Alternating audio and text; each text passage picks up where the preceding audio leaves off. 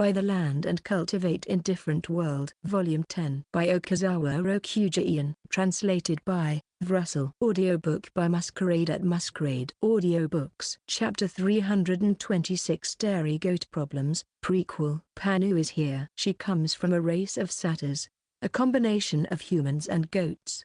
We have a problem, she says. What happened? Did a troll block your path when you were out to eat some grass to put on weight? No. We're up against something much bigger and more sinister than that. She completely ignored my high IQ otherworldly joke. Also, I don't want to get fat. Okay, maybe not entirely. So, who is this more sinister, more formidable foe you're referring to? It's Lady Lettuce Reet. Huh? But you won't find anyone else on this farm who's as simple-minded as her. Did you know she has recently developed a new drink? Lord Saint? Yeah. Well, technically, I made it. Soy milk. I made it in response to a desire to make beans more appealing to the students. The product's primary purpose was to make tofu, but its byproduct, soy milk, became more successful. Drinking soy milk will make your boobs bigger, they say. With such aroma spread, soy milk became very popular among girls with a certain problem. Lettuce Reet, who had become an intense bean fanatic, couldn't stop her ecstatic laughter. Lady Lettuce Reet has been cooperating with Hawkathon to produce a large amount of soy milk daily and distribute it for free. Even though we don't have a monetary system on our farm, that's still pretty lavish. It's times like this that I suddenly remember Lettuce Reet is once royalty. I bet all that attention is getting to her head that she doesn't bother making a profit. Thanks to that, we satyrs have suffered a great deal of damage. Why? But then, I immediately understood why. What do these satyrs exclusively produce on our farm? Milk. They excel at producing milk because of their race. That's why we asked them to live here. From then on, Panu and her group have been beavering away to produce milk. But, our position is in jeopardy. No, it's not. I'm beginning to understand more and more what she's trying to say. Long story short, she's afraid Lettuce Reet's soy milk might replace their milk as the farm's main beverage. Milk and soy milk are both delicious, but isn't the former's position kind of immovable? It's delicious, nutritious, and can be used in cooking. Milk's place in the food world is sacred and immovable. I admit that soy milk is also very popular, but it's mainly with the ladies with unique problems, right? Don't worry about that, especially since almost all men still drink milk as usual. There's nothing to panic about, is there? No, it is from such negligence that our ruin begins. She's being too conscious. What are you, an able manager who's always been on top? If we lose to soy milk, we won't be able to stay here. I can't stand the thought of not being able to enjoy the farm's delicious food and fluffy beds anymore. It's too much. So that's the reason. I think I understand the rest of the story from there. To compete with the new up and rising competitor, Soy Milk Reet, Panu's side also wants to have some new products related to milk. So, of course, I'm the one who will be developing it. I'm the one here who does most of the developing. After all, I've created a new product to compete with our new rival, and I want you to see it first, Lord Saint. Oh, she already prepared the product herself. How tactful. Section. The new product created to compete with soy milk is definitely a dairy product, since it's Panu's group we're talking about here. They don't just produce milk, they process it to make all kinds of things, butter, cream, etc. In their village, they even sell these products. Our highly recommended product is cheese. Why the poor reaction? Cheese? That's a typical dairy product.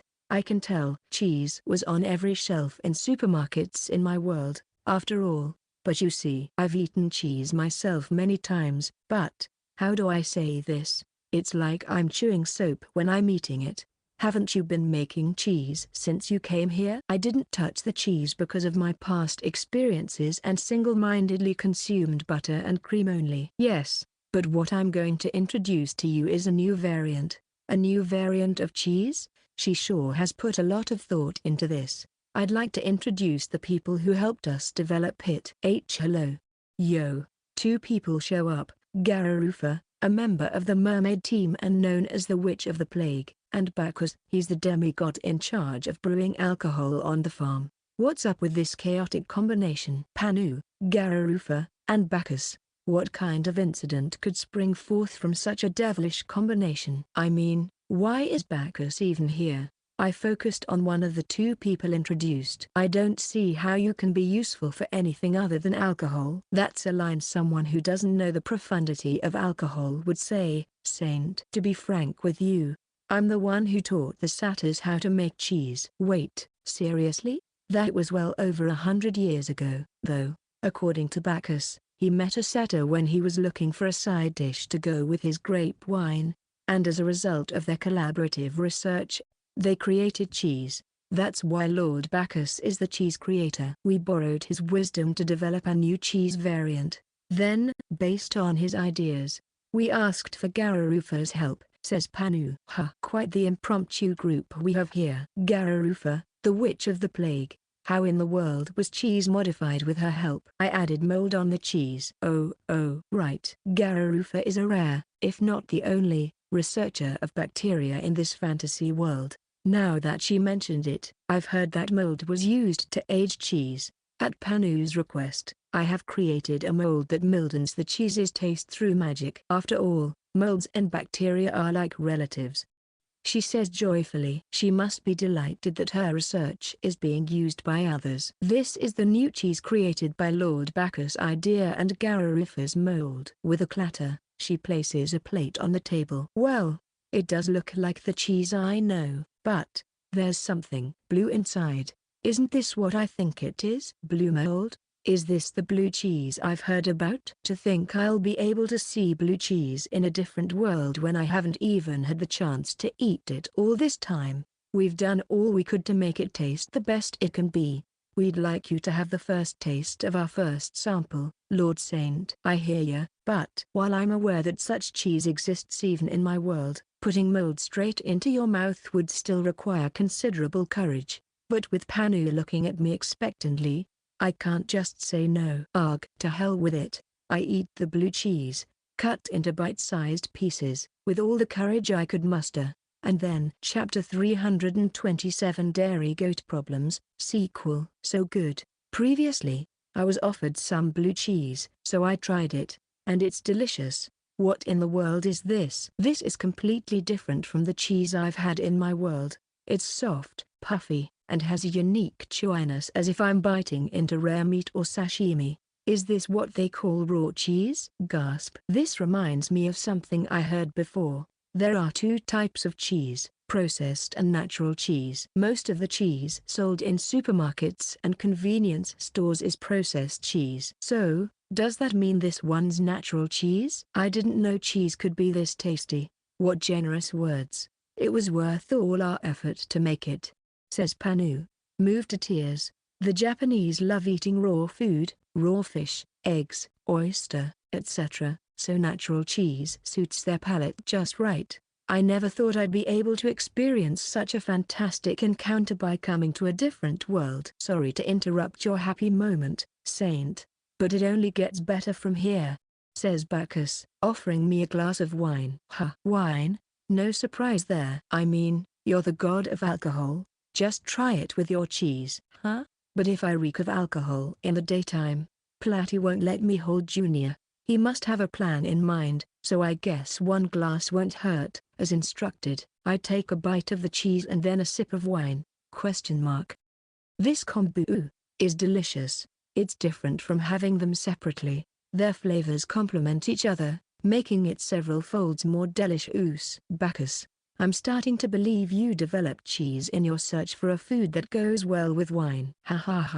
Indeed, indeed. Wine and cheese make the perfect combination. I feel like I've been enlightened. I never knew that soft, raw cheese could taste this good. But thinking about it now, melted cheese on pizza is also crazy delicious. Maybe cheese does taste better the softer it gets. Alright, we'll have a taste too. Bacchus and Garufa, who were instrumental in the raw cheese's development, also tasted it. Oh, it's more pungent than normal cheese. I added a lot of brine during the aging process so the mold inside wouldn't overgrow, says Garufa, the one who added mold to the cheese.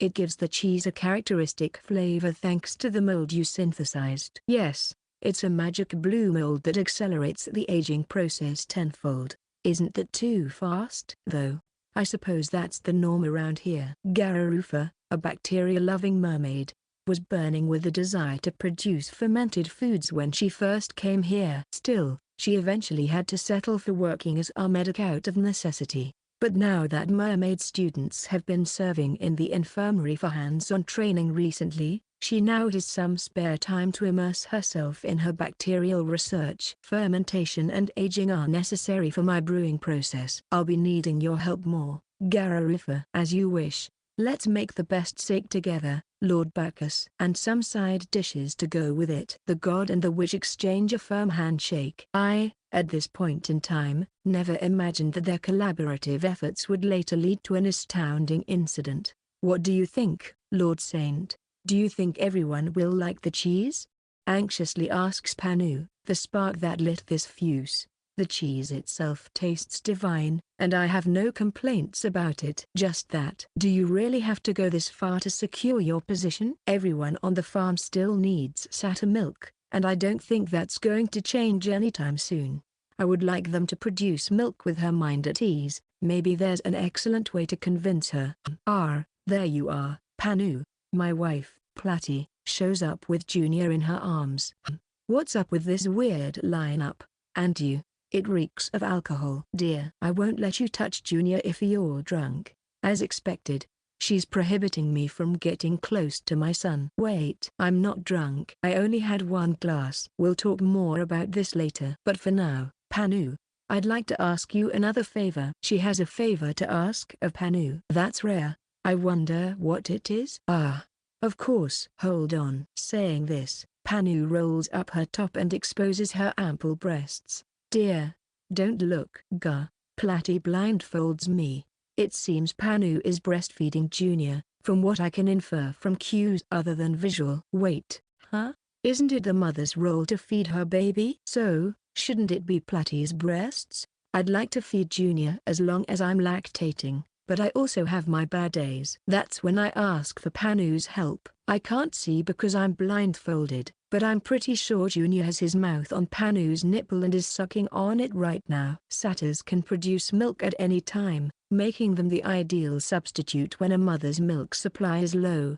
explains Bacchus. Not only does it taste good, but it also gives great power to those who drink it, the best drink you could give to babies. In fact, I heard my father's use was also raised on the milk of some goat spirit when he was a baby. I don't like the idea of following an evil god's childhood diet, but that's it. I thought of a good idea while blindfolded.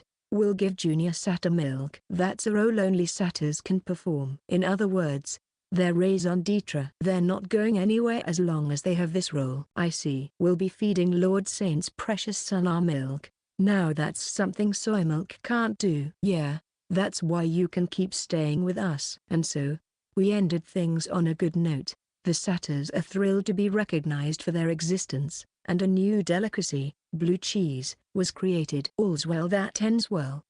But Panu realizes something. When Junior grows up and starts consuming more than just milk, we'll lose our purpose again, won't we? Please, Lady Platy, give birth to a second child before that happens. Platy, bamboozled. Section. By the way, milk was feared to be declining in popularity with the rise of soy milk, but its production rate didn't change as much. Ultimately, the women who drank a lot of soy milk, hoping for effective results, hoped for the same from drinking satyr milk.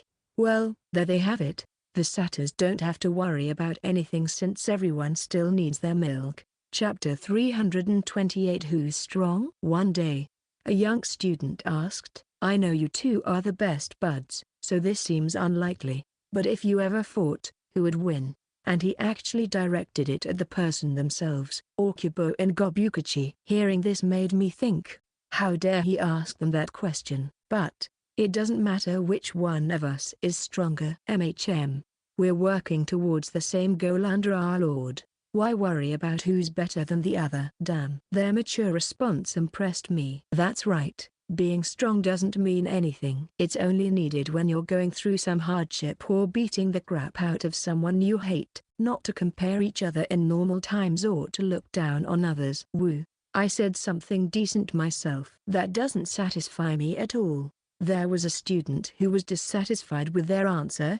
Erangia. She's famous for being a rambunctious tomboy, even among the students consisting of demons, humans, and mermaids. As usual, she's upbeat as ever. I'm part of the Demon King's army, and our duty is to fight. Who's the strongest among us is of prime concern. No slapdash moves. But what about Rythasius? Don't you care about him? Hey, who said that? This youthful and playful exchange, reminiscent of my school days, makes me feel warm and fuzzy. I'm late in saying this, but we're in the middle of a farm class with them. We have invited Okubo and Gobukachi as guest lecturers. That's why one of the students brought up that question. Well, I suppose you could say it's inevitable psychology, says Sensei. The Lifeless King. He's observing the class with me. Children their age are obsessed with competition. That's just part of youth, he implies as someone who has existed for thousands of years. In particular, Okubo and Gobukachi are the strongest of their species, with several stages of mutation. It's no surprise people are curious to know how strong they are. I guess so. Okubo and Gobukachi have been working at my farm for quite some time now, starting out as ordinary orcs and goblins. I believe, as they worked for us, they became more powerful without me knowing it. Okubo, orc, warrior orc, legatus orc, Julius Caesar orc, Gobukachi, goblin, Spartan goblin, brave goblin, take Hyasuno goblin. They've already surpassed Mrs. Zusters and the likes level after their first mutation, but after more mutations, even I can't calculate how strong they've gotten. Besides, the kids obsessed with rankings seem very interested in it. Let's see, in my opinion, both of them are probably as strong as the world's two greatest calamities. Did he just utter something sinister without hesitation? The world's two greatest calamities consist of the two most vicious and powerful beings in the world, dragons and lifeless kings. So, there's a chance they might win if either of them were to fight you, Sensei. Nervously asks one of the students. Sensei just smiles wryly and says, correct. I can't keep acting like I'm the strongest anymore. Oh, no, no. That's absurd, Sensei. Follows up Okubo and Gobukachi. What considerate people. We will never dare face Sensei, whom we owe a great debt of gratitude like our lord. It would be foolish to think that we could defeat you. It's kind of you to revere the elderly. I appreciate your goodwill. Their respect fixed the position that Sensei is stronger. I wish the students could learn some modesty from them, but, that's just boring. This is getting us nowhere.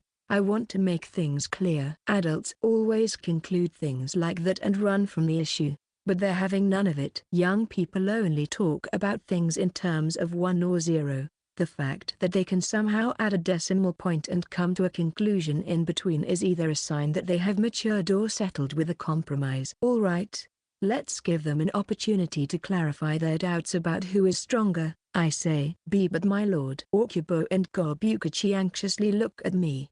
Don't worry, I have no intentions of making you have a head-on fight. Since the idea is to satisfy the students, what's the point if they're not involved?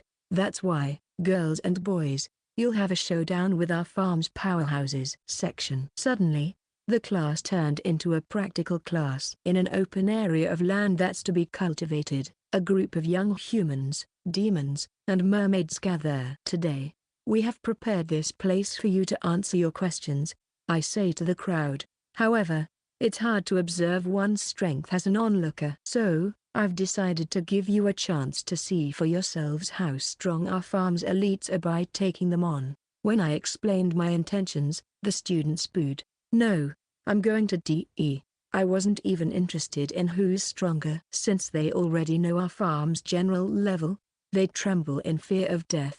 Discussing who's the strongest is fun, but it's different when you're part of it. I guess that's how it feels to them. It's okay, I'll tell them to go easy on you so that doesn't happen. In fact, I think this kind of experience is important for a class. By experiencing the world's strongest, They get a glimpse of its vastness, broaden their insights and develop compassion. Ahem.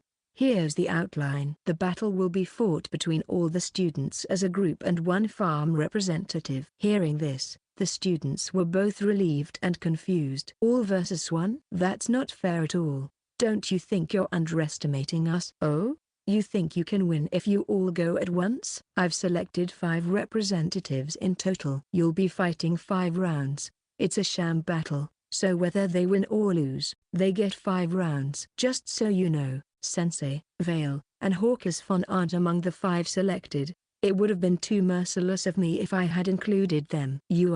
One of the students timidly raises their hand. A question? Will you be fighting too, Lord Saint? No, I'm just the moderator and referee. 5 other people will be fighting you. Hearing my reply, the students suddenly burst into a loud cheer. Yes, yes, if the legendary class isn't included, we might have a chance. We might be able to win at least one game.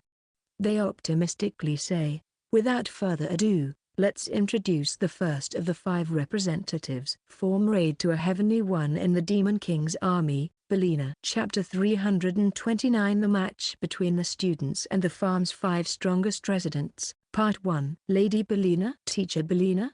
The students focus their attention on the young demoness appearance. Hello, everyone. I, Bina, the self-proclaimed incompetent, was assigned to fight you. She's still using that alias? The students know Bina very well, perhaps because of her previous job. A Heavenly One's aide, she's probably well known among the demon students. But on top of that, she taught them tactical war theories used in the Demon King's army, so everyone knows her. By the way, she hasn't been all that stressed looking for her raison d'etre these days, but she's still terribly delighted when given a new job. Confronted with such a person, the students are baffled. Let me explain to you in advance the selection criteria for your opponents, including the meaning behind why I chose 5. 3 of the 5 I've chosen are the strongest of each race. Only among our farm residents. Of course, Bina is the strongest of all the demons living here. That's why I called her. Sure, the Demon King and Mrs. Zusters are good friends of ours, but they don't live with us, so I excluded them. Teacher Bina is the strongest of the demon race? Half of the students were convinced, and half weren't when they heard my explanation. So, that means the strongest human and mermaid will appear after her? Yes, but it only applies to our residents. I think it's a perfect roster for them since they want to know our farm's strength. Then, what about the remaining 2? You should have a pretty good guess about that. No? The students tensed up at my implied tone. Well, if you have no other questions, let's get started. Wait a minute, please. I was about to give the signal to start the game, but the students stopped me and started crowing together. Are they doing a strategy meeting? What do you guys think? No matter how much we struggle, we can never win against Sensei or Lady Vale. But what about Bina? We might be able to outnumber her. A one-on-one would be impossible. I agree. I think we can win if it's dozens against 1.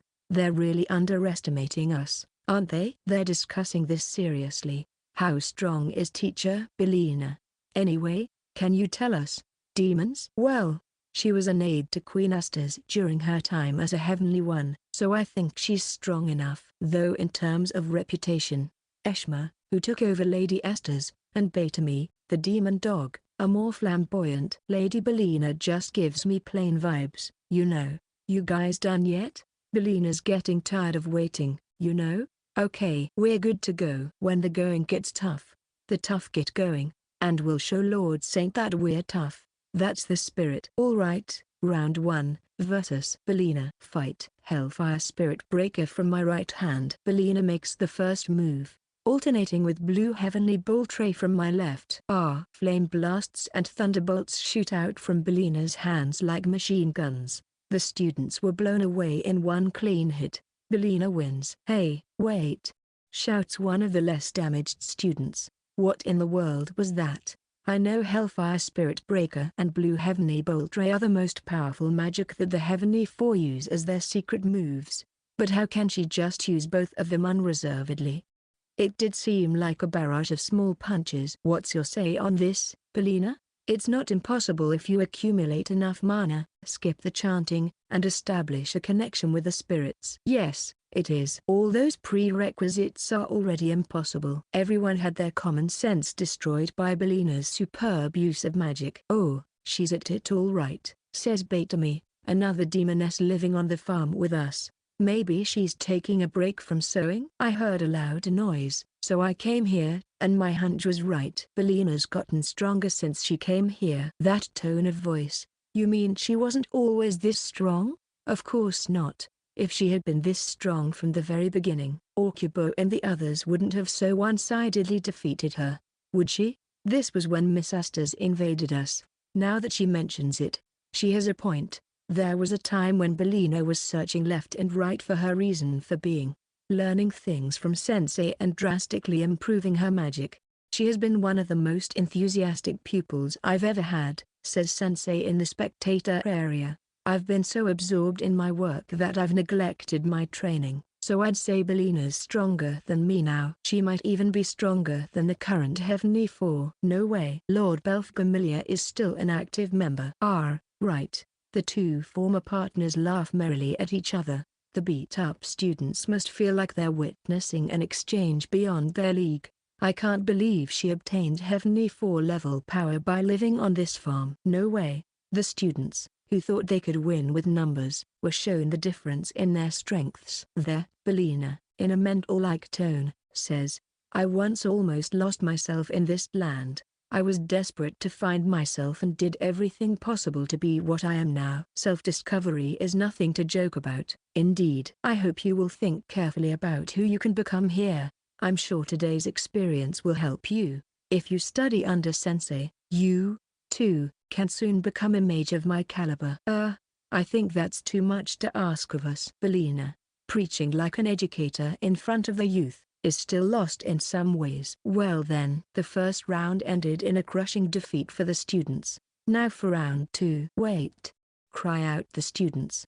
We're proceeding to the next round already? But we suffered an overwhelming defeat. Win or lose, you're supposed to play all 5 rounds. Isn't that what I said? This is only the first round. Still, Miss Bina's merciless onslaught wiped us all. We're in no condition to go on. What a shameful thing to say. It's okay. This is why I also called Sensei here. Here I go. When Sensei waved his wand, countless emerald glowing gentle particles scattered about. It fell like snow and adhered to the students' injured bodies. As soon as the green light burst, the wounds on their bodies disappeared. With Sensei's magic, anyone can be healed, dead or not. Face honorable defeat without hesitation. You demon. Now that we're all set, let's proceed with the second round. As I explained earlier, the criteria for selecting your opponents is based on the concept of the strongest representative from each race.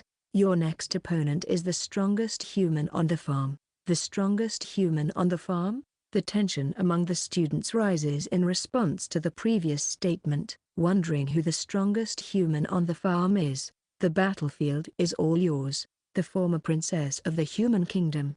Let us read. Chapter 330. The match between the students and the farm's 5 strongest residents, parts 2 and 3. Princess. Let us read it. What's with the anticlimactic expressions? Is something wrong with let us read it being the strongest human on the farm? He. Sorry to say, but I'm not going easy on you. You'd better prepare yourselves. Good luck. Cheers her friend.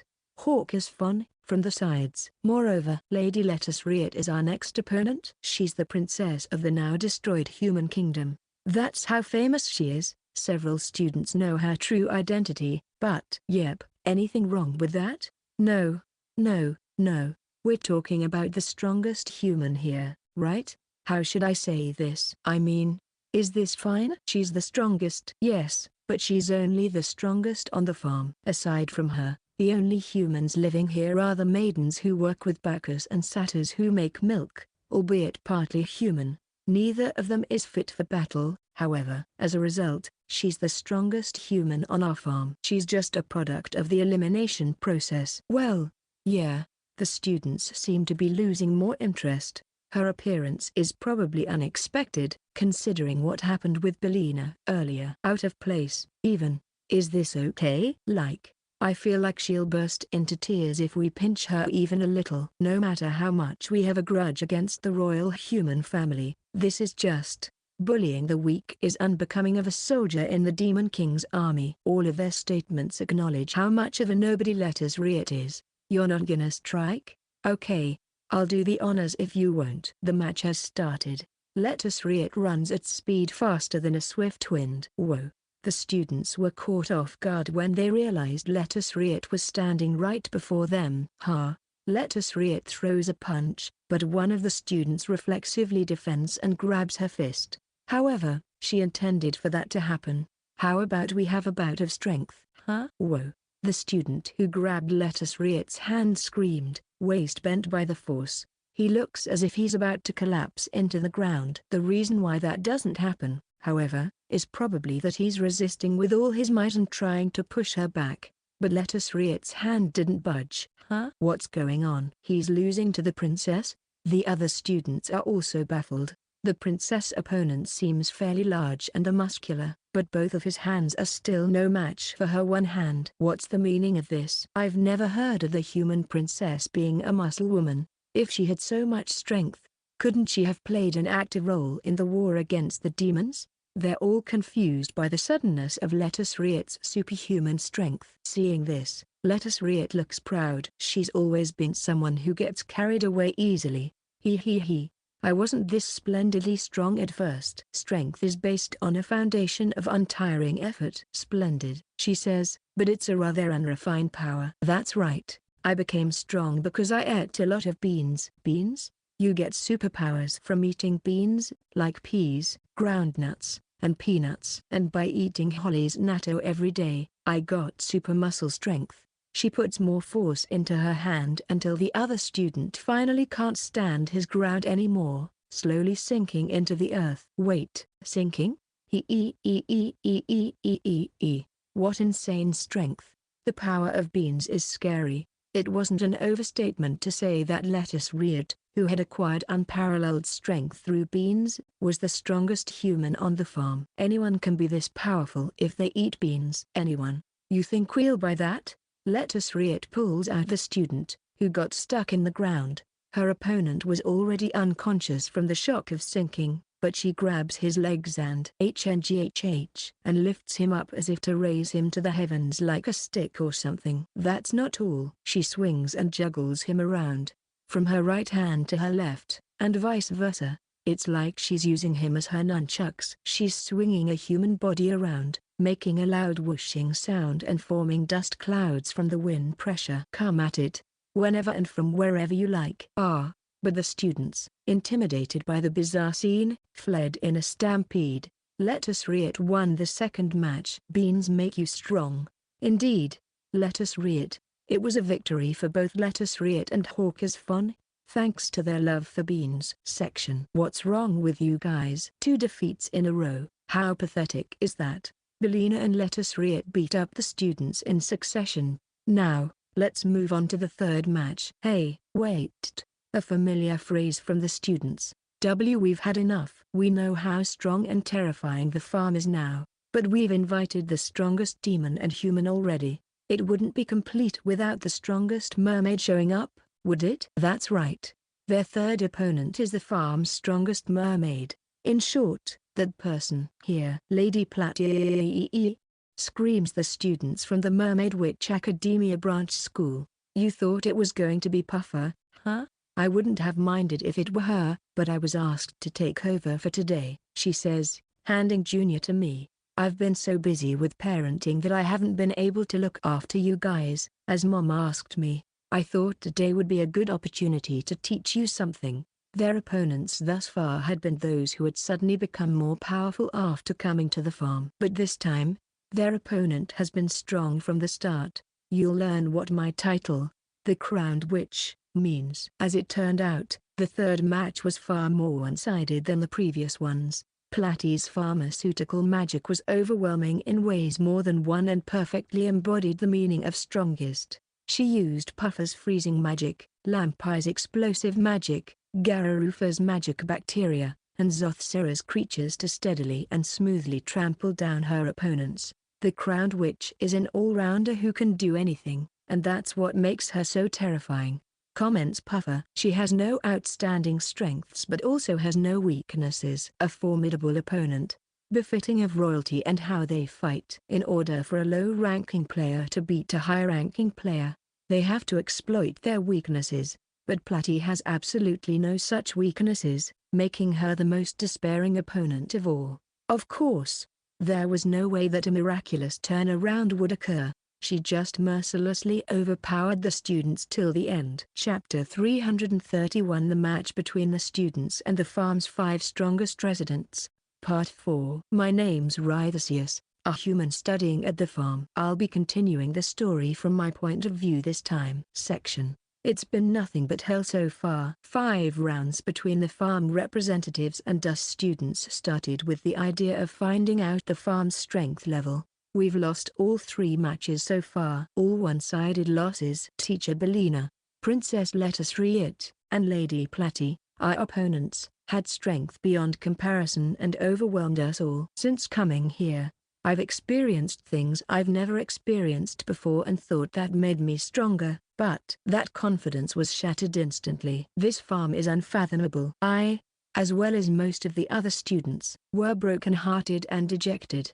How did things turn out like this? It's because one of you guys said something uncalled for. Who the hell asked them who's the strongest on the farm? Now, we're looking for the dumbass who said something they shouldn't have. Now, everyone. It's too early to be throwing in the towel. Lady Platy takes over Lord Saint, who's babysitting, as the host. This battle is far from over. 2 matches still remain. As for the evaluation meeting, it will be held once you're done. We're still doing this? Our hearts are already shattered to bits and pieces, but of course, if anything, the real fun starts here. Whatever you had just now was a simple warm-up. We couldn't even do anything during warm-up, exclaims one student, but I don't blame them. Your opponents are waiting someplace else, so I'll take you there. I wish you the best of luck. Tartar. With that, Lady Platy dashes a potion on us. Is this forced teleportation? The potion's effect forced all of us to be transported somewhere. Section. And then, we arrived. Where are we? The forest. Trees surround us in a dense atmosphere, with foliage blocking the sunlight. I sense a lot of people around me, so it seems we were all sent here together. Forced teleportation of this many people is too unconventional, and the farm has nothing but unconventional things. Okay, but why are we here? The 3 matches so far happened in open spaces. No, everyone is aware of it, even if only faintly. That's why we're tense. We all have a pretty good idea who our next opponent will be. It's funny when you think about it. The opponents that have appeared in the past 3 matches were the farm's strongest human, demon, and mermaid, and yet, there are 5 rounds. So what criteria were used to select the remaining 2? Are they based on an entirely different criterion? Yes, there was a statement that led to this. And who were they talking about in their statement? I know you 2 are the best buds, so this seems unlikely, but if you ever fought, who would win? Okubo or Gobukachi? In other words, the other 2 opponents waiting for us are, here he comes, says one of my friends. His voice is filled with dread and confusion. I turn my head in the voice's direction, and sure enough, there he was, a bright blue knight wielding a scythe. It's Gobukachi. He's one of the 2 invincible monsters that unite the farm's army. Gobukachi the Goblin, astride his beloved horse, Mimic Octopus, and carrying his favorite farming tool, a scythe. He looks exactly like a death god come knight. I knew it.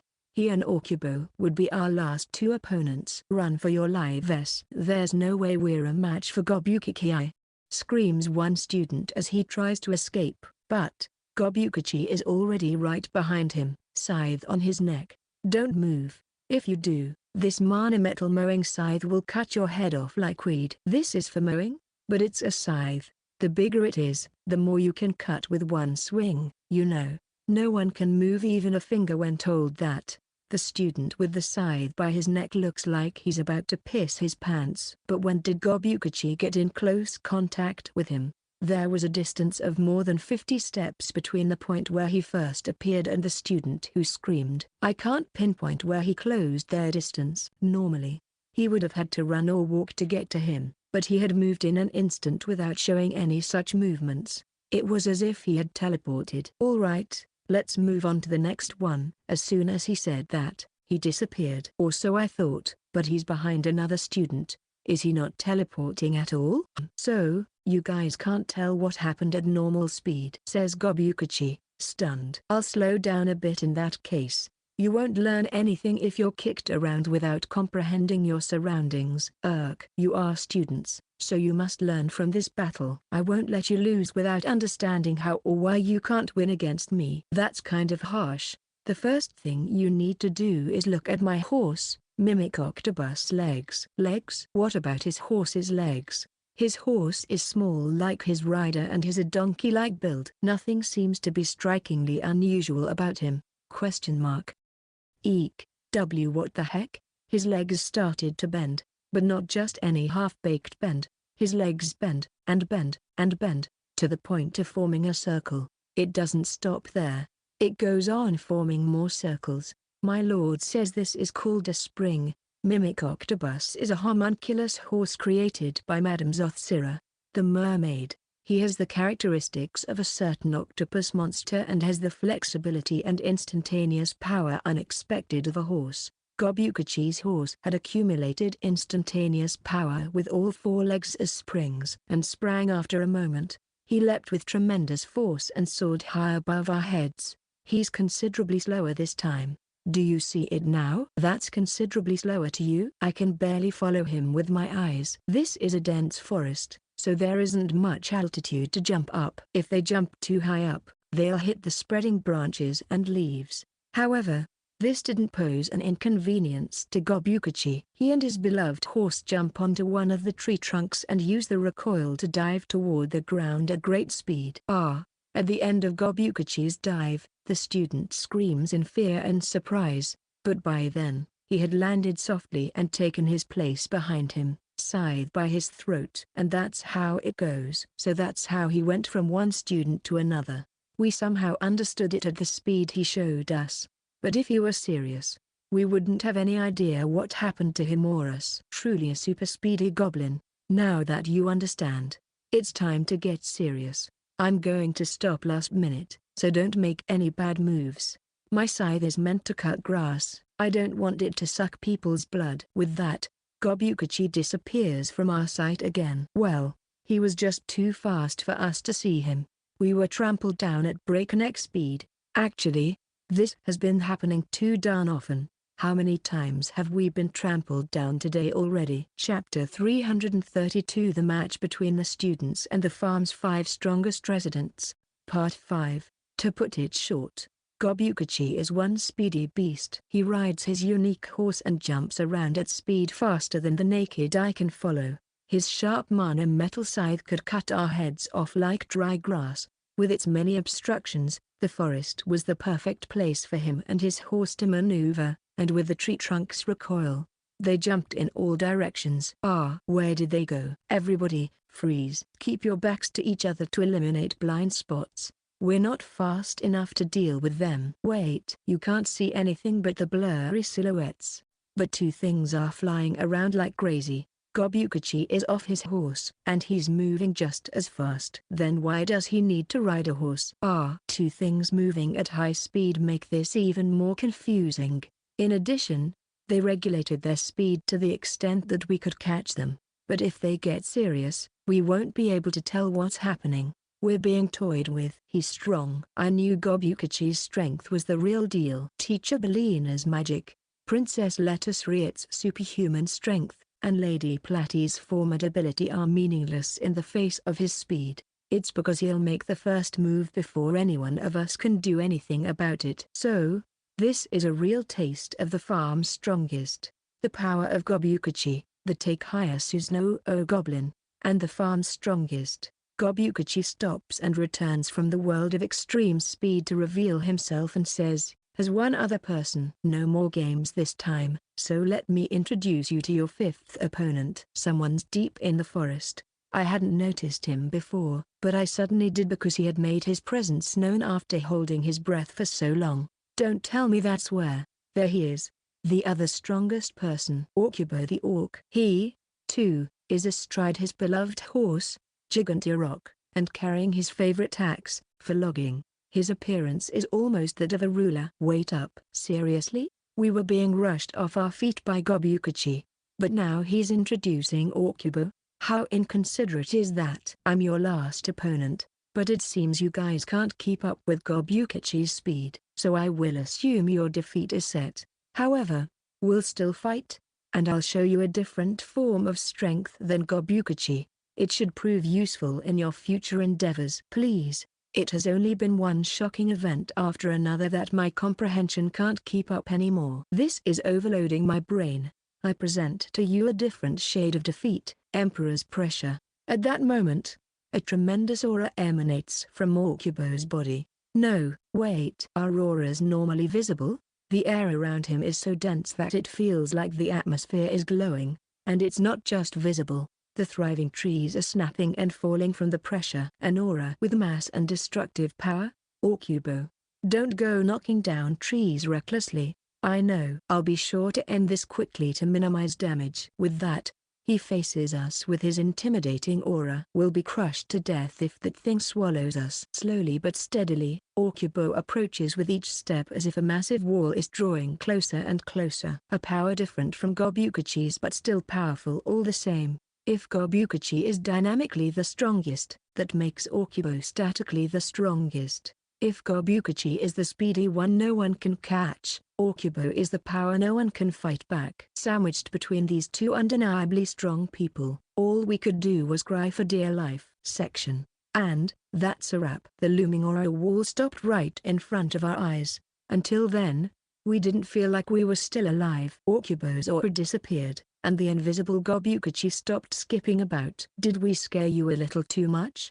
Hopefully, that gave you an idea of the farm's general level of strength. I think this was an overall great experience for you because your questions were answered in the field. No, the experience was too shocking for our minds to follow. Just how strong of a force is Lord Saint's farm military-wise? Then again, strength doesn't really mean anything around here. Huh? A farm is a place for farming and self-sufficiency. We don't need anything more than self-defense, carefreely says Orcubo, who probably is the most powerful being on land. That's the first thing our Lord wanted to convey through this series of battles. We are neither proud of our strength nor think it is necessary. We have something more important to do, and we need to remember that always. Hearing Orcubo and Gobukachi, I felt as if something heavy went inside my stomach. Coming to the farm has taught me many things, and I think I've grown stronger. In fact, I'm sure that part is true. Still, no matter how strong I get, there's always this empty feeling. Because on this farm, there's always someone stronger than you. Under such circumstances,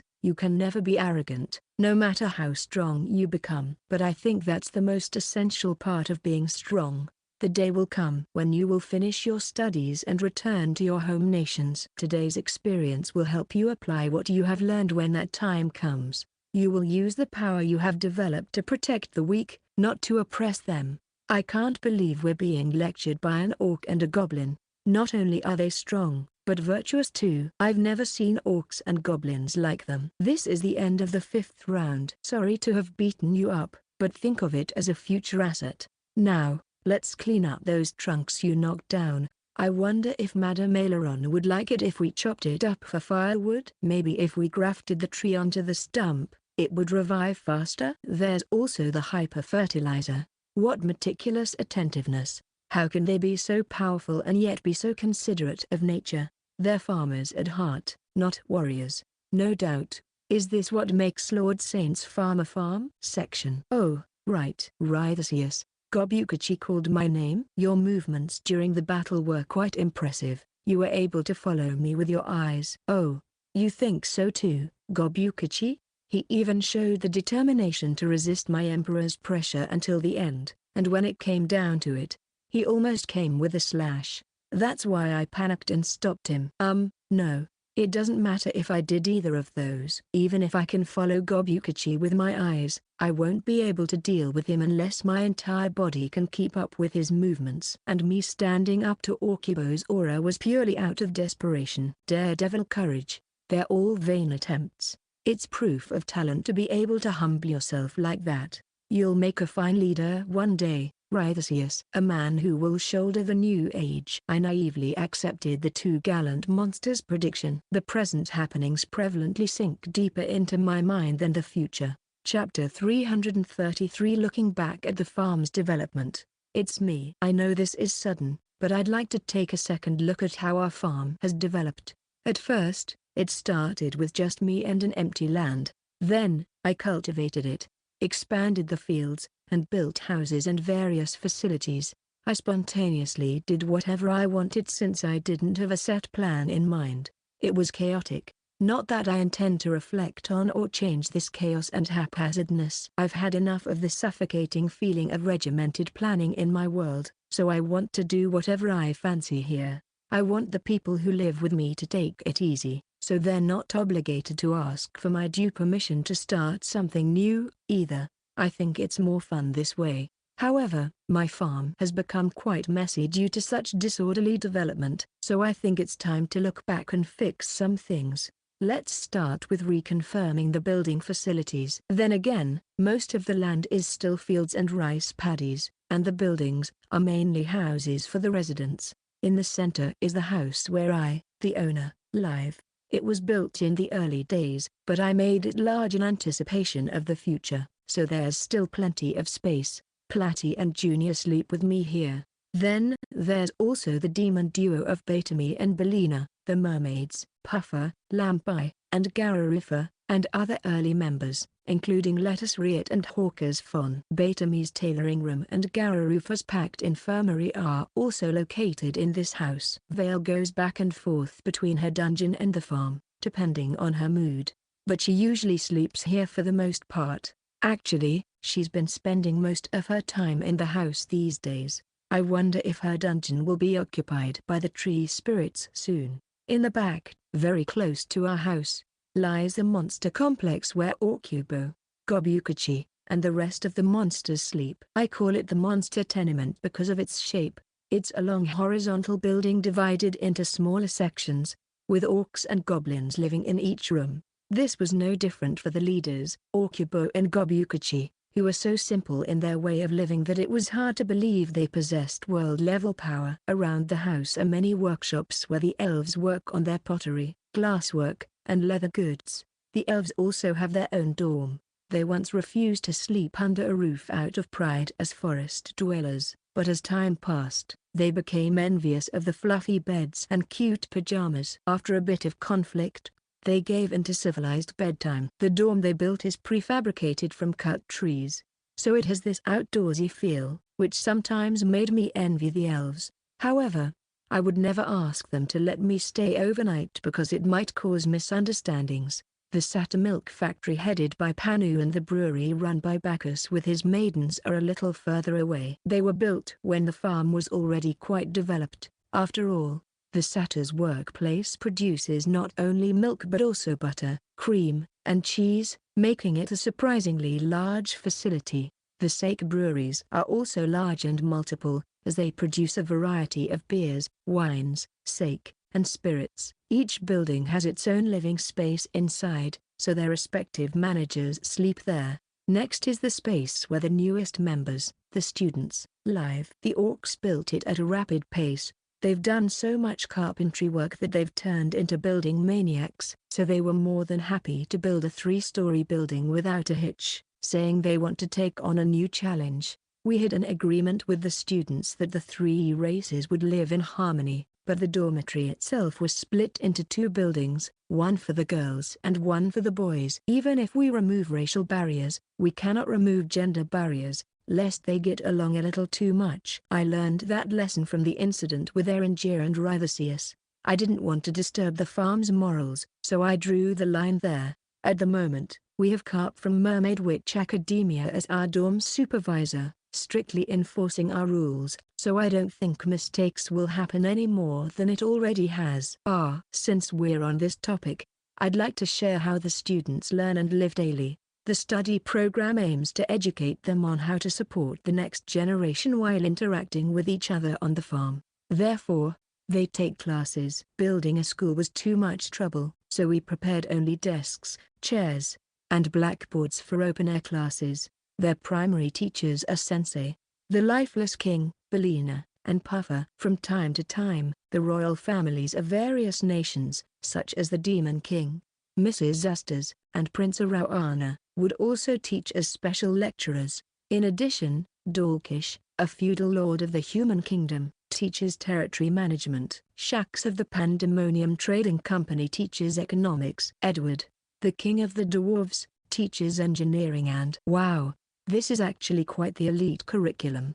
Anyway, since they live on the farm, they don't just learn, they also help with farm work and dungeon hunts as part of their combat training. Otherwise, I wouldn't be able to support nearly 50 growing people with hearty appetites. In any case, our farm has become much more crowded.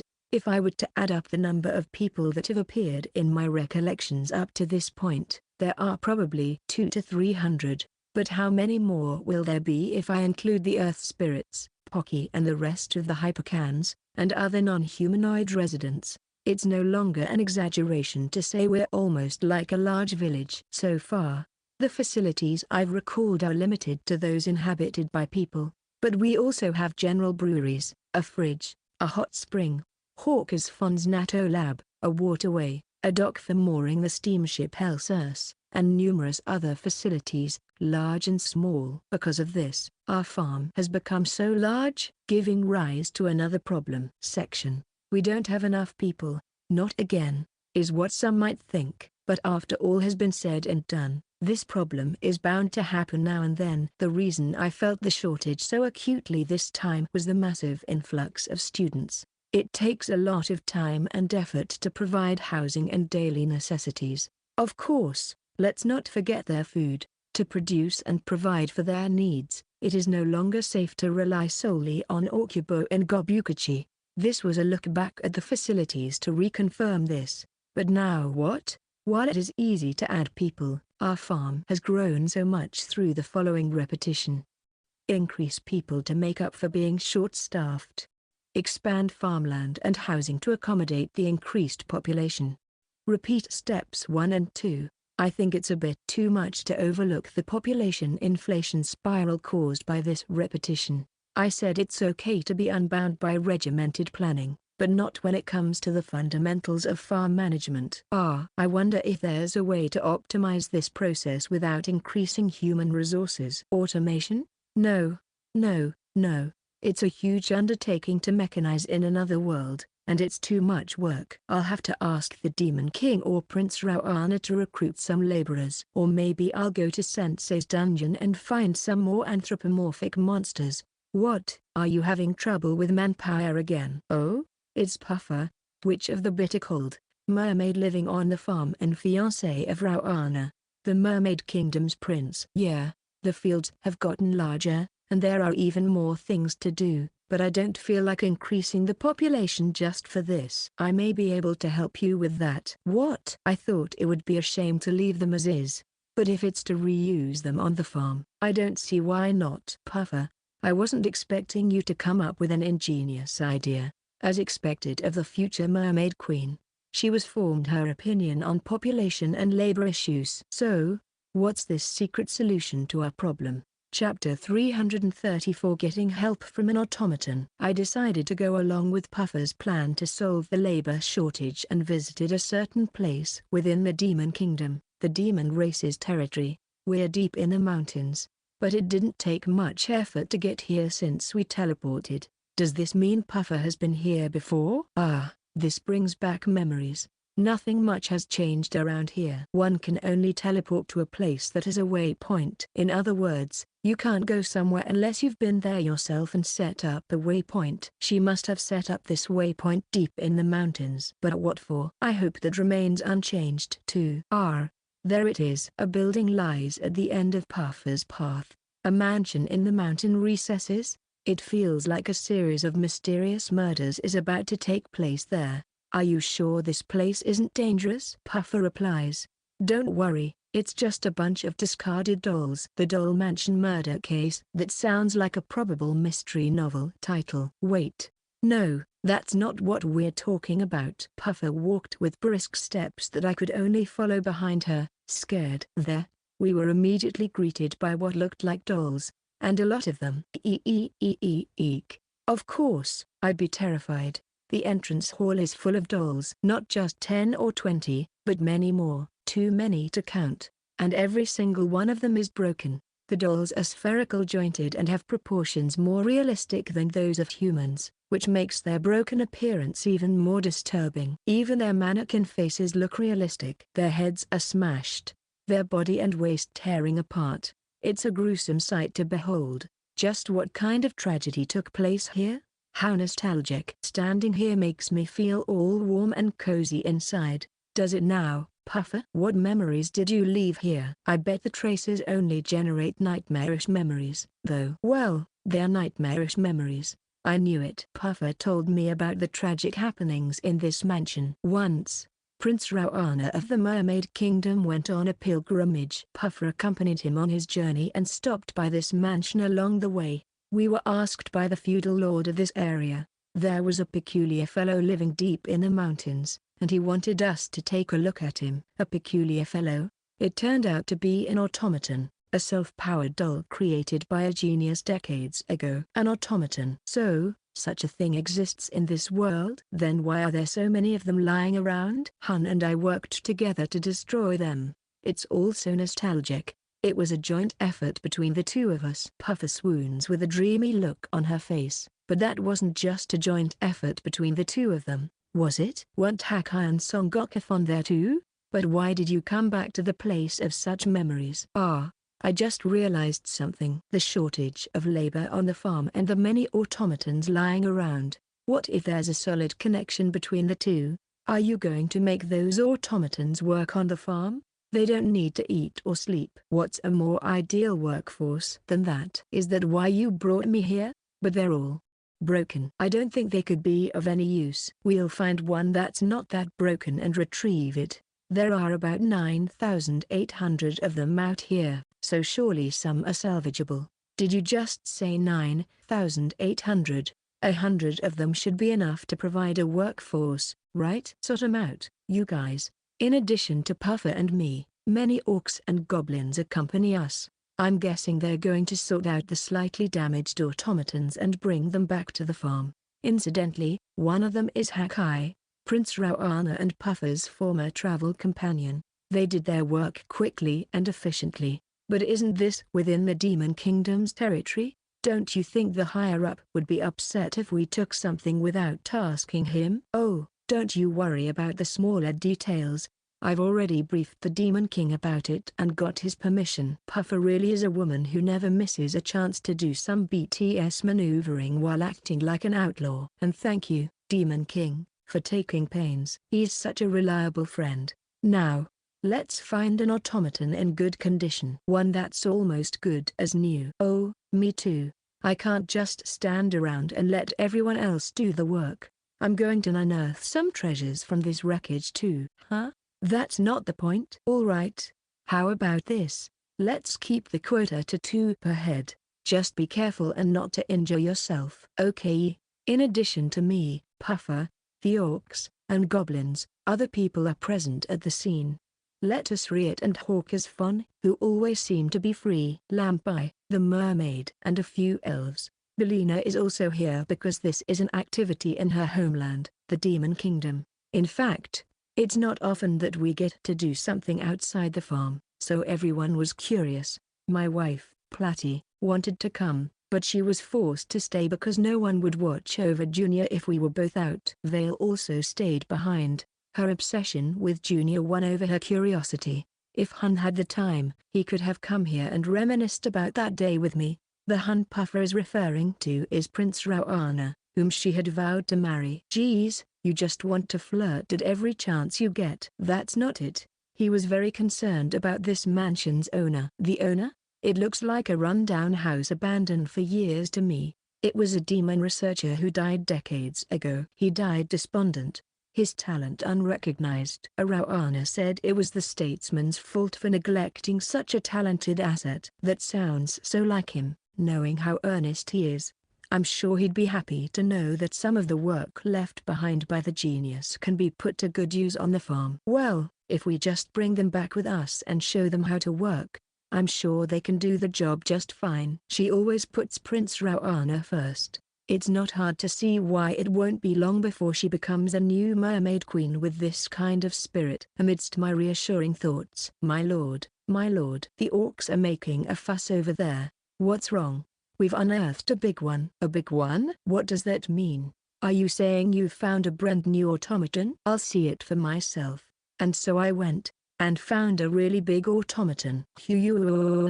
It's unquestionably physically huge, more than 3 times bigger than the others, and to make matters worse, the giant automaton hasn't stopped functioning like its companions and is still rampaging. Watch at full buak, as its huge body amply smashes the decaying abandoned house. We all run as we can't bear to be buried alive. Puffer. Is that an automaton too? It definitely is from its build, but it's weird. I don't remember seeing that here last time. Even Puffer doesn't seem familiar with it. It's impossible to miss it given its size. So where the hell has it been hiding this whole time? And why is it showing up now, running amok? No, this isn't the time to be analyzing. I'm going to get ranpally or so I thought, but it didn't turn out that way. Our friends who heard the commotion rushed to the scene and attacked at once. Hawker's Fon's mana cannon, Lampai's explosive potions, Belina's intense magic barrage, and Hakai's Saint Hawk Fist all hit the giant automaton, crushing it without a second thought. Darn, those guys are strong.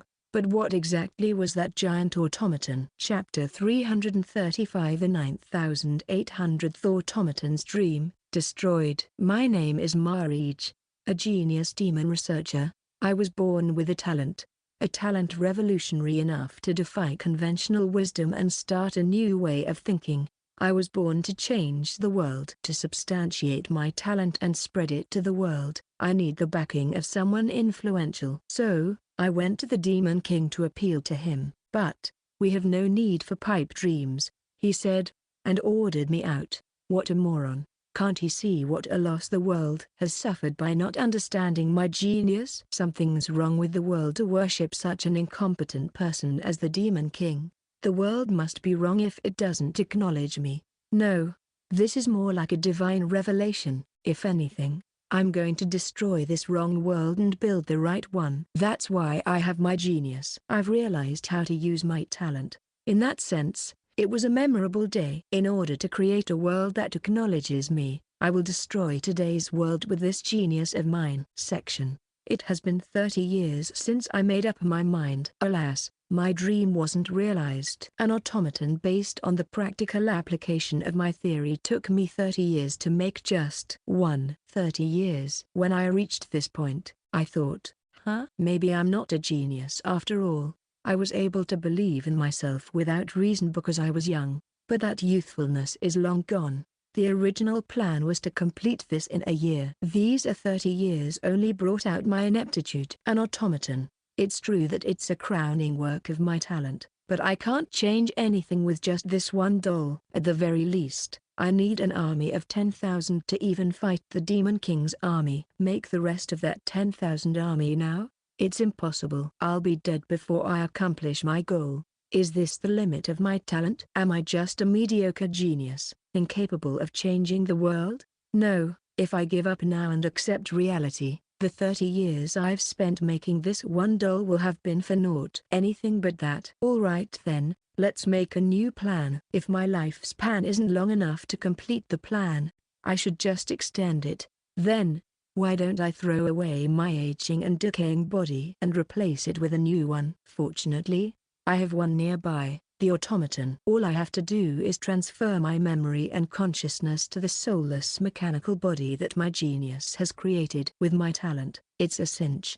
This new body should be the strongest. With the completion of the first model, I have all the data I need to develop an automaton. Using this as a foundation, I will make further improvements and optimizations, then make my new body the strongest combat-ready automaton. Once that's completed, I'll use my superb power to destroy the Demon Kingdom and build the world anew. Section. Another 40 years have passed since then. I'm all decrepit. My back hurts all year round. It's hard to walk.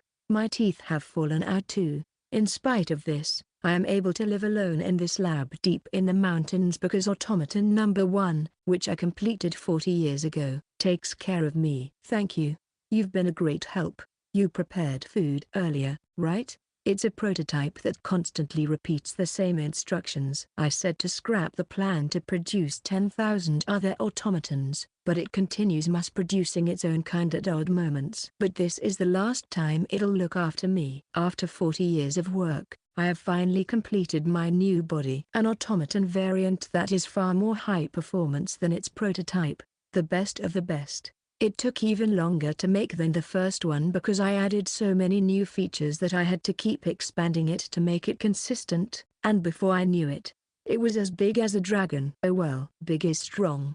I can picture myself in the future as a giant automaton, destroying the demon capital. All right, now for the final step, transferring my consciousness. Once this is accomplished, the giant automaton will be completed as myself, Marij. I'll sit on this transfer pedestal and begin transfer. Estimated time of completion, 80 years. Section. Why didn't this cross my mind before I started? Transferring human data takes too long. I guess that's just how large the data capacity of a body's memories, emotions, consciousness, etc., is. My original body stopped its bioactivity as soon as the data transfer started, so there was no turning back. Once my consciousness is stored in the transporter, whether the original body rots or dries out doesn't matter. Why does it take a moment to extract it, but decades to transfer it into a new body? Forget it. What's done is done. Because today, the work of transferring human data across 80 years of time has been completed. Here comes giant automaton Marij 2. It took me 30 years to create an automaton prototype, 40 years to create a successor model to be my new body. Then, 80 years to transfer my data into that body. It took 150 years, all in all. No matter. What's important is now. Now's the time to exact revenge against the Demon Kingdom. This rotten world will be replaced by a new one. I, a mechanical giant, have been resurrected for this purpose. Now, let's crawl out from the lowest level of the lab where my body is installed. This place is useless to me now, so I don't mind it collapsing. There's an awful lot of broken remains here. Wait, aren't these the automatons? Number 1 was still mass producing even after I started the data transfer process, but why are they broken?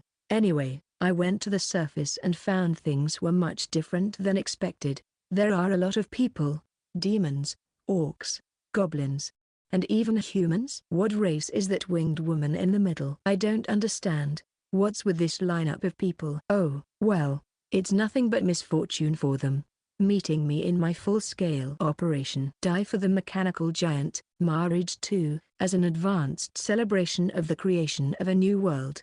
My arms have the strength of 400 orcs. With just one swing, it can scrape off the Earth's entire surface, including you demons, humans, orcs, goblins, and other anthropomorphic monsters. Hundreds of you would be no match for me at all. That winged woman also piques my interest a little bit, but what does it matter? It's only a trivial matter in front of my genius feats.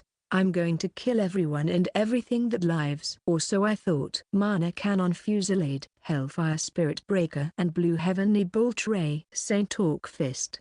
Have a taste of my original explosive potions. Bean Power Lariat. A staggering barrage of attacks turned me into smithereens. Why, is this the end result of all my painstaking efforts? Chapter 336.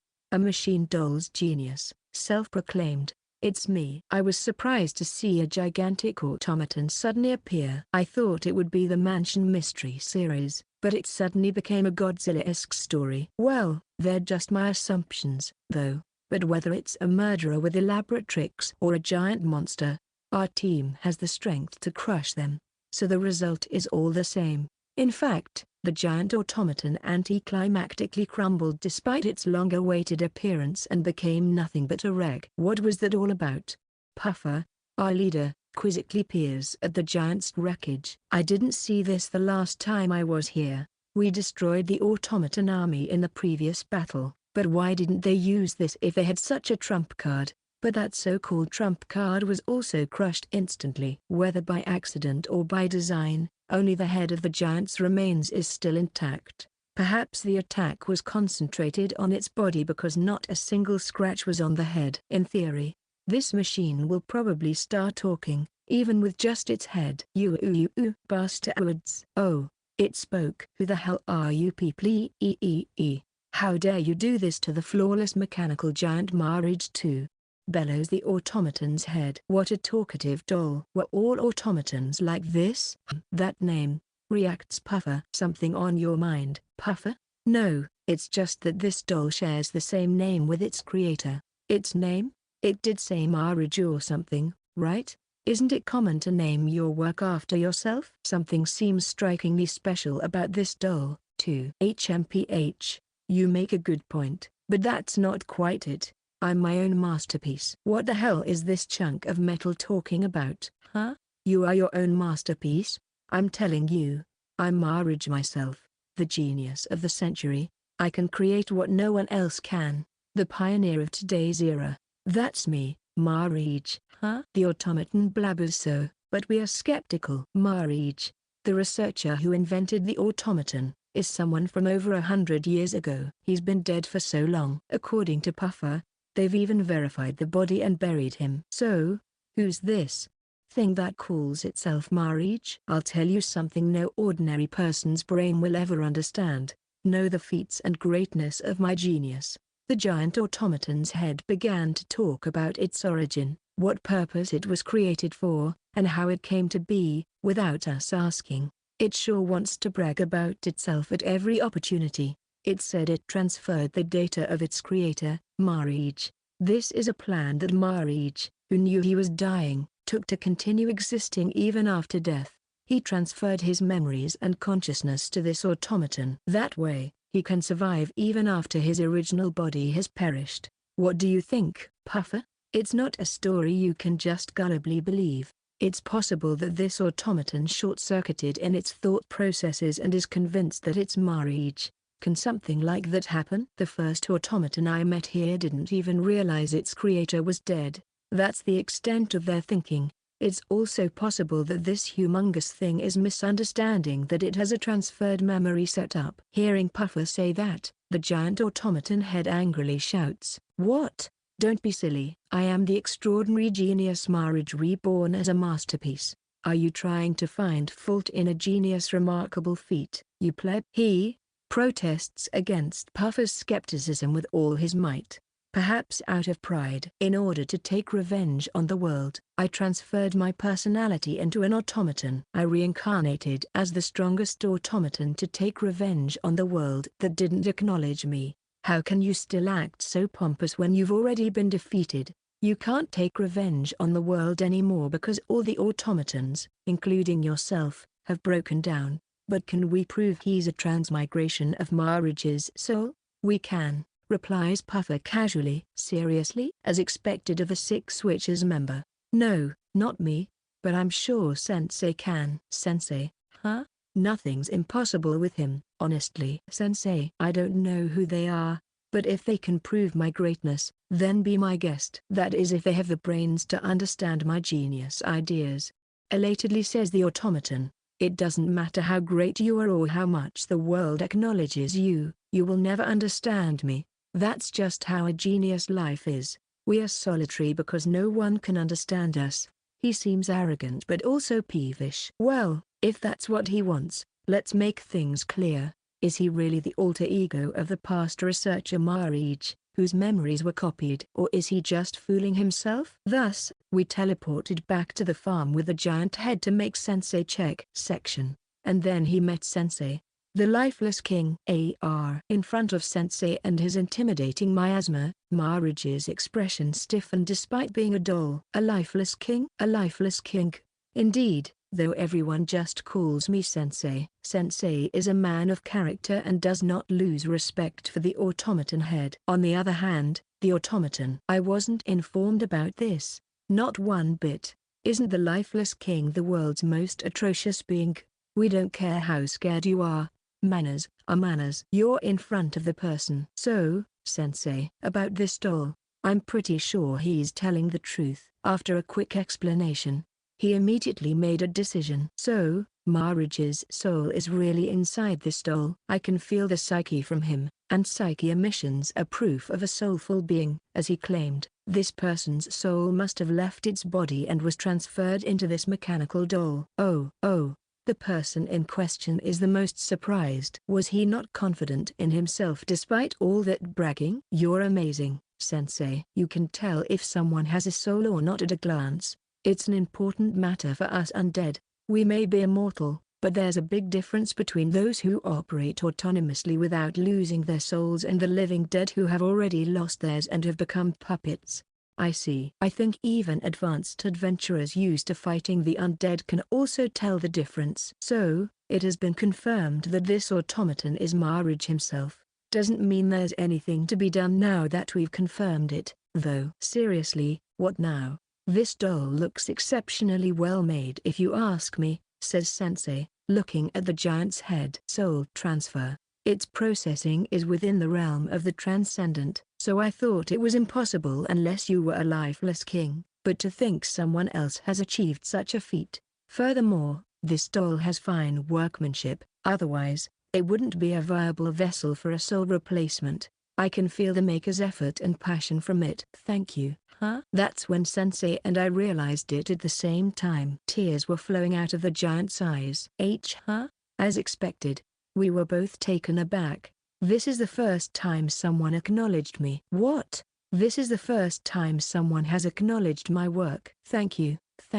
Oh. Sensei and I didn't know how to respond to the tearful doll, so all we could do was say, I see. Wait, he can even cry? Talk about functionality. Chapter 337 Acknowledged Genius. While I returned to the farm with Marriage, Puffer and the others stayed behind to continue recovering the weather-beaten automatons in the labs for reuse. The orcs and goblins who came back one after another had automatons on their shoulders. They must be the relatively undamaged ones they retrieved from the pile of wreckage. Even after your death, the remaining automaton followed the blueprint to produce its own kind, increasing its numbers. Did it really continue my 10,000 automaton mass production project? The creator is now just one giant doll head, sitting beside me, watching the scene. I changed my plan to become a giant automaton via a data transfer. It probably didn't understand that I retracted my order. This is why prototypes are flawed, he says, his voice strained. But what are you going to do with all those inferior dolls? We'll reuse them as manpower. Marriage's eyes flicker at my immediate response. He reacts mechanically now and then, like so. Oh? You seem promising to have an eye for my invention. Is he happy his research is getting attention? But you're all amateurs. Do you think you can easily utilize my research? Even though number one produced them in my place, I still designed those dolls. Their complex framework is incomparable to a water wheel or a carriage. It'd take a genius as good as me to maintain those dolls and make them work as ordered. And I'm sure not many people in the world can do that. A person who wants to brag at every opportunity. Well, I understand what he means. The automaton's infrastructure is based on this world's magic technology, but it also seems to have an engineering aspect. It's too much for the average person in this world. I can understand why Marriage is proud that no one but him is up to the task. But section. That's the 52nd. Gotcha. It's easy to forget these days, but I have a gift from the gods. The hand of supremacy.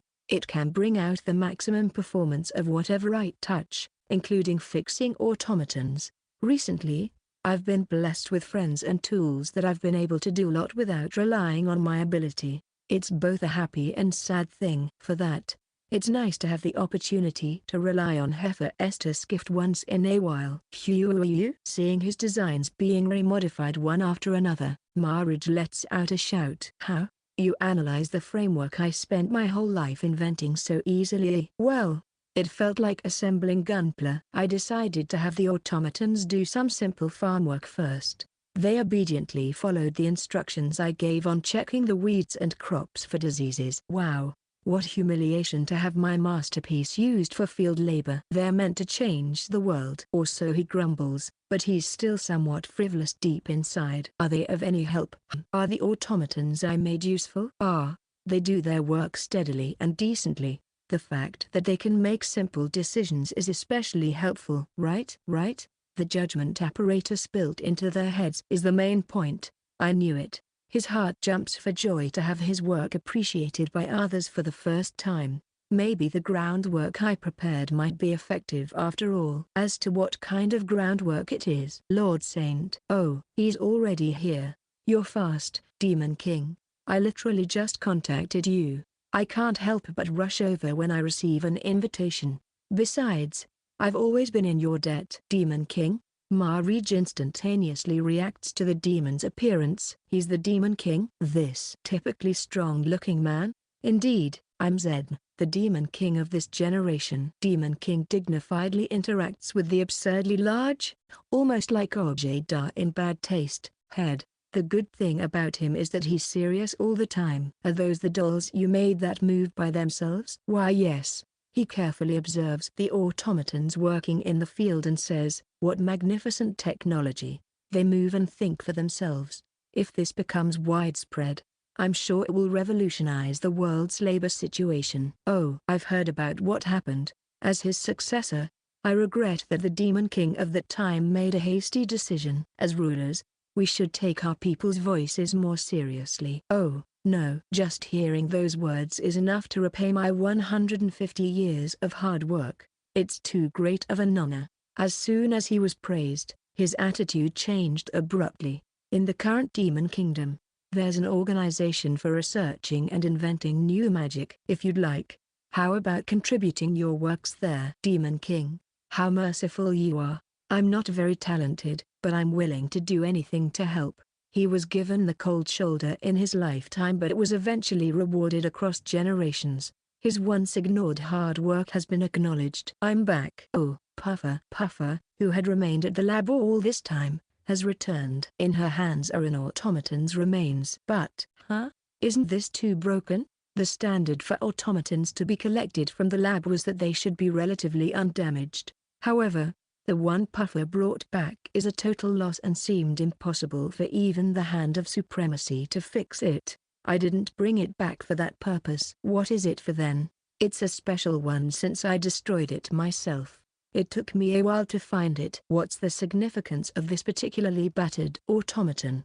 Is that? The answer came from none other than Marij. Is that number one, the very first automaton I made? That's right. When we first came to your lab, this was the one who greeted us. While you were busy doing your transfer and all the while thinking you were dead, it kept protecting that lab. When I asked what had destroyed it, she said Son Goku bombed it out of fear.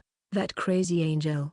I brought it here because I thought it was a special thing, or rather, companion, to you. Oh, it was created at the hands of an unfortunate genius, spent most of its life with him, and continued to serve its master even after his death. I thought I saw a glint of light in its mechanical eyes, close to crumbling. M. Forster. Oh? Marij is now its fellow automaton. And that too, only as a head after his body was crushed. Go 0D Morn. NG. Todd for Y is a G0 a day. Let me make Y0 Ubrick for ST. Right, I remember. You used to prepare my meals. You really listened to everything I said. It is C0LD outer 3. Y0 you must return to Y0 Quarters and keep yourself W4RM. You're right. Let's go home. I've been acknowledged. I have no more regrets. As long as I have you. Let us go home. A pale light shines down from the heavens. As if guided by it, something like a vision emerged from the two dolls' remains, a dull-looking man and a brand new shiny doll. The two stand side by side, ascending as if guided by the heavenly light before disappearing beyond the horizon. At the same time, the life force disappeared from their bodies' remains. Everyone who witnessed the event understood that they would never move again. They ascended to heaven? I was shocked to see a phenomenon that could only be interpreted as such. Wait. Can automatons even go to heaven? Dolls have souls. Did the alchemist not only transfer his memories but his soul as well? The first doll had a soul of its own. Moreover, they went to heaven. Isn't the underworld underground? These comments aside, they are no longer in the living world. All is well as long as they're content. Chapter 338 Doll Life. I was so surprised. They suddenly entered Nirvana. Although, it's a mystery whether the concept of entering Nirvana exists in this fantasy world. Anyway, it seems Marij, the automaton inventor, and the first automaton he made were content with their reunion. Their souls separated from their bodies, and they ascended to heaven. The sky is supposed to be the celestial god's realm, where the infamous celestial god resides. Oh well, details schmetails. Besides, Marij was supposed to have died about 100 years ago, so this was long overdue. Take care in the afterlife. Wait, I'm not even sure if that exists. I'm just glad to see them depart this life. Maybe I should have said, take care in the underworld instead. Section. Anyway, we decided to put the genius's invention, the automatons, to good use.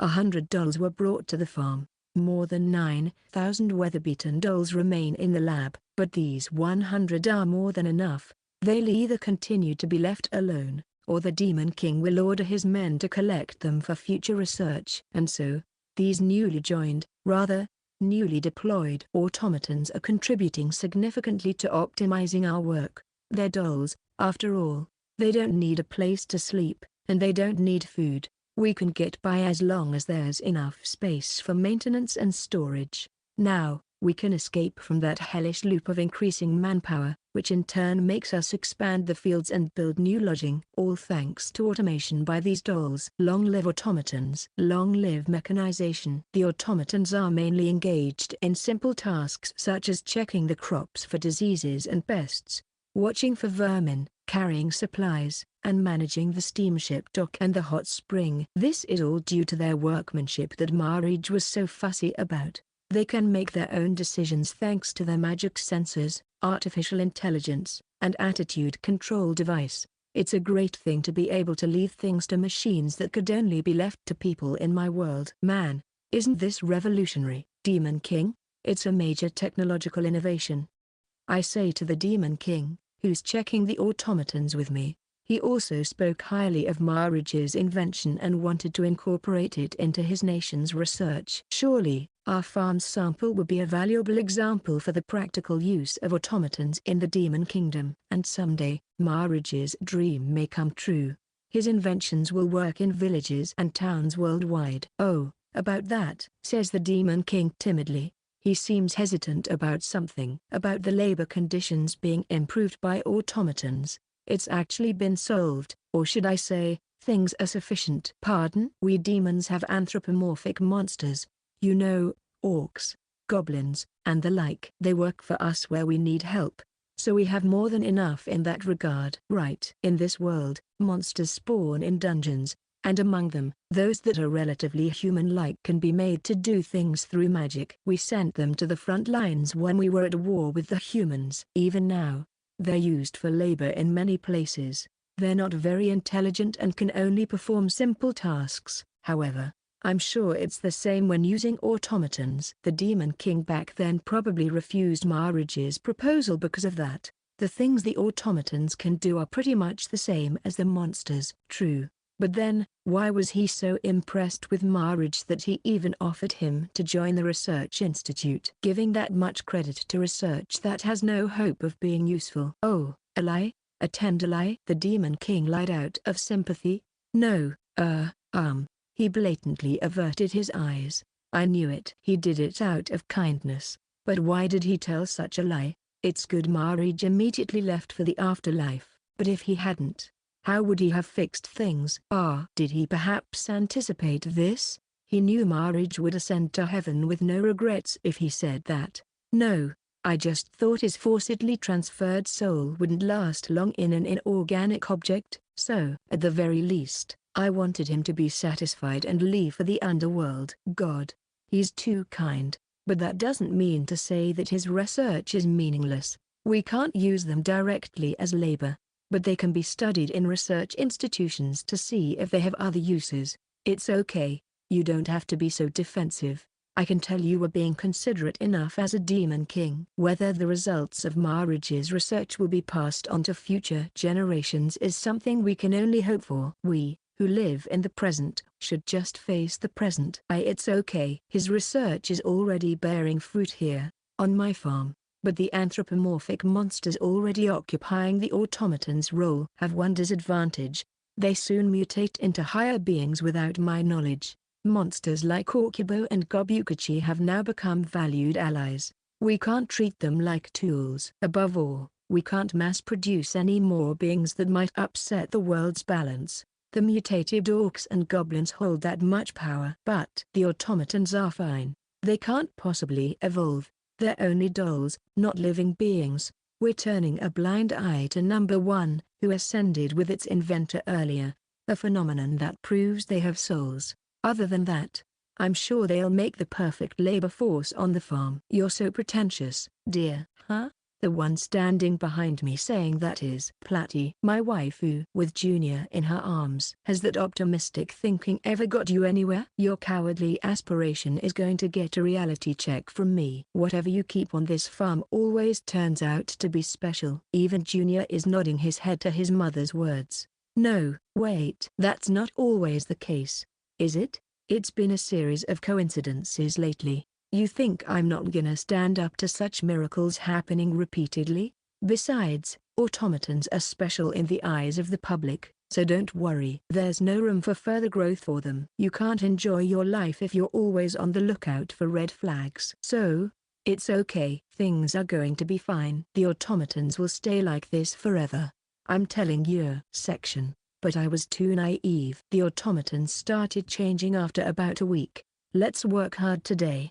Then, let's play with the students after. Haha, that's so silly. They're talking like high school girls. The doll's appearance has changed from spherical jointed to smooth and human-like.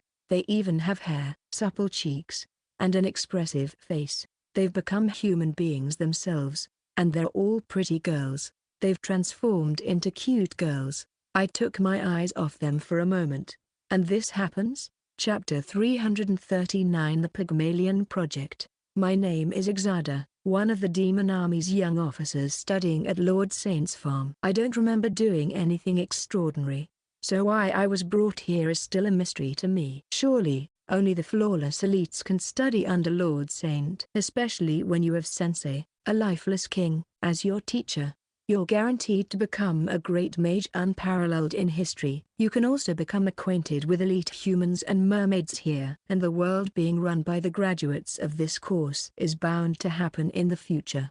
I think it's strange I'm mixed with such a ridiculous group, and I'm well aware that I stick out like a sore thumb. In fact, I'm the one who lags behind the most in class and also the last one to finish farm work. Why am I even here? I wonder, to the point of asking someone to help me get out of here and return to my old job. This has become a routine of mine while I watch the sunset after class. I won't last here if I don't let my mind wander like so. While I was basking in the twilight, a change came one day, a landscape where everything is dyed red by the setting sun. A new addition to this scene is something called an automaton. It seems Lord Saint brought them in from somewhere. As expected, he was able to find such an unheard of thing without a hitch. The automatons are quietly doing their work, hoeing the soil. When they were done, they would return to the storehouse. They just do what they're told, silently and steadily. Something about them impressed me. One day, I passed by one of the automatons. She must have been on her way back to the storehouse after finishing work. I wiped off the mud that had splashed on her face with my handkerchief. Naturally, she didn't thank me. She's just a doll. She probably doesn't know how to express gratitude. But for some reason, I felt that she was happy. From that day on, I was able to work hard in my classes and at my job. If she's working hard, I can do the same. After the day was over, her side profile, dyed red by the setting sun, gave my body energy. Why do I even address her as female? A mere doll has no assigned gender, but at least to me, she was a wonderful girl. I've learned to find her amongst her 100 other companions without fail. Every passing day I see her, my heart thumps more and more, and one day, I finally realized it. I'm in love with her. Her diligence towards her work encouraged and saved me. I was entranced. I know that if anyone were to hear this, they'd laugh at me. After all, the person I'm in love with isn't human. In fact, she isn't even a living, breathing being. But my feelings of love burn passionately and cannot be stopped. I love her. She's why I've gone from having the lowest grades to the top of my class. All because of my passion for her. But she's a doll, and no matter how much I tell her how I feel, she will never respond. No matter how much I chant words of love with my poetic genius, she will never answer. I know that. But it made me feel lonely somewhere in my heart.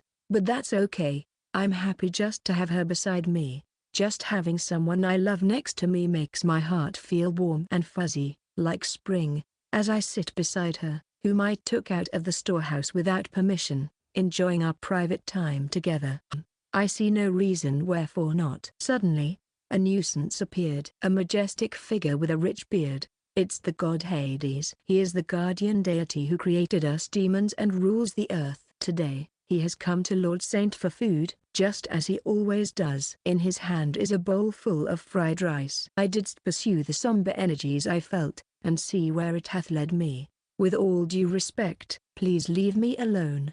Thou art bold to dishonor a god. Anyone would lose faith if they saw you regularly coming to Lord Saint for food. Thine unwavering devotion hath earned my favor. I, Hades, the god of the underworld, shall impart upon thee a blessing. I shall compensate for what this inanimate soul lacks. Saying that, his hands holding chopsticks release something like glittering stardust. The stardust stretched out in countless numbers, trailing till it eventually reached my darling automaton. My precious honey is surrounded by the light. Honey? Addressing a doll as honey. Thee must hast a loose screw. Please put a cork in it. Anyway, my precious lover was enveloped in light until I couldn't see her.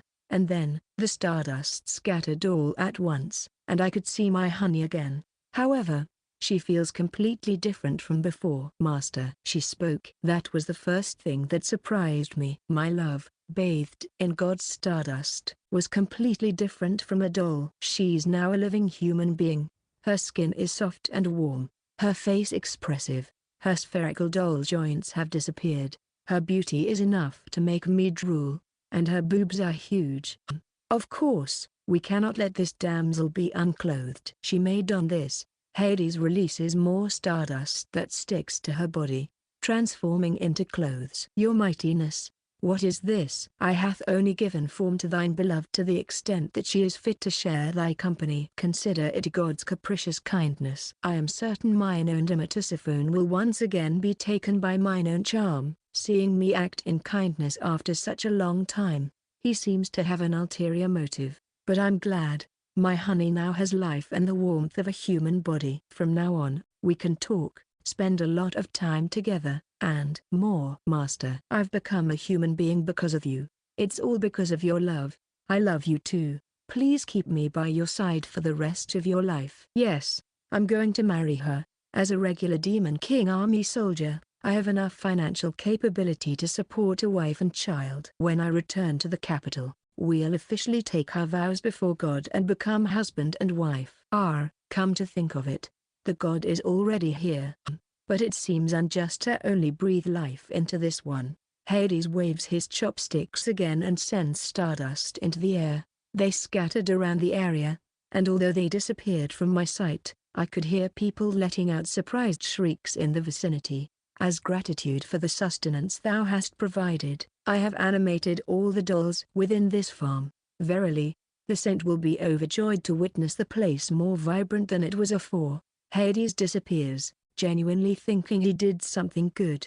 Maybe he returned to his realm? Anyway, I'm the happiest man alive with the best girlfriend now. Chapter 340. A new teacher. I noticed that the automatons had become humanized thanks to Hades, god of the underworld. 'Tis mine own method to express gratitude for thy consistent offerings. Prithee, no need for thankfulness. By offerings, does he mean the bowls of Mazago and we give him? Now what? I brought these 100 automatons because they don't need food or a place to sleep. But things are different now that they've been humanized. All of them even turned into pretty young ladies. We can't just leave them sleeping on bare earth, can we? Anyway, Orkibo quickly builds another dorm, and one automaton maiden is busy tailoring their clothes under Patomi's guidance. I somewhat knew this was going to happen. I mean, they told me when I met the first batch of anthropomorphic monsters that they don't have emotions, so there's no need to treat them as people. But look at them now. They've gained personalities of their own and turned into valuable allies. History is repeating itself. I can't look at the orcs and goblins as tools anymore, and if we were to suddenly part ways, I'd feel sad, as if my guts were being cut up.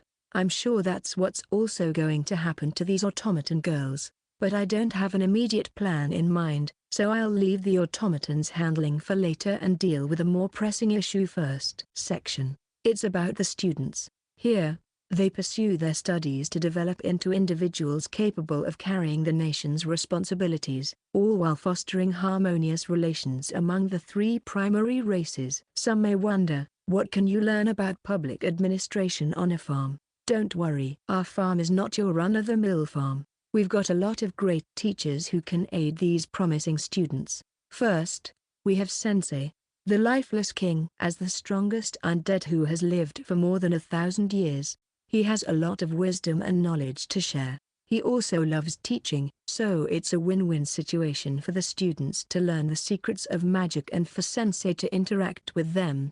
Next are Bina and Puffer, the finest full-time lecturers of the demon and mermaid race, respectively. The Demon King, Mrs. Zusters, and Prince Arawana also visit from time to time and teach as guests. That's when it hit me. Isn't this lineup of teachers unbalanced? What do I mean? You ask. Let's review the people I just mentioned. Counting Sensei separately as a transcendent, we have Bina, Demon Race; Puffer, Mermaid Race; Demon King, Demon Race; Mrs. Zusters, Demon Race; and Prince Arawana, Mermaid Race. See now? They're all either mermaids or demons. Demons, humans, and mermaids make up the three main races of this world, and yet, our teachers are remarkably unbalanced in its racial composition. Simply put, we don't have any human teachers at all.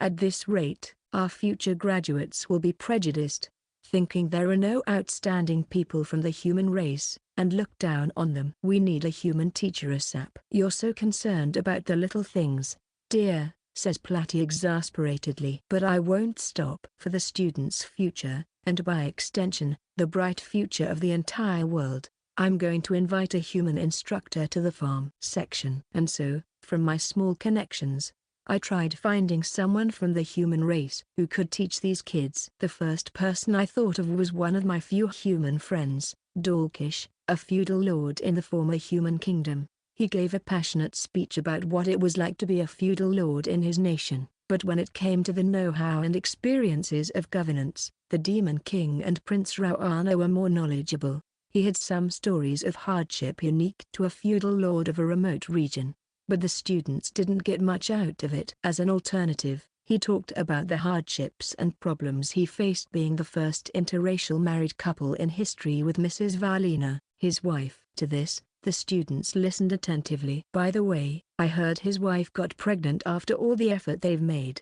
so congratulations to them. The other human I know is the former Princess Letasriit, who also lives on the farm. Some people worried about what she could teach, but I gave her a chance. When I did, she only talked about beans, and in a sense, she didn't disappoint us. People urged her to talk more about her experiences as a former royal member of the human kingdom, but she said she only ate and played and didn't do much. So, if anything, she was the ultimate example of what not to do. However, due to her bean advocacy, some students became healthy by eating a lot of beans and could break rocks with their bare fists. No magic, so it seems fruitful in that respect, but it's still not enough. Is there any other human who can give more meaningful lectures? I'm out of ideas within my connections, so I'll have to rely on someone else's contacts and friends of friends. Let's expand our circle of friends. Section. How about an adventurer? Advises Alexander, the strongest dragon. An adventurer? Alexander and I became acquainted during the recent dragon fiasco, which led to him visiting us regularly.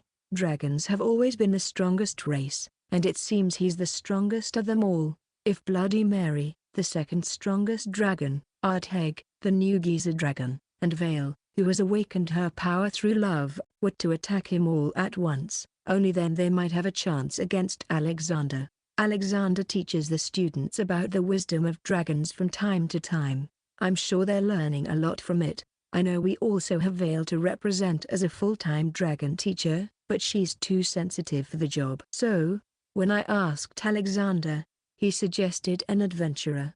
It's a profession unique to the human race. I've heard the other two kingdoms don't have such a trade. What kind of things do they do? Go on adventures? Travel to defeat the evil king? First, they conquer dungeons. I have adventurers coming into my dungeon every day. Alexander has a dungeon in the former human kingdom's territory, where he also lives. I heard it's common for dragons to be the guardians of mountain dungeons. Under the rule of the demon and mermaid races, the military controls and seals dungeons.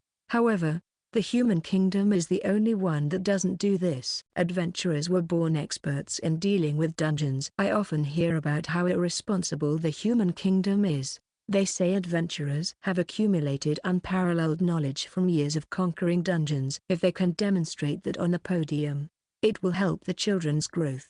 Alexander is unusually fond of mankind for a dragon. He shows great interest in talking to us.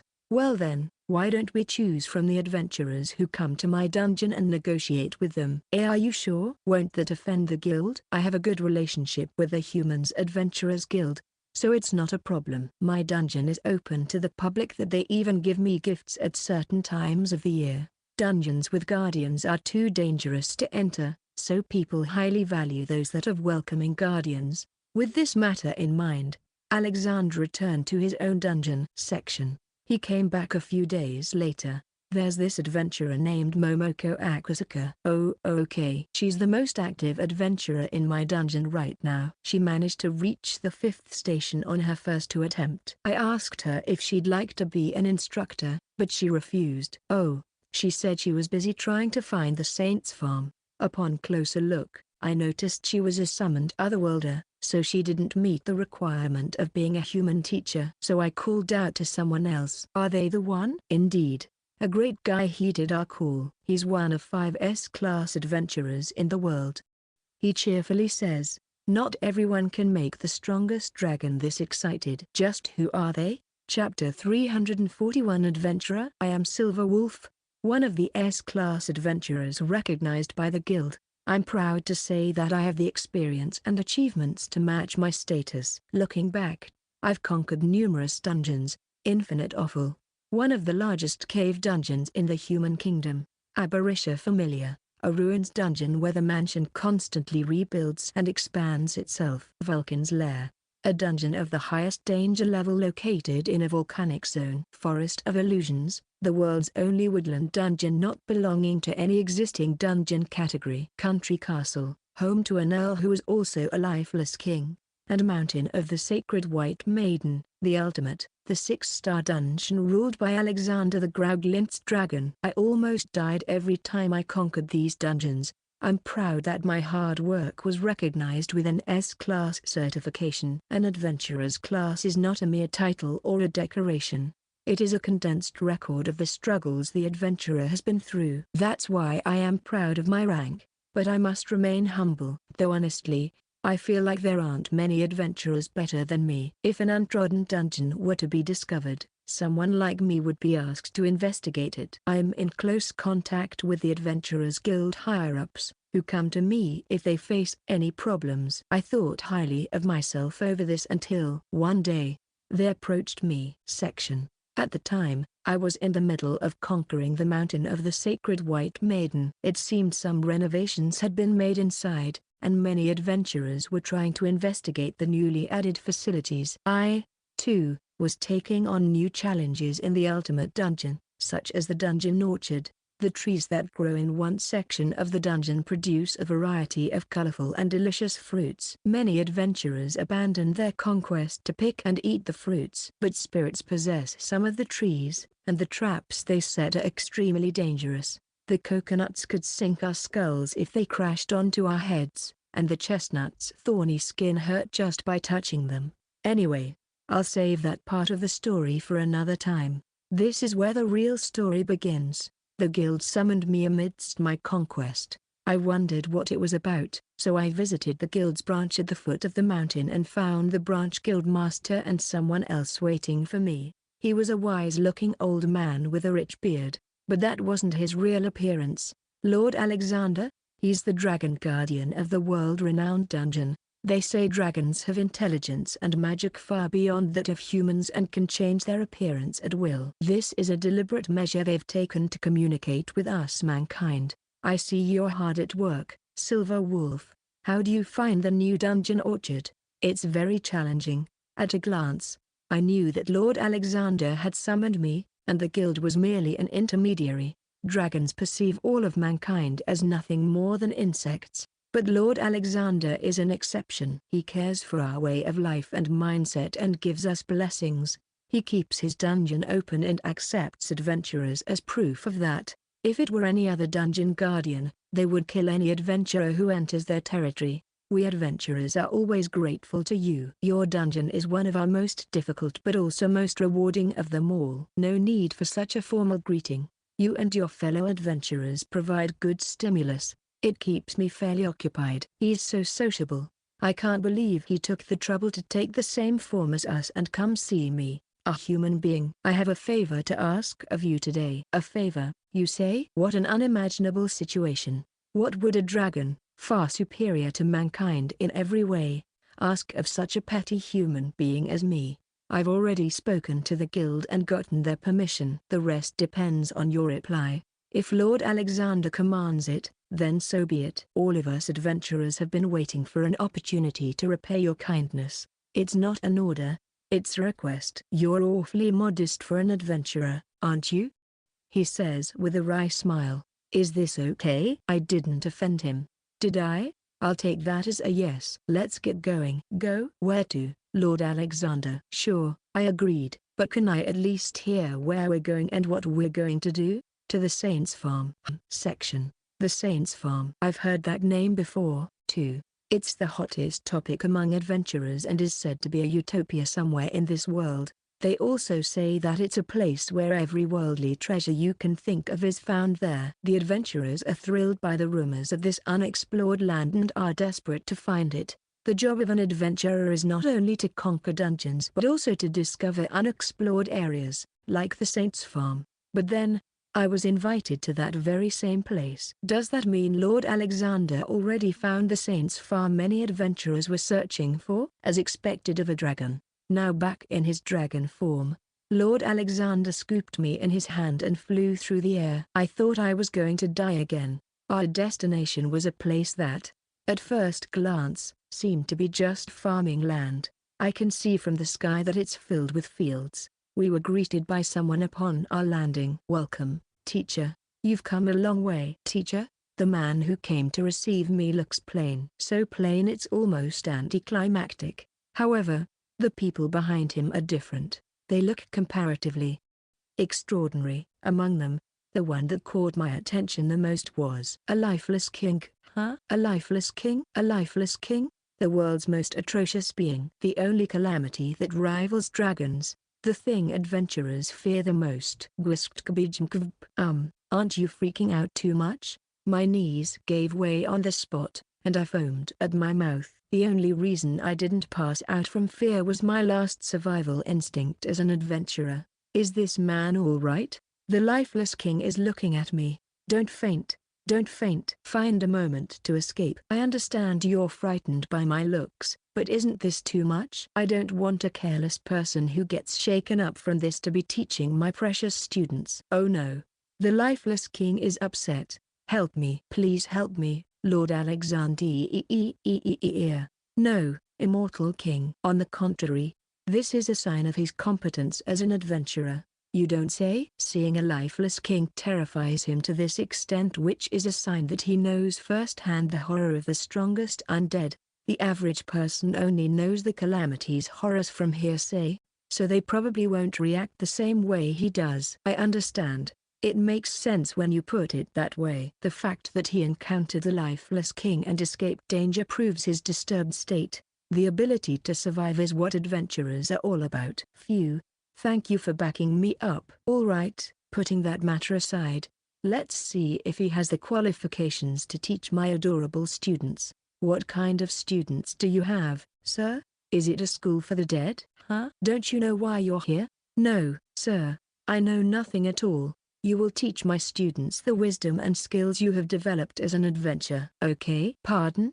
Chapter 342 Silver Wolf's Adventure Lessons. We are now greeted by an adventurer named Silver Wolf, but as soon as he saw Sensei, he lost all composure. Most people who have met Sensei trembled in fear, but I think his reaction was the most intense. Is this really okay? Everyone in the welcoming group thought, but Alexander's follow-up brought his reputation back up. I see.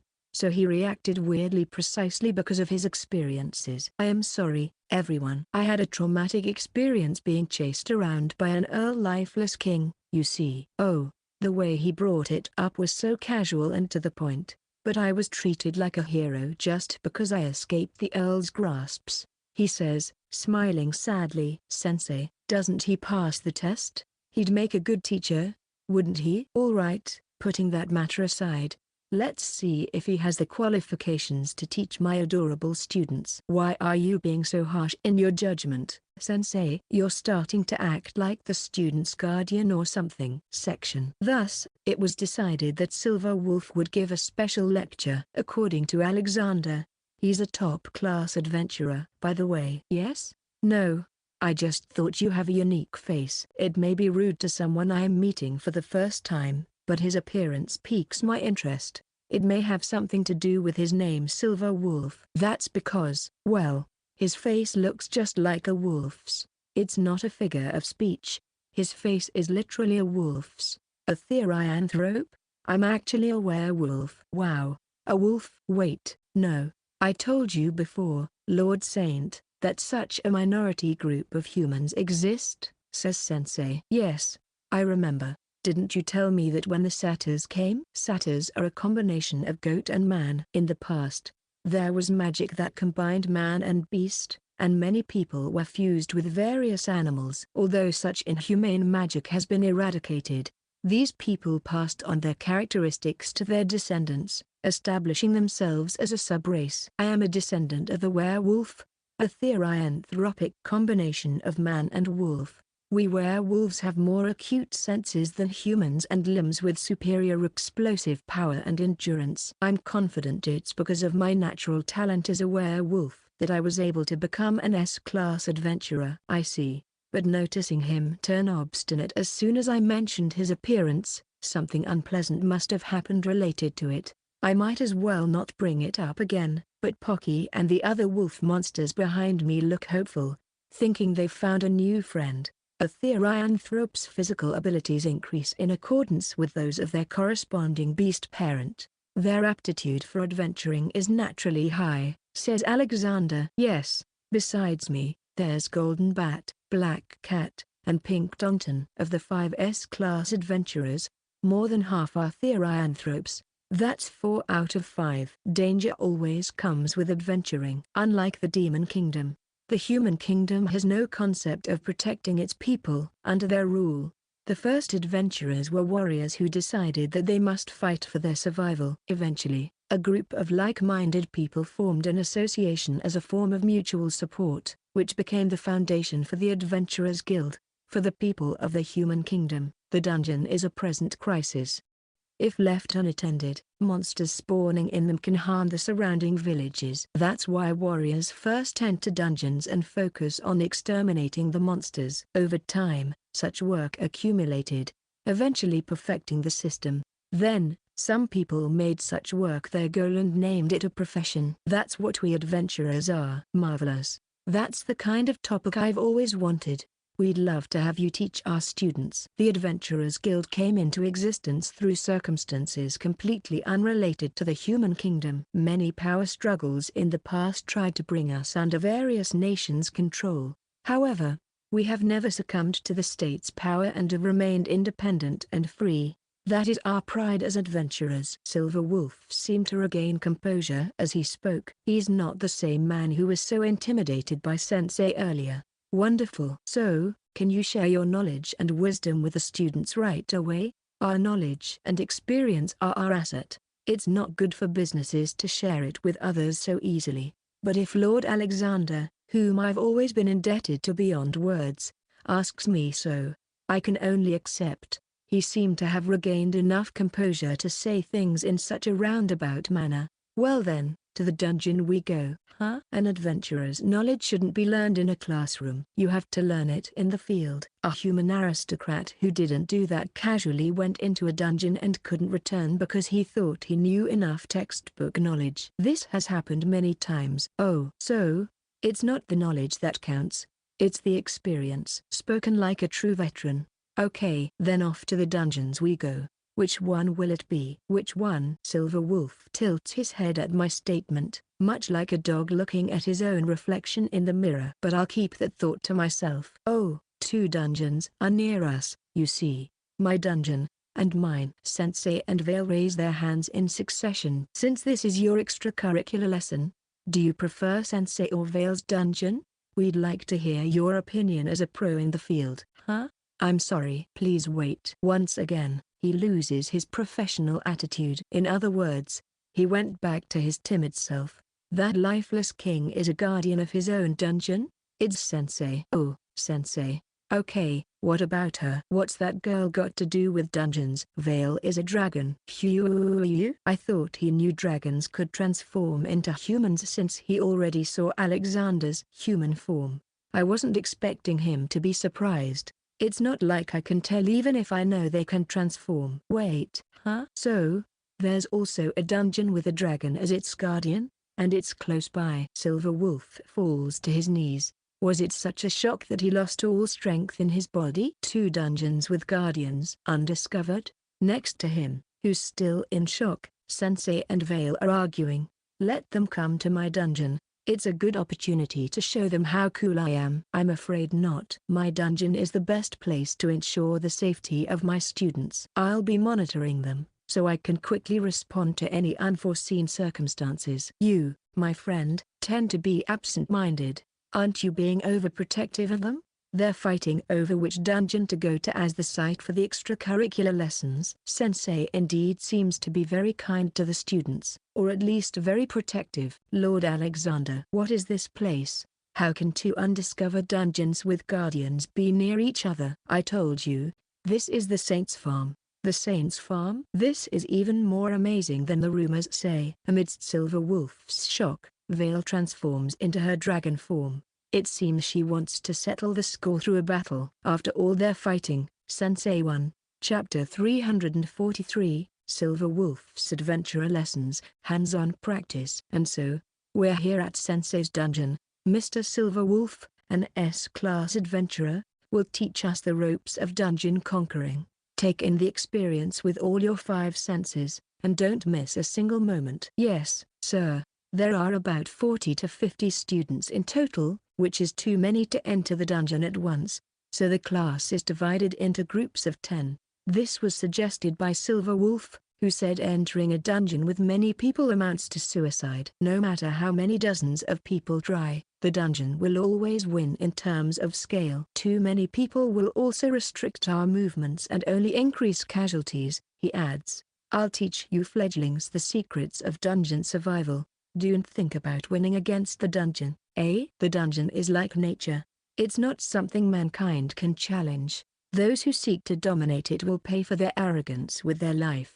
Remember, respect the dungeon. Don't enter it with the intention of being a petty thief who snatches a small portion of the vast wealth the dungeon offers. Meaningful words from the get-go. As expected of a top-class adventurer, the humbler one becomes as they get closer to the top is what it truly means to be powerful. Without further ado, let's enter the dungeon. We want to hear more of your lessons. I say. Wait. Silver Wolf grabs me by the collar and pulls me back as I try to enter. Thanks to him, I felt strangled. What kind of idiot just walks into a dungeon? You could have died once already, huh?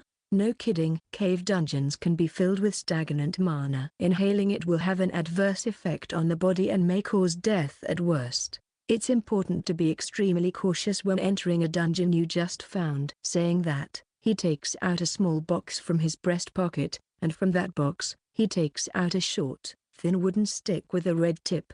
As soon as I saw it, I realized it was a match. So, other worlds have matches too. As is customary, he lights the match and tosses it into the cave. A burning fire is an indication that the surrounding atmosphere is safe. At least, you won't fall unconscious with just one breath. The match continues to burn on the dungeon floor until it dies out on its own. There are times when there is just a little bit of poison in the air, so it doesn't pose an immediate threat. However, breathing it in for too long can be dangerous. This is what I would recommend in such cases. He takes out another thing from his pocket. A flower planted in a pot small enough to fit in his palm. This is called canary grass, an important item for adventurers. It reacts to the slightest contamination in the air and changes its petals' colors accordingly. You watch it as you walk through the dungeon and look out for its color. This flower reacts not only to toxins in the air but also to malicious magic. The students sue in admiration. The wisdom of a veteran adventurer is amazing. Well done. It was worth inviting you, says Sensei, applauding Silver Wolf's lesson.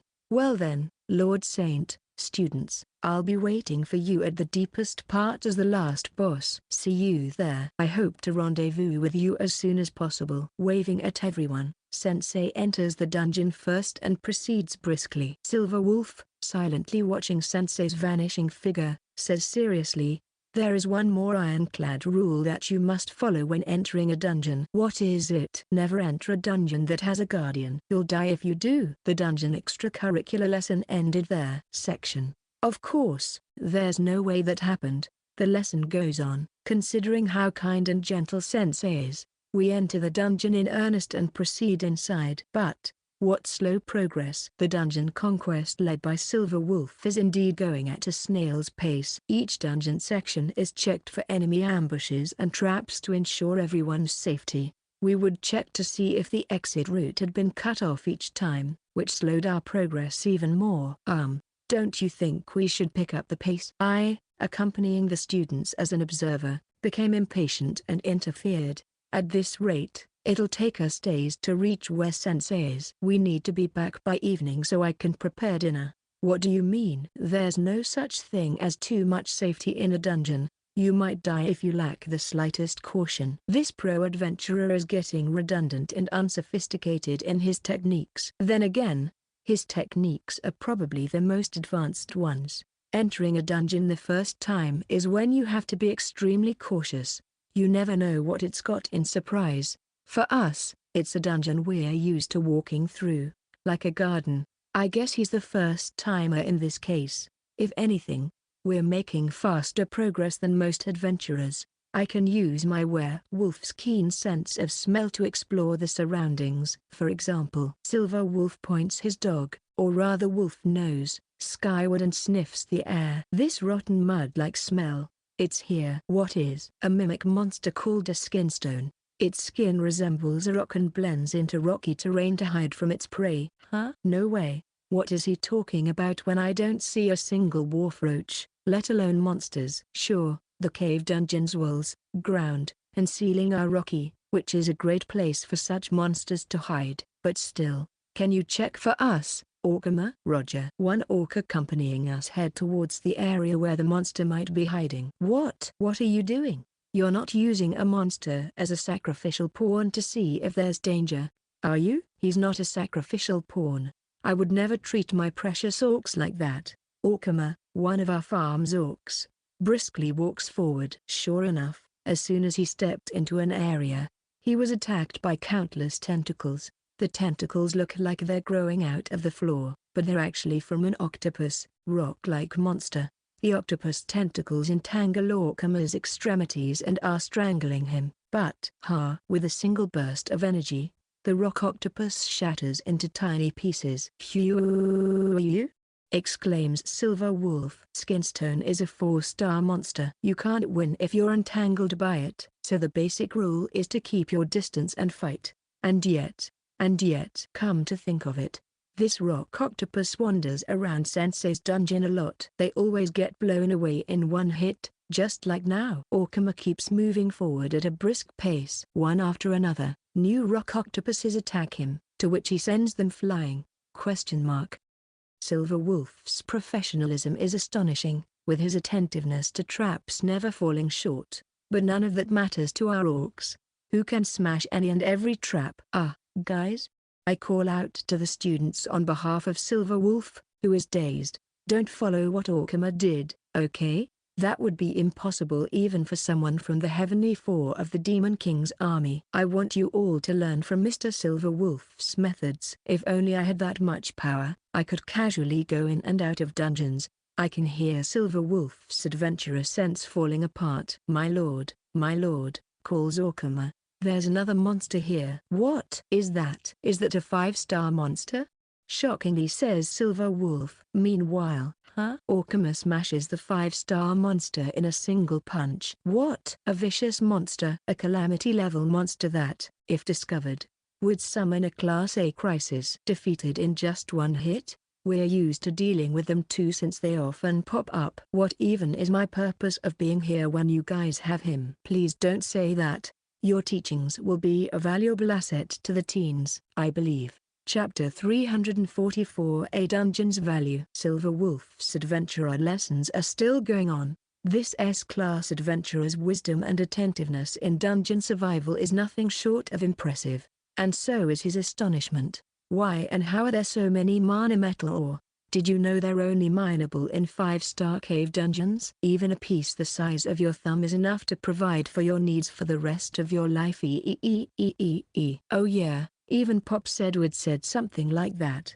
The problem with him is that he kills himself over and over from the extreme shock. Though, since we're already here, let's go mine some. Roger. Under my orders, the orcs dig out the ore with their pickaxes. Seriously? Just like that? Silver Wolf is even more surprised by the sequence of events. Sensei told us we're free to dig up any mana metal we find since they spawn everywhere. They what? That's ridiculous. Mana metal takes 100 years to crystallize. I see new ones popping up every day, though. Maybe Sensei's presence has some kind of effect on their growth. I should quit spacing out. There's another monster again. What? Everyone, get behind me. I'll teach you how to deal with a monster raid, says Silver Wolf, turning his back to the students. I thought it was nice of him to act teacher-like, but his bravery immediately faded for some reason.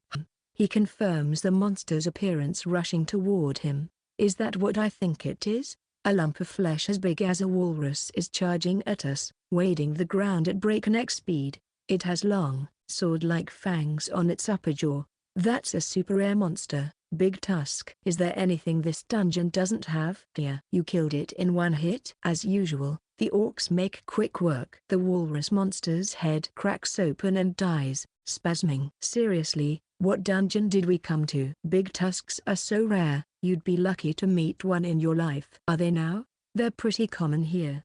I reply. What? You'll encounter one of them at least once here. Look, I say, pointing at a group of giant walrus monsters approaching us. A swarm of rare monsters? Everyone, prepare to intercept. There were so many of them that I also had to take out Dre Swartz and join the fight. I don't know why those walruses are attacking in groups. Was the first one just leading their attack? The orcs and I struggled to intercept them, and before we knew it, the dead bodies had piled up into a mountain. Phew. Finally. This many big tusks bodies, says Silver Wolf, trembling. Unfortunately, they're not very utilizable. Their meat is mostly blubber. What are you talking about? Big Tusk's fangs are priceless. They can be made into various tools, and when ground into powder, they can cure any disease. That's why it's considered good luck to encounter them. I never thought this seemingly worthless monster had such a use. As expected of a first-class adventurer, you know a lot about a monster's merit. It's helpful for the students to learn what monster parts have what uses, and for us as well. Please pass on to us your wisdom on how to make the most out of monsters. Before that, you should know how abnormal this dungeon is. Look, There's another monster. Is there any way we can use them? That's another rare monster. And so, the S-class adventurers engaging lessons proceeded. Section. Then, we reached the deepest part, where Sensei is. Congratulations, he applauds. You made it to the bottom where I am. I knew you could do it. Bravo, Sensei. We gave it our all, Sensei. The students rushed to their teacher. Honestly, they just followed us, so they didn't really do anything special. To the side, Silver Wolf squats, seemingly exhausted. Are you okay? Was it that tiring? I'm beat, but it's not from walking or fighting. I'm mentally beat. Is that so? What the heck is this dungeon? Rare materials and the monsters spawning like crazy would cause an uproar in the adventuring community. This place is like a treasure trove, or, you're making me blush, bashfully says Sensei. So even his mummy-like face has the ability to blush, huh? If this dungeon is officially registered in the guild, how many star ratings will it get? The highest, 5 stars? No. It could even be 6. Silver Wolf looks like he's mumbling something. A 6-star dungeon. Only Lord Alexander's dungeon was rated as such so far. Originally, 5 stars were the pinnacle, but his was an exception because it surpassed all standards. But now, there's a second. Shucks, you flatter me. Sensei is all bashful again. Hey! Snaps Silver Wolf. They won't learn anything from this at all. Huh? Is he perhaps talking about the plan to have the students learn dungeon tactics? I mean, this dungeon is extraordinary in every way. It's filled with rare materials and teeming with rare monsters. They'll develop a twisted sense. If you think this is normal, try entering a common dungeon. You'll be disappointed by the sheer difference. You cannot gain any dungeon knowledge here. I'm sorry. Truly sorry. Even Sensei is apologizing with me. I guess the best way to learn is to experience the standard. I've only been to Sensei and Vale's dungeons, so I didn't know they were that unique. What should I do? Should I report the existence of this dungeon to the guild? It seems like it'd cause a huge commotion if I did, but considering my duty as an adventurer, Silver Wolf is at his wit's end. Especially you, Sensei. You're causing a major problem. What? Suddenly, he directs his agitation at Sensei. I don't think I have any shortcomings as a teacher. I'm doing everything I can to help my students. It's your kindness that's the problem. Huh? Sensei is shocked by the unexpected reply. You're kind. Yes. It's almost hard to believe you're a lifeless king. That's why it's a problem. The other lifeless kings are not as tolerant as you are. If anything, they're brutal. Heartless. I suppose so. What if a student accustomed to your kindness takes it for granted and carelessly contacts another lifeless king? They'll die for sure. After all, being seen by a lifeless king is synonymous with death for humanity.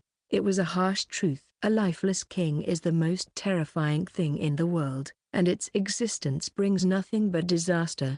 It's easy to forget that's how it is because the Sensei we know is so friendly and open-minded. Hey, eek. Before I knew it, Vale was behind Silver Wolf. I don't like how you keep praising that pseudo-corpse. Don't forget that the farm also has my dungeon. Huh? I'll show you my dungeon, and you'll give it a higher rating than that corpse. Let's get going. What?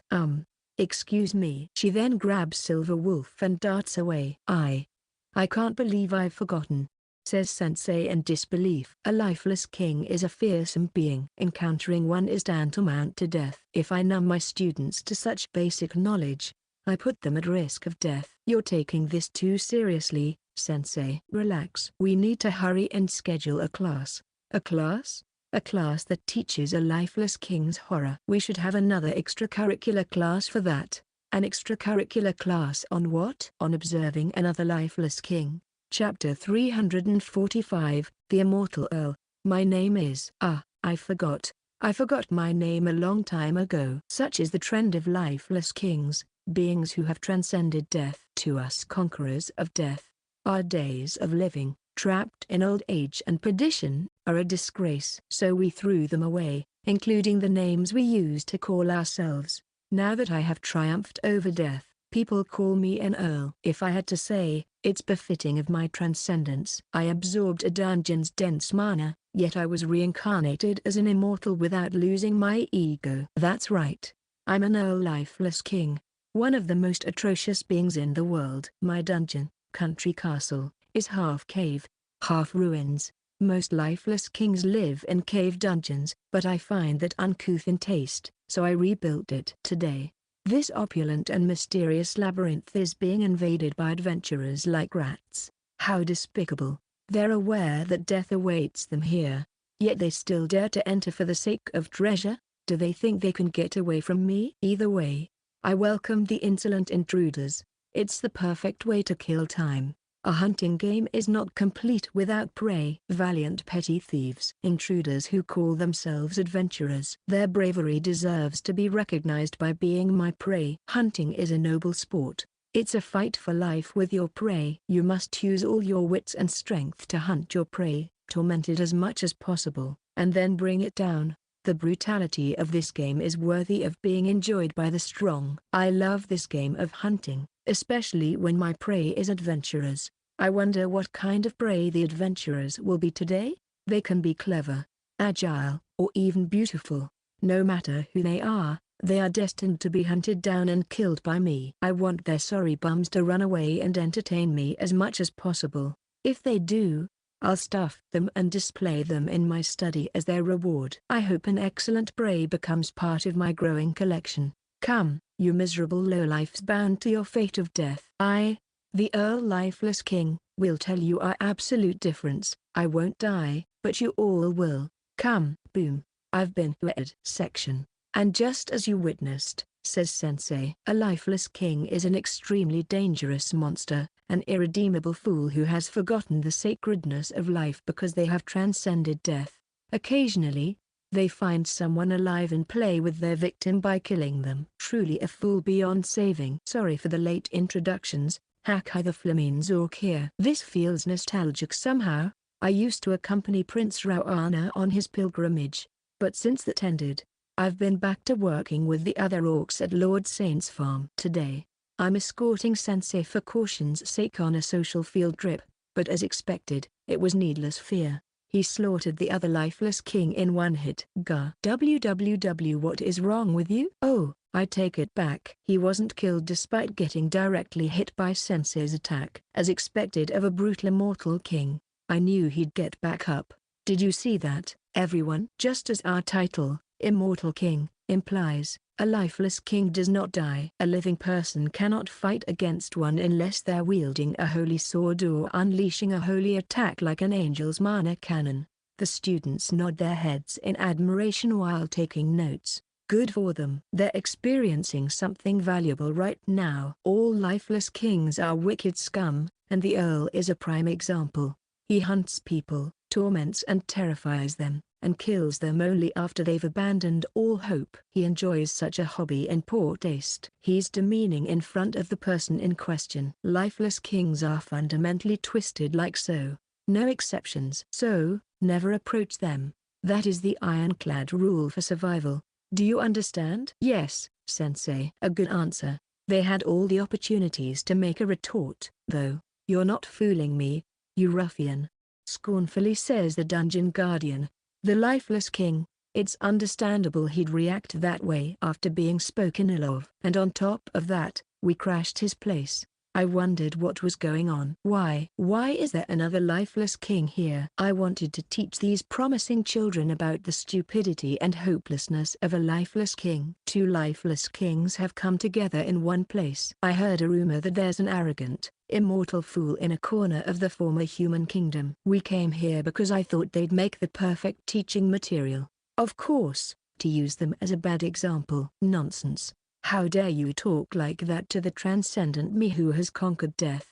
I'm no different. But what does it matter? What is there to boast about in being immortal? Sensei gently says, people die. There is always an end to all living things, and that is death. Such is natural and is part of the circle of life. We are merely defying the principle. Because people die, they also give birth to new life. This continuous repetition is the true eternity. We, who have strayed from that cycle, are plain pitiable. I wanted to show this ugly side to the students. To fear lifeless kings and never aspire to become one. A lifeless king was once a living person but became immortal by violating a forbidden law. With the knowledge and power, Do any of these young people have the potential to become a lifeless king, too? I think it's the least I can teach them. Don't play the good guy on me now, you worthless shit.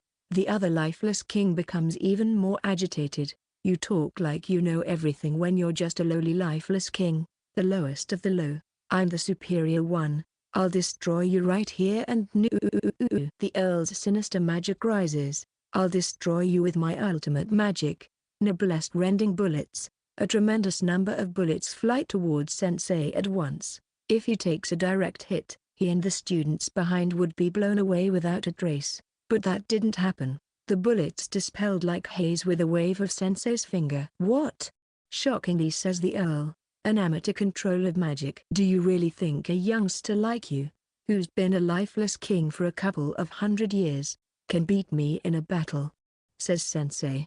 There is also a difference in rank among our kind. A newcomer like you is 1,000 years too young to challenge me. 1,000 years. You. No way. The Earl trembles, his bones clattering.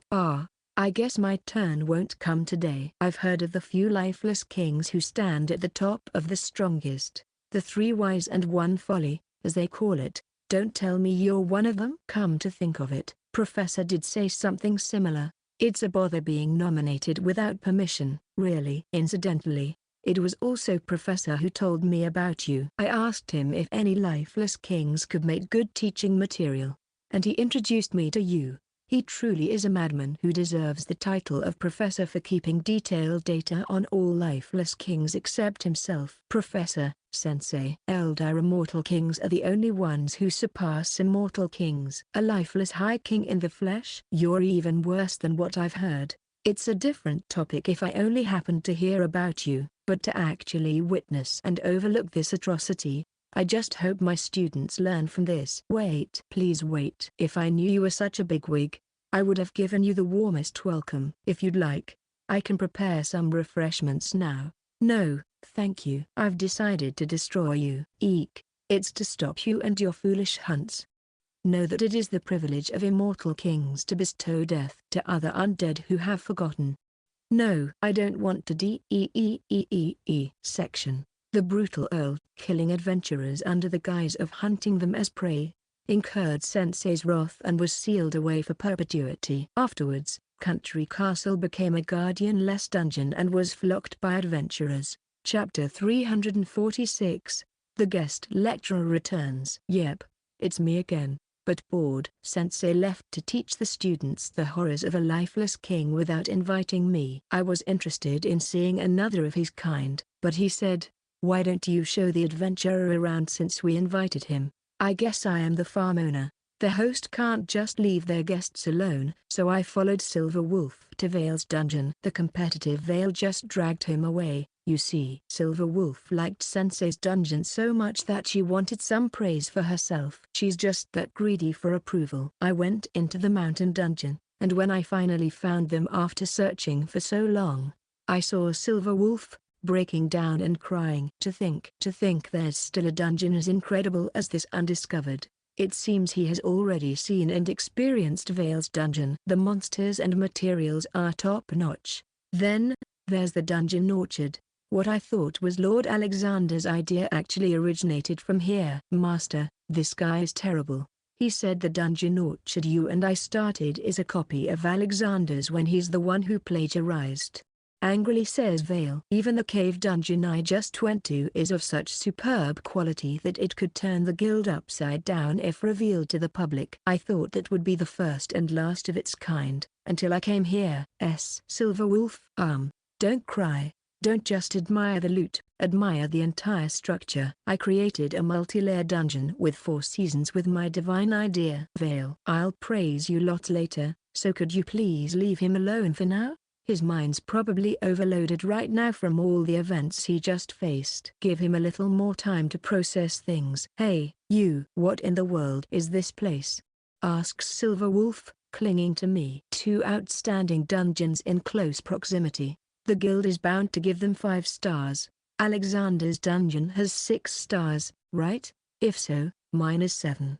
Vale, don't interrupt. What is this place with all these amazing dungeons? How often do you need to be told this is the Saints' Farm? He gasps at Vale's interruption. I see. The Saints' Farm. The rumored frontier both explorers and adventurers are looking for. Right. He mumbles. It's kinda creepy. No wonder everyone is so desperate to find it. A huge amount of wealth is just lying around. The Saints' Farm, the last unexplored area in this world. It's not that big of a deal, okay? It's just a place where we live in peace. I know. I won't tell anyone. I didn't even say anything. I didn't find this place on my own efforts. Lord Alexander brought me here. I'm not someone audacious as to call myself the first discoverer of this uncharted territory. Okay. Only someone who doesn't know the pride of an adventurer would do that. I don't really get what's happening, but Silver Wolf has promised not to talk about this place to others. It's not that I mind if he does, though. Wait, no. Maybe it is a bad idea. So, what now? I'd like to continue to teach the children the ropes of being an adventurer, but they're not here. They're on a field trip with Sensei. He said they'd be back by dinner. But how should Silver Wolf spend his time till then? In that case, he says, fidgety, I was wondering if I could try out the dungeons. I just get so excited whenever I see a new one. Even more, if they're dungeons this good. This must be what they call a true adventurer's spirit. Section. And so, Silver Wolf enjoyed conquering Sensei and Vale's dungeons to his heart's content. Of course, he did it in a span of not just one day. He even forgot to eat and sleep, yet still managed to teach our students, which is why we originally invited him. His passion for dungeons amazes me. Learning more about what monster parts were functional was valuable to me. No one knows more about making effective use of dungeon loot than adventurers like him. He even taught me how to use parts I had previously regarded as useless. After that, Silver Wolf camped in the dungeon for about a month and went through both dungeons. By then, we had learned everything we needed to know, and he left the farm triumphantly. It was time well spent. Incidentally, his 1 month stay with us had made him a missing person among his peers, and they were even theorizing about his death. I heard it's a common thing in the adventuring world. Thus, our plan to invite a special adventurer, came to a successful conclusion. Section. The rest is a side story. It's been a while since the Demon King came to visit, so I told him about the adventurer who just left. If he had visited a little earlier or if Silver Wolf had stayed a little longer, I could have introduced them to each other. An adventurer, you say? I've recently become interested in that profession as well. Huh? Do you want to become an adventurer instead? That's not what I meant. Our army has been gradually downsizing since the human-demon war ended. They're the ones who manage the dungeons, but there's a proposal to entrust it to a private sector. I see. And he's thinking of entrusting that to the Adventurers Guild. The Demon Kingdom will utilize an organization unique to the human race. It's precisely the policy that can be implemented now that the war is over. It's good knowing that the world is progressing. Naturally, the Demon Kingdom also has its own dungeons, but our troops always occupy the manageable ones. I thought this was the perfect opportunity to reduce personnel and let the Adventurers Guild take over.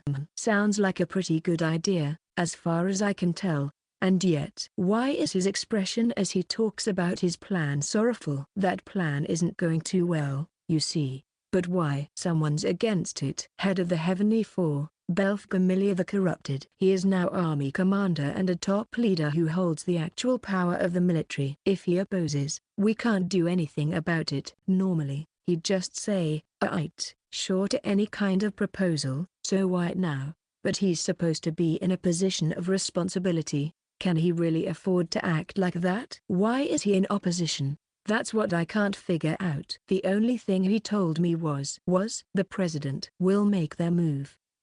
What's that supposed to mean? Section. I hadn't the slightest idea at the time. The president Lifeless King, even Belphegor of the Heavenly Four fears. His shadow lay deep within the Demon Kingdom. Chapter 347, The Return of the Missing Adventurer. My name is Shabe, your resident newbie adventurer. When I heard the rumor that Silver Wolf had died, I was terrified. He was one of the only 5 S-class adventurers in the world, and he was primarily known for his finesse. A lone wolf, He never forms parties and constantly challenges dungeons by himself. Many adventurers admire him for his aloof demeanor. I, for one, am also his big fan. Most newbie adventurers are either Golden Bat or Black Cat fans, but the most obvious choice is Silver Wolf. That's why I was in disbelief when I heard of his death.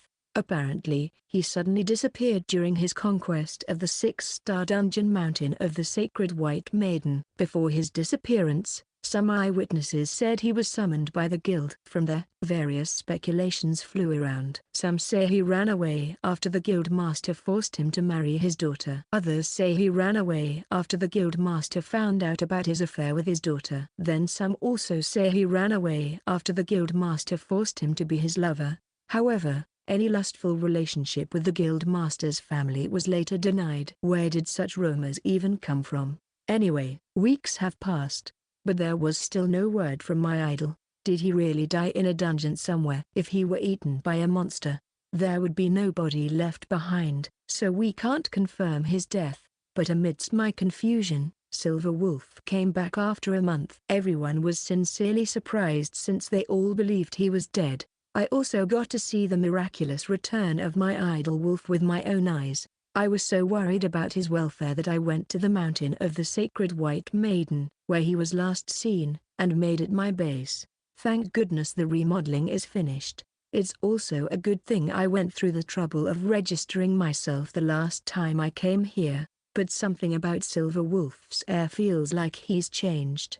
It's calm yet ghastly, as if he had risen to a height we didn't know existed. Of course, I'm just a lowly adventurer, so I can only watch from afar. Even though the A and B class adventurers tried to talk to him, he gave no reply. What and where had he been doing for the past month when he was missing? And so, the rumors shifted to what was Silver Wolf doing during the entire month. Some say he was put on house arrest after the guild master forced him to marry his daughter. Others say he was put on house arrest after the guild master discovered his affair with his daughter. Then some also say he was put on house arrest after the guild master forced him to be his lover. He later denied any scandalous relationship with the guild master's family. And since he kept his lips sealed tight, the rumors eventually faded away. As my idol conquers the Mountain of the Sacred White Maiden as if he never disappeared in the first place and makes his way to the upper stratums, I remain at the bottom, struggling with lesser frog monsters. One day,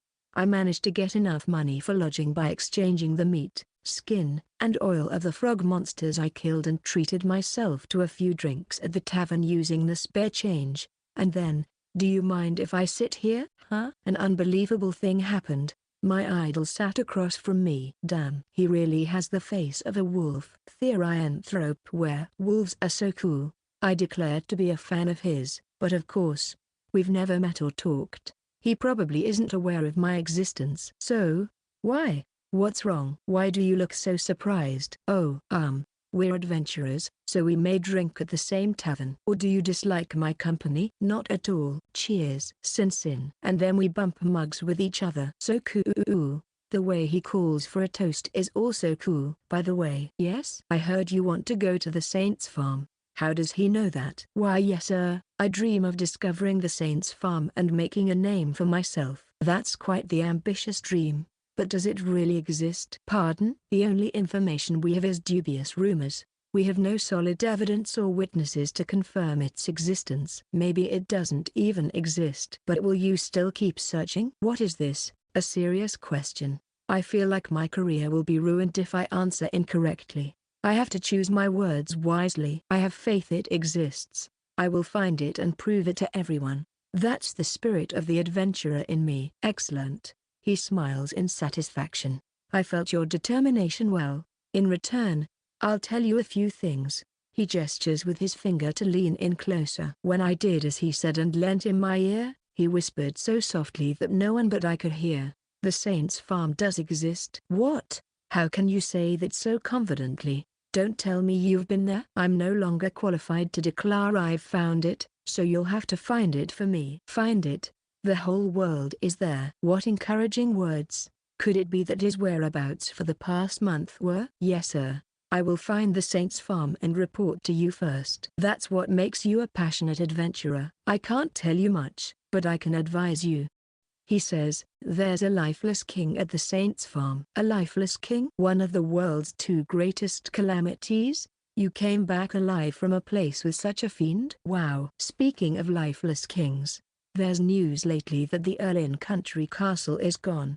I can't say much more, but I'll give you one last piece of advice. The Saints' farm also has a dragon. Say what? Two of the world's greatest calamities? I heard that a dragon claiming to be the Saints' servant broke into the battlefield during the war. The Saints' farm is a different world than I imagined, but my idol survived such a hellish place. I won't say anything more, but I hope you can fulfill your dream of being an adventurer. Adios. Then he left his seat and went on his way. Silver Wolf, you've entrusted me with your dream.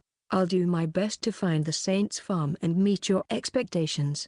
Incidentally, he walked to someone's table 2 seats away from me. Across from him sits a young female adventurer. By the way, I heard you want to go to the Saints' farm. Is he saying the same thing to her? Wait, is he going to talk to every adventurer who wants to go to the Saints' farm? I'm no longer qualified to declare that I've found it, so you'll have to find it for me. Shut it. I don't need you to tell me how to get to the Saints' farm. I can get there by myself. You're so harsh, Momoko. You could at least listen to what he has to say. Chapter 348 Stargazing. Whenever Junior gets peevish, we usually take him outside. We've found that getting him to stop crying when he's outside is easier because many things attract his attention. Like that one night when he started to get restless before bedtime, we went outside to pacify him. I'm glad he didn't do it after he fell asleep, but it's starting to get cold, so we shouldn't stay out for too long. Junior was immediately intrigued by the scenery outside and stopped crying. He was charmed by the starry sky. The clear night sky is full of twinkling stars, and it's as bright as midday. Goo. Still in my arms, Junior stretches out his hands toward the sky as much as he can and clenches them tightly. He continues to extend his hands and grasps the air over and over. This odd repetition of movements confused me, but I gradually began to understand what my child was trying to do. He's trying to grab the stars.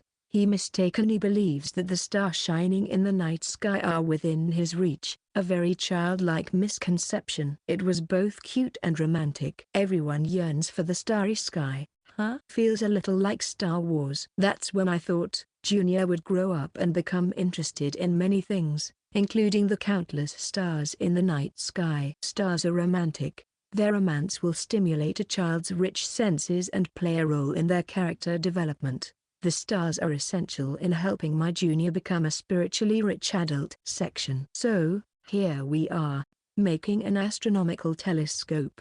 When you say stars, it's just got to be stargazing.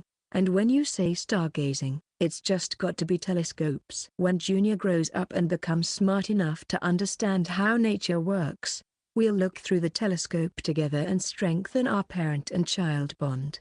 Look, Junior. That's the M45 Pleiades star cluster. Wow, Dad, you know everything. Something like that. My fatherly dignity will soar. That's why we're building an astronomical telescope. I hear a voice in me that says, but an astronomical telescope gives off signs of modernization. Is it even possible to make it? Worry not. It's not that complicated structurally, plus we've made many things in the past. If we make use of that knowledge, it should be possible. So, let's try our hand at making an astronomical telescope. Section. As an amateur astronomer, I have my own preconceived notions, but it seems there are two important elements in making an astronomical telescope, the body and the lens. The lens, well, it won't be a telescope without it in the first place. I'll have to request this from the elves. Lenses are made of glass, and Pole's Glassworks team has a lot of experience in making them since they helped make the microscope in the past. Gararufa's passion for researching bacteria that led to perfecting the microscope is being put to good use today. It's probably another nightmare for Pole's team, though. Enough about the lens. The next important thing is the body. I'm specifically referring to the tube-like part to which the lens is attached. I decided to make it out of paper. I heard telescopes were made from paper in the past. The thing is, our farm also produces paper using high-quality wood from the dungeon orchard. Then again, It's only ever used as a small notepad, so when I was about to cancel the production, Mr. Shax clung to me in tears, saying, "Please let our firm sell this article." So we're still making some paper to wholesale it. The goblins also seem to enjoy making paper, so I have no complaints. I borrowed some of that paper and rolled it up like a poster to make a tube. After carefully adjusting the thickness, I coated it with lacquer to harden it. The telescope's main body is now complete. Edward and Daleron were arguing about decorating the tube's surface with gold leaf or keeping the lacquer's natural texture, but I ignored them. After attaching the lens that Paul and her team had completed after many tears, our otherworldly astronomical telescope is complete. Section. It's not food. Boo. With that, Vale lost interest and left the scene, but a bigger crowd curiously surrounds the completed telescope. What can you do with this tube-like thing? Apparently, you can see far away things with it. Like clairvoyant magic, everyone is keenly interested. The telescope is already mounted on a wooden base, pointing upward at an angle to see far into the sky. Look, Platty. When Junior is older, we'll go stargazing with this. Huh. My wife's face clearly doesn't understand a man's romance. It's okay. Staring at the night sky is meant for just the two of us, father and son. That's why I should check the telescope's performance now. I don't want to find out it has a defect later on when Junior is older. Also, I remembered during its construction that this is a different world. There's no way the celestial structure is the same as my world. Why didn't I notice this at the very beginning? The stars twinkling in the night sky may be the same, but their positions and brightness are entirely different. And while this is impossible to compare, the total number of stars is probably also different. So, there is no way I can gain respect by showing off my knowledge of celestial objects from my world. This world probably has no Orion, Winter Triangle, or Summer Triangle. Checking with my naked eye, the North Star is also nowhere to be found. And since there's no Big Dipper, there's no Death Star, either. I'm going to stargaze a lot while Junior is still a baby and accumulate astronomical knowledge. I should also create a star map and make up constellation names too. Hey, that tool is for looking at the stars at night, right?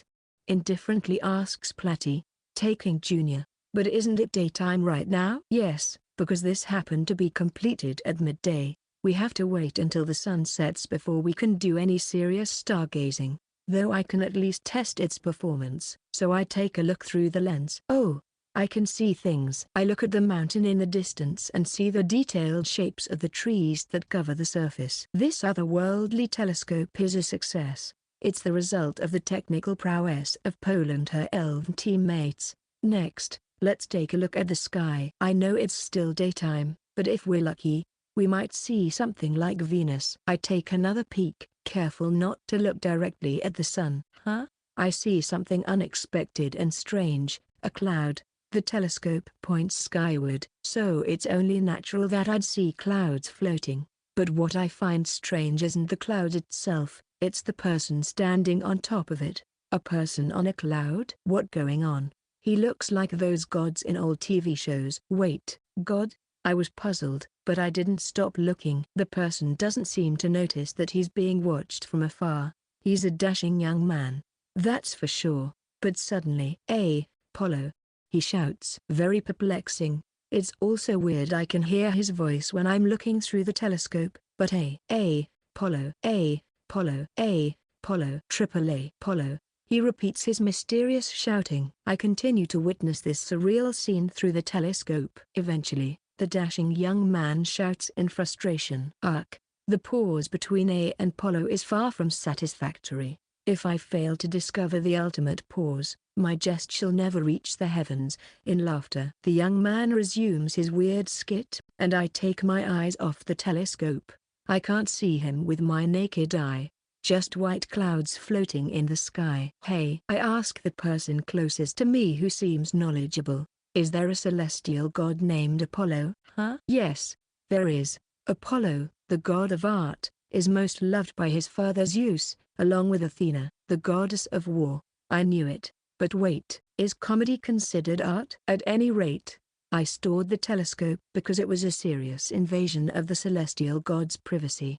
My dream of looking at the sky with Junior, gone. Curse you, gods. Chapter 349 Afforestation Project Progress. Elzariel, the elf, is here. She was once a notorious leader of bandits who only stole from the corrupt rich. She's been caught, released, and now works on reviving their forest. Her visit seems related to that. What brings you here today? Wait, let me finish my food first. As soon as she arrived, she demanded to have some grub. She shoves the food into her mouth, scattering rice around. I just love the food here so much that I want to steal the entire supply. Well, thanks. The food I cook is loved and appreciated by everyone, but Elzariel seems to like it a lot, as if she's a child throwing tantrums and doesn't want to leave. As she gobbles up the Chinese fried rice like a vacuum, Elzariel shows greed that she had never shown, even when she was a bandit. I'm full. More, please. Don't you think it's time you talk about your visit today? You took permission from the Demon King's army just to come all the way here because there's something you absolutely have to tell in person, right? You even made them send you here via teleportation. If you say you made things up just so you can be here, people will lose trust in you. Former or not, bandits have a terrible rep, after all. Don't worry, I have something to discuss that also concerns you, she says. It's about the tree planting project. The tree planting project aims to regenerate the elves' withered forest. A forest that had once covered the territory of the former human kingdom is gone because their magic has sucked out the earth's mana. Mana, the source of magic, is also the energy that supports nature's bioactivities. That forest was once our home. I have no objection to reviving it. This is why Elzariel is leading the forest restoration project. They've planted a number of young saplings in the vacant land that grew fertile by the return of mana. In a dozen years or so, they'll grow to become magnificent trees, forming a lush forest that will flourish for hundreds of years. However, we've got a problem. A problem? Someone has been interfering with our work. Interference. That doesn't sound nice. But why? Elzariel is doing noble charity work. It shouldn't be bothering anyone. Besides, I don't think anyone would benefit from interfering. Who in the world would do that? Elves. Well, that's unexpected. That's Elzariel's race. You're saying elves are against it? Elves are, by nature, an exclusive race, so even if we belong to the same family, we're complete strangers to each other. The ones in opposition are the local elves living there. In other words, locale. Whatever. Only a few habitable forests are left in the humans' old territory. We're trying to get that forest back to its original size and state, but it seems some elves cling to this tiny space, stubbornly protecting their traditional way of life. Hardcore conservative elves, I'd say. As the number of inhabitable forests dwindles, many elves have either moved to the Demon Kingdom's forests or abandoned their lifestyle to become bandits. Like Elzariel, for example. She didn't turn to stealing because she liked it but because she had to make a tough choice to survive. I guess you moving to a new place and exploring a different way of life is easier than sticking to the original. The ones who chose to live the hard way are the locales, who still live in the human kingdom's small forest. Has she taken a liking to that nickname? It's undeniably harsh to imagine sticking to a dying forest and upholding the traditional way of life. Those who dare choose this path are especially stubborn, even when elves are known for being innately so. And then, an intruder appeared on their territory. Elzariel's tree planting group. The afforestation is taking place where the original forest was located. Preparations are well underway to expand the naturally existent forest. For that, I thought I'd enlist the help of the elves who still live there. So, I went to say hello, but they only gave me the cold shoulder. Really? It seems that to them, those who abandoned the forest are not their friends. If you approach their domain, they consider you an enemy and attack you. Oh no, we can't proceed with the project. Can we? I'm afraid so. They shoot arrows at the people trying to plant trees and dig up the young seedlings they've taken pains to plant. Work won't progress much with such sabotaging. But it's supposed to be charity work that won't bother anyone. The only way to proceed with the project is to eliminate these locales. I worked with the Demon King's army to attack them. But, did you not try and talk to them first? At least. Alas, elves are invincible in the forest. They approach you, blending in with the trees completely unnoticed, and then they shoot a myriad of arrows at you. On the other hand, other races are unfamiliar with the forest and cannot disguise their presence. They are slower and easier to hunt than any brainless beast. The shaman magic used by elves is a type of sorcery magic, but it's more closely connected to nature spirits. If they shoot an arrow imbued with barrier disablement magic, it's over for the prey. That's why sending the Demon King's army into battle is dangerous. The only people who can defeat the elves in the forest are other elves. In short, me. She says, pointing to herself. But no matter how brave and courageous I am, taking on a group by myself is reckless. So, you came here? I finally found out her reason for coming here. She wants to gather allies for the fight. We do have about 20 elves on our farm, after all. Plus, they all know Elzariel since they used to be their boss. So, you came here to ask for help from Aileron and the others? That's right. We'll temporarily revive Thunderstorm Stonecutters and eliminate the sabotaging elves. I suppose it's an appropriate measure, given that elves can only fight other elves in the forest. Still, no way. A beautiful tanned woman interrupts my conversation with Elzariel. It's Aileron, our farm's elf representative. Were you eavesdropping, Aileron? Of course, I'd be alert if I knew you were coming, sis. And for the record, I'm not going into battle. What? Aileron, we're so close to reviving our home. Even so, once I follow you and leave the farm, you might hold me hostage, and I won't be able to return here anymore. I don't want that. She doesn't trust Elzariel at all. Our elves, who have grown accustomed to farm life, hate to leave this place more than anything. They're like the accused who don't want to go to jail. They hate it with every fiber of their being. Bah. Do you even hear yourself? You've become so soft. And you call yourself the second head of the Thunderstorm Stonecutters? I'm a humble potter now. Shut up. I also want to live here and eat good food daily, but you're the only one getting all that. There it is. Your true intentions. As the farm owner, what should I make of this proposal? Elzariel needs her fellow elves for the fight. They don't seem to mind, but it's painful to imagine people of the same race killing each other. The elves on our farm are our most important labor force and good friends. I don't want to lose any of them now. I guess we have our answer. I say to Elzariel, still arguing with Aileron, I'm not going to lend you the elves. Instead, I'll introduce you to some powerful allies. Chapter 350 High Elf. My name is Ililililsi. I was permitted to use 4 of the sacred L word in my name. In short, I'm a bigwig. After all, I am a high elf, a superior species only a handful of elves evolve into. Originally, elves were a race that lived and prospered with the forest. We high elves are the ultimate beings. Taking in the clean air and mana brings about changes in an elf's body that causes them to evolve. High elves are invincible in the forest with their pure mana and adaptability that far exceeds that of normal elves. We can even fight the Demon King equally.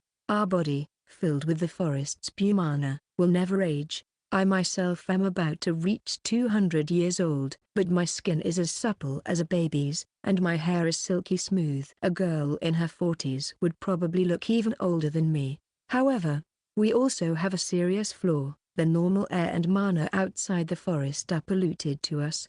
It's almost poisonous. Therefore, if I were to go outside and breathe in the air, my body would drastically deteriorate. High elves are destined to never set foot outside. It's the price that comes with being loved by the forest. As such, the forest's survival is a matter of life and death to us. As time went by, it became more barren and infertile. Lush areas withered over the course of 10 or 20 years until not even a single blade of grass could grow. I knew an invisible force was eating away at our home, but there was nothing I could do. As the once rich and wide forest became smaller and smaller, like a leaf being eaten by a caterpillar, we elves also began to feel suffocated. Many lives were lost in the futile struggle for a cramped living space. Eventually, the elves were divided into several factions with different opinions. One faction sets off in search of another forest, while another believes that other races are responsible for the dying forest and are stealing from the demon and human kingdoms as a form of revenge. I don't belong to either of them. I'm a high elf, after all, I cannot leave this place since its Bumana sustains me. It is my fate to live and die with the forest that we've become one with. And it is my pride. At present, I live quietly with a few other high elves and a dozen normal elves who have stayed behind in sympathy. We'll welcome our ruin in the not-too-distant future. But one day, something unexpected happened. A report came from the ordinary elves who could come and go freely. The human kingdom has collapsed. They said, I didn't know nations could get destroyed. They existed way before I was born, anyway. But to be honest, when I heard the report, all I could think was, so what? We elves are not involved in worldly affairs. No matter what kind of major incident happens outside our realm, it's none of our business. But apparently not, according to the young elf. The reason our forest has been withering is the thaumaturgy magic used by the human race. You say? The human race's magic is forcibly taking mana from the earth, weakening nature's power. If the human kingdom was destroyed, the magic barrier they set up would cease, and the stolen mana would return. Wow. Then we won't perish either, will we? Our forest will stop dying, and at least it won't completely die. If things go well, the returned mana will revitalize our home and return it to its former glory. It all sounds too good to be true. But another change in another direction. The Demon King's army came. They said they were the ones who destroyed the human kingdom. Are they here to announce the change of ruler? Sorry to say, but the Elven Forest is not under anyone's control. We serve only the forest that keeps us alive. If they want to play ruler, they can do that outside. We have nothing to do with this. Huh? That's not it? I thought you were going to ask us to swear an oath of vassalage. The humans came here a few times to do that, and each time, we beat them up and turned them away. But you're saying you demons are different? What we want is the revival of the Elven Forest. I was surprised to see an elf come out of the demon group. I'm Elzariel, granddaughter of the mighty Automatons. Oh? You're the grandchild of that mad warrior who abandoned the forest some time ago? Why are you working with the demon race? The situation outside is changing rapidly.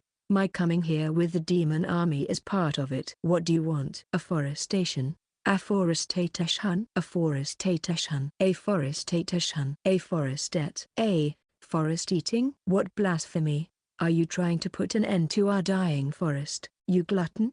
No. It's planting trees. As I listened more carefully to this elf, I began to understand what she meant. She wants to revive the forest by planting young saplings to grow in the now barren areas. This method will restore the forest much faster and more efficiently than letting nature take its course.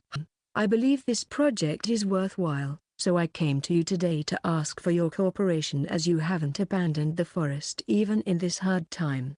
HMPH, it's been a while since I've seen an outsider elf, so I should be happy, but what she's asking for is foolish. I say, I get what you want. Now leave. But I don't care what you people do in the outside world, be it going to war or killing each other. We don't allow the outside world to interfere with us, but this is meant to revive the forest. Are we obliged to obey just because it's beneficial to us? What repulsive self-aggrandizement. Listen, this forest belongs only to the elves who respect it. I won't let anyone from outside tamper with the forest. A godlike existence to us. A forest is only a forest when it is nurtured by nature, making it grow efficiently, you say? Ludicrous. Such an act is an insolent attempt by man to control our home. We, daughters of the forest, will not tolerate such wickedness. Persisting will only get you punished. You'd rather hold us back than cooperate? Eltoilm's grandchild suddenly looks at me like a wild beast. So, she does have the blood of a warrior in her. The elves outside are just stray cats who have lost their pride. They don't understand the forest's nature and conform with the other fools. Elves like you can no longer be called elves. Just as I thought. I shouldn't have expected a stubborn elf to understand. But this is something that has already been decided. You old hag can't do anything about it. Oh, are you going to bare your fangs now? Very well. I'll show you that no one can defeat the elves in the forest. I know you're also an elf. But will your city-weakened instincts serve you well? And so, the negotiation broke down. Sooner or later, the new ruler would come to conquer us. It's no big deal. This has been happening since the human race's reign. The greedy royalty of the human race has repeatedly pressured us to obey them and send several beautiful elves as servants. Each time, we beat them to a pulp. It doesn't matter whether the ruler is a human or a demon. We elves are independent and unrestrained. If you can't accept that, come at us. Section. A few days later, the demons came back to attack. Fools. No matter how cramped the forest is, we elves are invincible in its embrace. Blending in with the trees, we are completely unnoticeable and can shoot 100 arrows that nullify magic barriers. They should know the fear of being hunted prey. Or so I thought. We were wiped out by a single goblin. Chapter 351. With a goblin's single blow. It's me. Today, we left the farm and headed for the elven forest, home to the elves. It's so desolate. We're just at the entrance, standing between an area of lush greens and barren land. If we went any further, countless arrows would fly at us without mercy. But what bothers me more is how desolate the forest is, both inside and outside. Not a single blade of grass can be seen growing in the wilderness. The soil is dry and loose, and there are rocks everywhere. A river must have once flowed through the belt-shaped depressions that stretch straight across the ground. Now, there's no sign of it left. Such a desolate landscape stretches as far as the eye can see. So, this is the result of extracting natural mana by thaumaturgy magic. Now that the human kingdom has been overthrown and their magic has ceased, mana must slowly return to the earth. This land is recovering.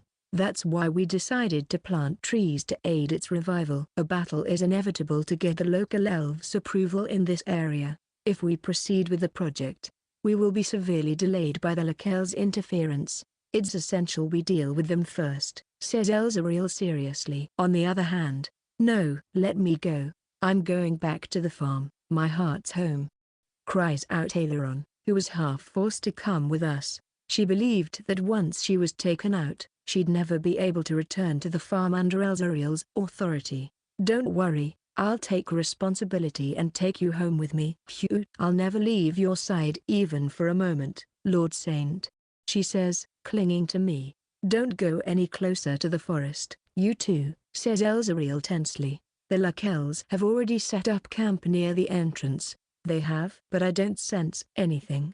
The forest before me is filled with tranquility, giving off a still impression. I can even hear the birds chirping through the trees. How could bloodthirsty elves be lurking in such a peaceful space? With the elves' cloaking skills, not even the birds would notice. Only we, fellow elves, can. At least 5 of them are armed with a bow and arrow. No, 6. Corrects Elzariel. Your senses have dulled. One person in the vanguard is an expert at masking her presence. If you were alone, you'd be dead by now. That's why I said at least. The first and second leaders are arguing. I don't feel anything, so I can't join them. But the elves are amazing. No one can find them in the forest, so they can't be attacked. Still, they can see their prey aimlessly wandering. With the forest on their side, the elves are invincible. I think we were able to catch Aileron's group so easily before because we encountered them outside their domain. In general, there's only one way for other races to defeat the elves: to burn the entire forest down. That's too reckless. Aileron's sudden proposal took me aback. But to defeat the elves, who have absolute Terranian support, we must eliminate their guardian. The forest shrank to this extent not only because of mana depletion but also because the forest was burned down in numerous conflicts with the human kingdom. It's the only reliable way to subdue the stubborn local elves, but we won't resort to that method today. Thought so. The original idea is to revive the forest, but if we burn down what little of it is left, we'll get our priorities backward. That's why we have to find and capture the elves without damaging the forest. But is that even practically possible? It's like finding a needle in a haystack. It seems to be a difficult task, even for Sensei and Vale. Especially Vale. She'd get bored and burn the entire forest in a heartbeat. Isn't that why we brought the perfect ally with us? I look at Gobukachi, one of the 2 leaders of my farm's monster team. Today is his big moment. If my lord commands so, I'll do anything to execute it, he confidently declares. Although Orkibo usually outshines him, his ability is nowhere inferior to his. In fact, He's more capable than him when it comes to missions like this that require precision and accuracy. If it were Okubo, he would certainly mow 4 or 5 trees out of over-enthusiasm, says Gobukachi with a wry smile. We're counting on you on behalf of the elf team. Gobukachi, are you sure about this? If you've only brought one goblin, does that mean he can solve everything alone rather than all of my former subordinates? Elzariel seems skeptical about Gobukachi's abilities. You're not a good judge of character, sis. I can vouch for his power, arrogantly says Aileron. Ignoring his companion's buzz, Gobukachi walks haphazardly toward the forest, which now looks like a monster with its mouth agape. Wait, if you enter carelessly, you'll immediately be targeted. Just watch. I stop the panic, tells Ariel, and in the meantime, Gobukachi continues on his way into the forest. We can't see him clearly because of the trees in the way, but it wasn't long until we heard something. 8 arrows were immediately shot at the intruder. What? 8? Weren't there 6 elves, according to Elzariel's assessment? Those 8 arrows flew precisely toward Gobukachi. At this rate, he'd end up looking like a hedgehog with so many arrows. But that didn't happen. Gobukachi knocked off all the arrows with his trusty scythe. Huh? Exclaims Elzariel, baffled. He knocked off all incoming arrows, including those from blind spots. In addition, the elves' arrows have been imbued with magic that can pierce through barriers and armor. However, none of them landed a hit on Gobukachi. Gobukachi, was blessed by the gods. Yeah, that was when the deities feasted on our farm. Many of our residents were blessed by them. Orion, the god of hunting, blessed me with the ability to hunt many preys. With it, I gained precognitive ability. Precognition? Apparently, he can see 2 or 3 seconds into the future. This ability allows him to read the enemy's movements ahead of time, making it the perfect way to deal with them. There's no arrow I cannot strike down with the divine gift of precognition and the mana metal scythe my lord gave me. And oh, Gobukachi disappeared from our sight. He must have moved at super speed. I can determine the archer's position from the arrow's angle of incidence. They can change positions between shots, but I think I would have caught them before that. Eek. Jr. I hear the screams of 3 elves at once. I'm sure none were in the same place, yet they screamed almost simultaneously. Nothing's impossible with his speed. He, who mutated into Take Hyasu's no Goblin, is faster than the speed of sound. This was proven in the previous mock battle with the students. No one can probably surpass Gobukachi when he has the speed he acquired as a mutant goblin and his precognitive ability. Chapter 352, Goblin vs. High Elf. Welp, things have escalated quickly and one-sidedly. The elves, said to be invincible in the forest, were knocked out and fell from the trees one after another. Gobukachi immediately determined their location from the arrow's angle of incidence, approached the archers in a flash, and silenced them in a single blow. There you are. Oaf. He stuns the enemy without inflicting injury and gently lowers them to the ground. The rest of us tie them up in ropes. Hey, that goblin is doing all the offense. He's going to wrap everything up by himself at this point. Isn't that why we brought him with us? Gobukachi effortlessly executed the difficult order of attacking the elves without damaging the forest. His daily work is paying off. What do you mean? Farm work. It's the farm's core work. Our goblins are in charge of growing the crops and caring for them so that they grow to their full potential and provide daily sustenance. Day after day, they cut weeds, exterminate pests, and check the crops for diseases. Gobukachi, the goblins' leader, is the only one who can accurately defeat the elves hiding in the forest. He gets rid of pests and weeds while avoiding our precious crops. Hey, did you just categorize ourselves as pests and weeds? Protests Elzariel. More and more elves are being incapacitated by Gobukachi. At this rate, we'll run out of rope to restrain them, so I hope this ends soon. It's okay. We're tying up some ivy to make a new rope. Making improvised tools out of natural materials is an elf's forte. Aileron and Elzariel are tying a rope. Well, aren't they reliable?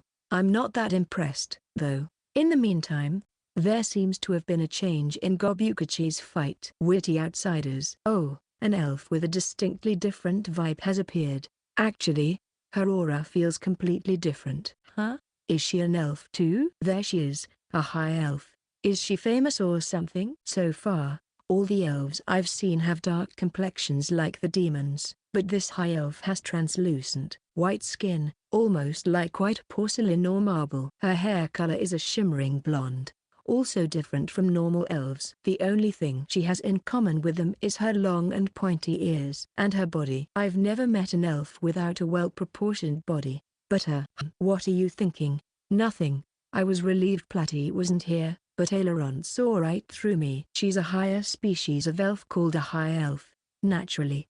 She's stronger than normal elves, says Elzariel with a shudder. Elves like her have lived in the forest for a long time and have adapted to its mana and air. They have a much higher base magic and have a better command of it. I've heard that their skin and hair color signify their complete unification with nature. If I recall, she's the head of the last remaining settlement in the Elven Forest, and her name is Ililililsi, a name with 4 L's in it. You mean she's that powerful? But that's just confusing. If you repeat L that many times, it will definitely be misspelled.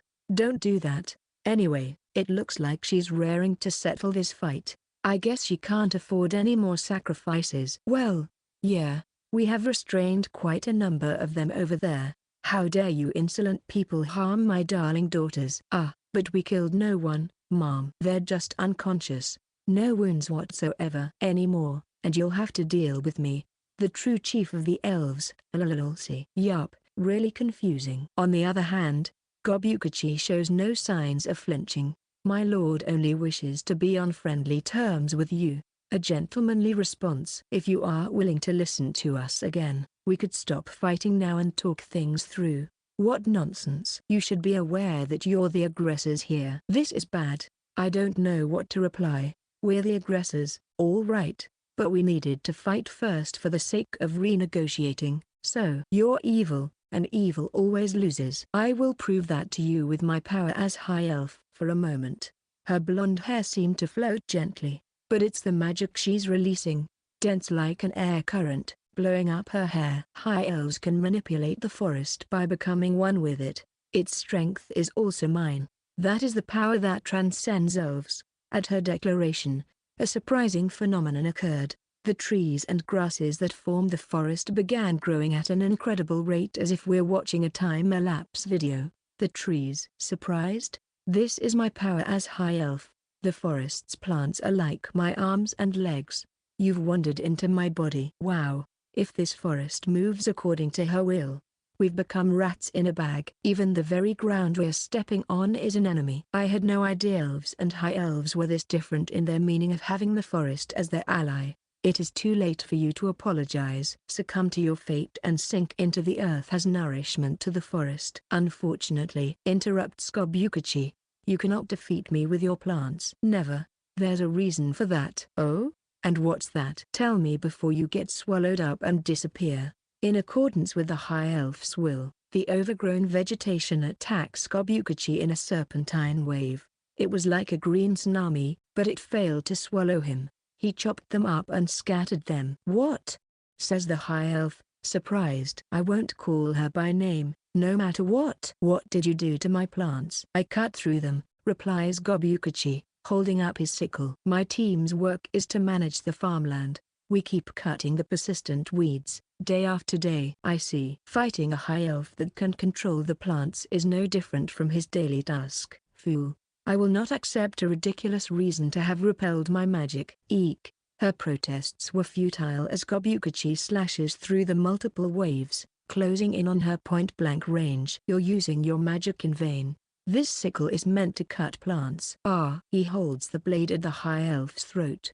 Gobukachi successfully subdued the fearsome forest manhunter army alone. Chapter 353, Harmonic Wear. Thus, we gain total control of the elven forest. Hey, wait. We're not here to conquer. We're supposed to ask for their cooperation in the planting of trees. Why did this escalate into a bloody war? Are you still not over that? Elzariel lets out a sigh. They won't listen to us. Not only did they refuse to cooperate, they even interfered. We had to beat them up, she says, looking at the captive elves. It was easy to subdue them. But if it weren't for Gobukachi, both sides would have claimed victims. Filthy invaders. Among the captives, one elf is still in high spirits, the high elf. Her name is... Nope. I don't wanna say it. Ilallalsi, will never accept your tyranny. I'll continue to resist even if I'm the only elf left. Like I said, your name is hard to pronounce. I discuss with the two about what to do. Hey, it's hard to call her by her name. Can't we give her a nickname or something? How about L4 since she was 4 of them? Okay. And since her name ends with C, let's shorten it to L4C. We successfully came up with an abbreviation on the spot. Hey, don't just shorten my sacred name on your own accord. Angrily interrupts L4C. Her rebellious spirit is so intense that I want to believe it's in her genes, but if we don't re-establish negotiations, we're no different from trespassers. Even if we finally decide to release her, we have to somehow get her to cooperate with the project before then.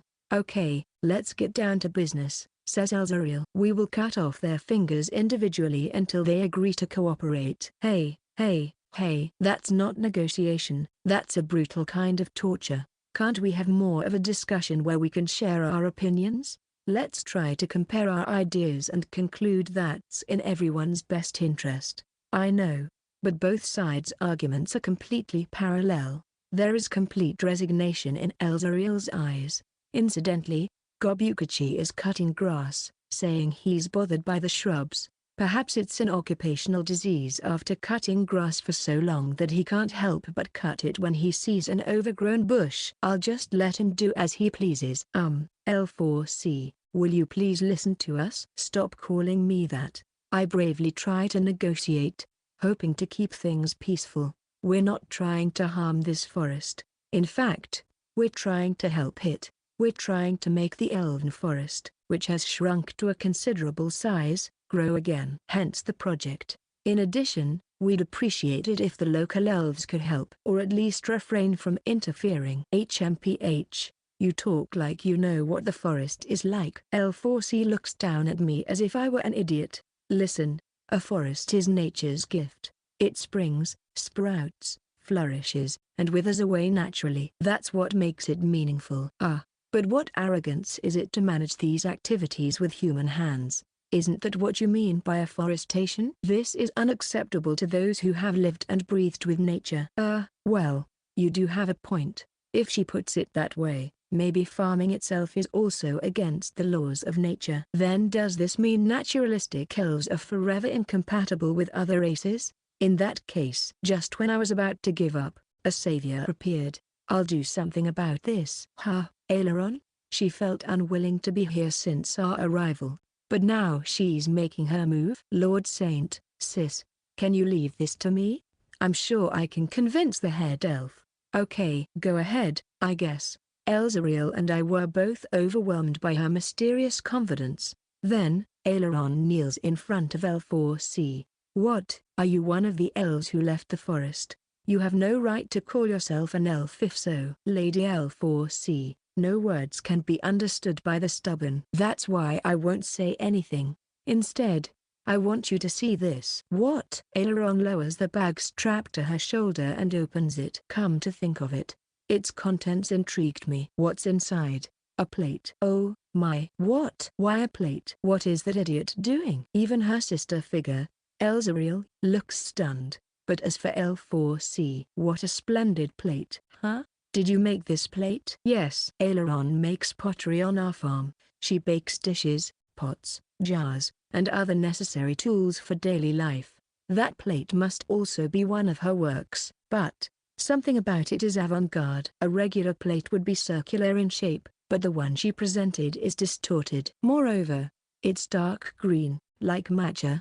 Is that what attracted L4C's attention? This plate's color makes it seem as if it were mossy. Moreover, the color is not spread uniformly, just like moss growing on a rock. I've often experimented with this green glaze to get as close as possible to the natural color. As a result, you can experience nature while preserving its pureness and its shape. It's not a perfect circle. It gives a similar feeling to wood or stone, like something ubiquitous in nature. L4C is highly admiring Aileron's work. But to me, It just looks like a normal plate. I brought it with me so that you, a high elf, could appreciate it. I have put my heart and soul to express nature's beauty into this plate, says Aileron. That's what she's devoting her time to now? What a fool. She even has heated debates with Pops Edward the dwarf. That's stupid. You're ruthless, Elzariel. But why are L4C's eyes still glued to that plate? You said anything created by human hands is not natural, which may be true. But I have created this plate to recreate the beauty of nature with my own hands. She had such a grand concept in mind. Of course, I had many setbacks and failures, but completing this plate was worth the effort. It's still far from perfect, but I think I captured nature's beauty. MHM.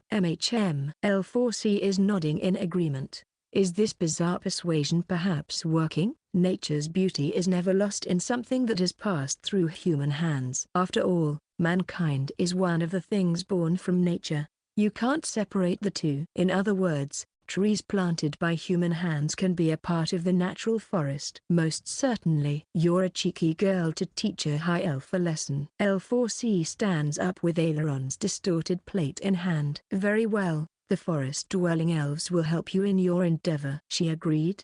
Elzariel and I were astonished by the outcome. It seems I had a narrow perspective. People are indeed a part of nature. Just as nature creates nature, human hands also create nature. Like this plate. It was a world beyond me and Elzariel's understanding. Do I have to live another 100 years to understand that too? Huh? What do you mean 100 years? What? That high elf is 200 years old? Isn't she what you would call a lily-hag? Thus, the problem was solved with various surprises, and the Elven Forest Revival project was back on track. Incidentally, Gobukachi continued to cut the bushes and created a clear path connecting the elf village deep in the forest with the outside. This should make traveling more convenient. Ah, what are you doing in the secluded village of the elves, you Goblin? To the elves, Gobukachi is considered natural enemy. Chapter 354, The New Emperor's Growth. Part 1. My name is Arteg, the man chosen to be the new Geyser Dragon. Not really. I was sort of forced into it halfway through. I defeated Father, the previous Geyser Dragon, and succeeded him because of my achievement. In terms of competence, Brother Alexander and Sister Vale are more suited for the title, but neither of them is interested. And that's how I came to be the Geyser Dragon. A new age of dragons. I want to herald an era in which dragons are in harmony with humanity and other races as their ruler. That's why the first thing I need to do after my enthronement is to build a castle. If I don't have a stronghold, I'll set a bad example for others. Section. Here we are at the Dragon Emperor's castle. It's a huge dungeon where my father had made his home, but now it's just an empty land. Whoa. I stand there, overwhelmed by its miserable state. There's nothing here. Just a plain of bare earth. The world's only and largest castle dungeon used to be here, standing tall and majestic. Why? Well, I had a feeling it was gone, but still. Father's mana materialize in this dungeon. Normally, terrain creates stagnation in the circulating mana, which then settles, distorts space, and brings forth a dungeon. However, this process can also be recreated by the mana of a single life form, the Geyser Dragon. My father distorted time and space with his mana, materializing it into a giant castle. That's why the Dragon Emperor castle disappeared after I and my companions defeated him. When the source disappears, it is only logical that the outcome follows suit. Now, there's just wilderness where the dungeon is supposed to be. I thought I'd sit in the castle to feel more like an emperor. Since I hold the title of emperor, I believed I should live in an extravagant den. I succeeded Father as the Geyser Dragon, so I thought I'd take over the castle as well. But how could it have just disappeared into thin air like that? Why are you so stunned by the obvious? Ah, Father. Suddenly, someone spoke to me from behind, and I turned around to see a small speck-like dragon.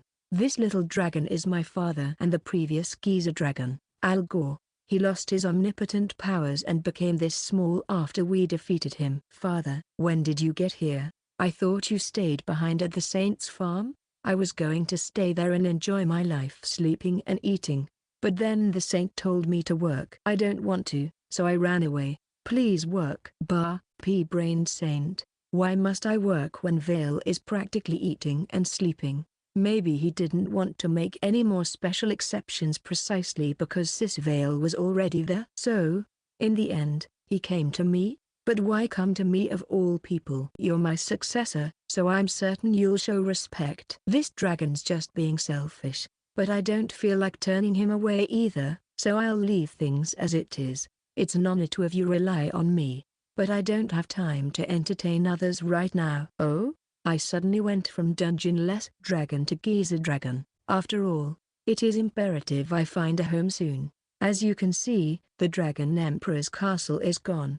It's no good having a homeless imperial dragon. What are you talking about? If you don't have a home, why don't you make one? Pardon? You don't understand how transcendent you've become, do you? You're a geyser dragon now. Yes, but that's why I'm struggling. No one should ever be given a title beyond their league. Why don't you use your power to generate a new Dragon Emperor castle? Huh? No, wait a minute. Making a dungeon out of terrain that doesn't support mana stagnation out of the normal mana concentration is impossible. The only life form capable of releasing highly concentrated mana is the geyser dragon, right? And what do you call yourself? Huh? Oh, right. You know that it's not only the name you have inherited, you also have the Dragon Ball in your system. Thus your power is equivalent to a geyser dragon. Now that he mentions it, when I fought Sis Bloody Mary, I felt stronger, though I think Sis Vale did most of the fighting. Anyway, I was strong beyond expectations. All that happened because I have the Dragon Ball? Why don't you try releasing some mana? I'm sure you'll be able to create a Dragon Emperor castle to your liking. I'm still skeptical, but I guess I'll follow Father's advice for now. Mana release. Oh?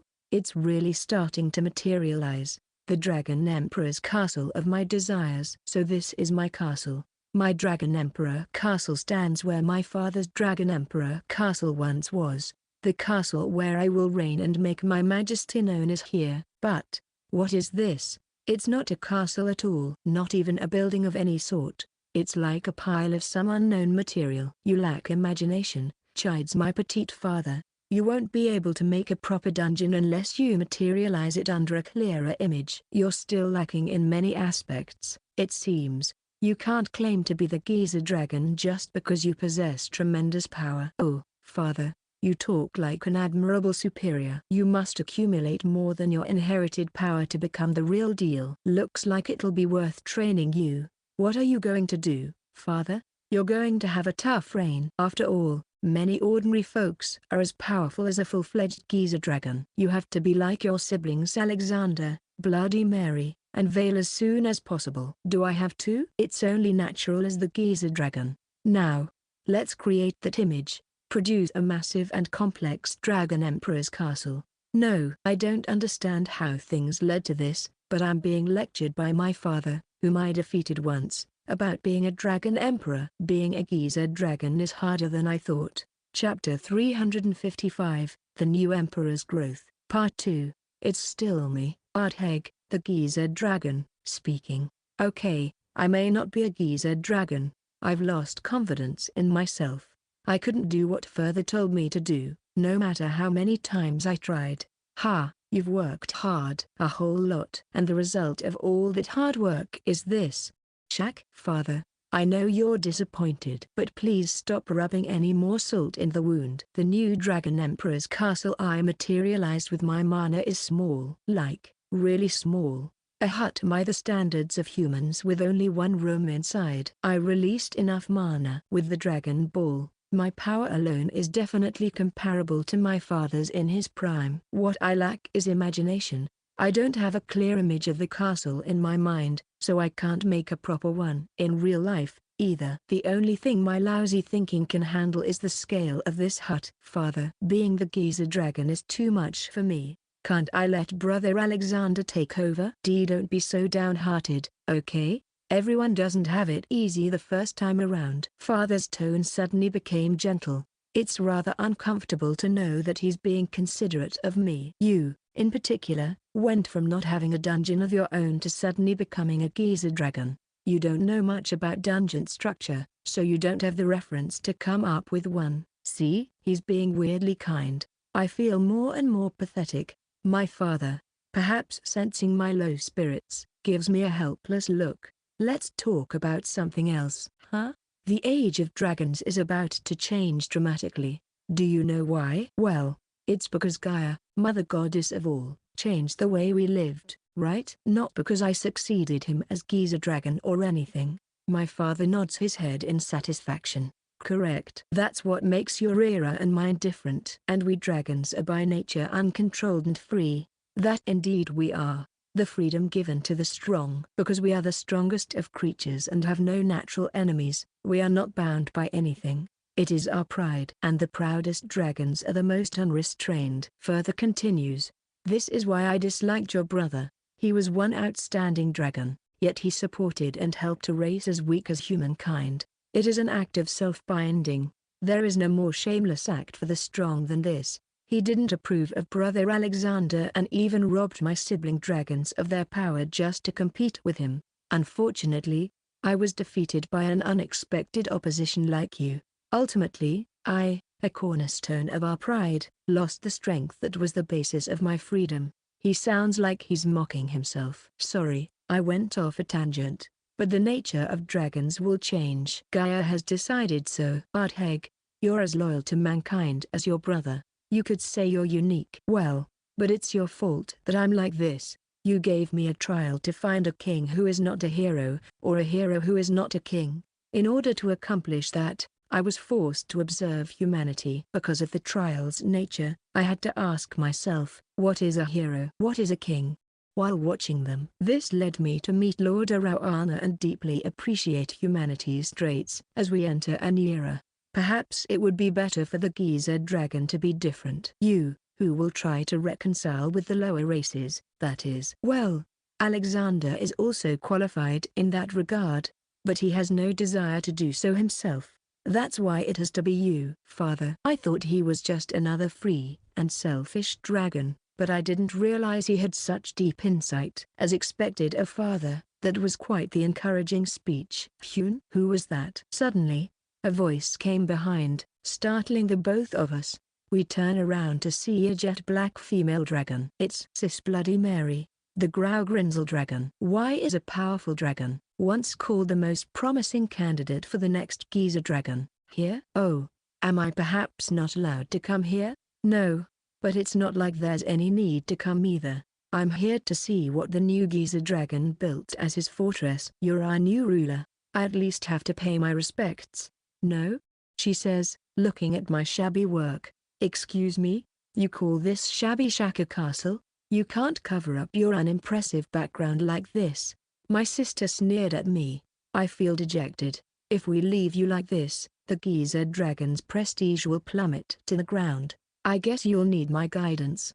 What, sis, are you just here to ridicule me? Please leave me be. I don't need anyone else to tell me how pitiable I am. Ah, what are you so depressed about? Oh, for crying out loud. After I managed to lift his spirits up, exasperatedly says father. Why are you really here, Mary? Did you come with your sarcastic comments out of retaliation because you couldn't become Giza dragon? I must say, I'm not the least impressed as your father. I don't mean that, father. I'm just checking to see how this bungalow is doing as Giza dragon. HMPH. Ah, were you thinking of beating him here since Alexander and Vale aren't around? That's low, Mary, low. Stoop. Please stop making strange accusations. They're so loud. Despite having a dragon feeling down in the slumps here. Sis Mary. No matter how obsessed you are with the title, I think your tricks are going too far. Could you not focus on the pointless parts? For some reason, I'm the one who got scolded. Why though? In such a confusing situation. An even more confusing situation is thrown in. Ardheg, are you here? When I looked up to see what was going on, I saw a dragon flying in the sky. Ah, I don't recognize them. I'm Magani, the Glint's dragon. I heard you used your dirty tricks to steal the title. I should be the rightful successor. I'll defeat you, you scumbag, and snatch the title of Giza dragon for myself. He must also be a part of the succession struggle. The rumors are spreading farther than I imagined. Must have been Alexander's doing. You'll keep having more and more challengers like him. My father's words made me feel even more dejected. I have to put myself at the center of such a family feud, whether I want to or not. What's wrong? Ardheg? Scared of me? You're a coward, a small fry unbecoming of a dragon who has won through petty means. If you want to save yourself, you'll have to abdicate to me right away. Huh? He receives a severe blow to his body, interrupting his speech. Gah. What's with this jet black dragon magic?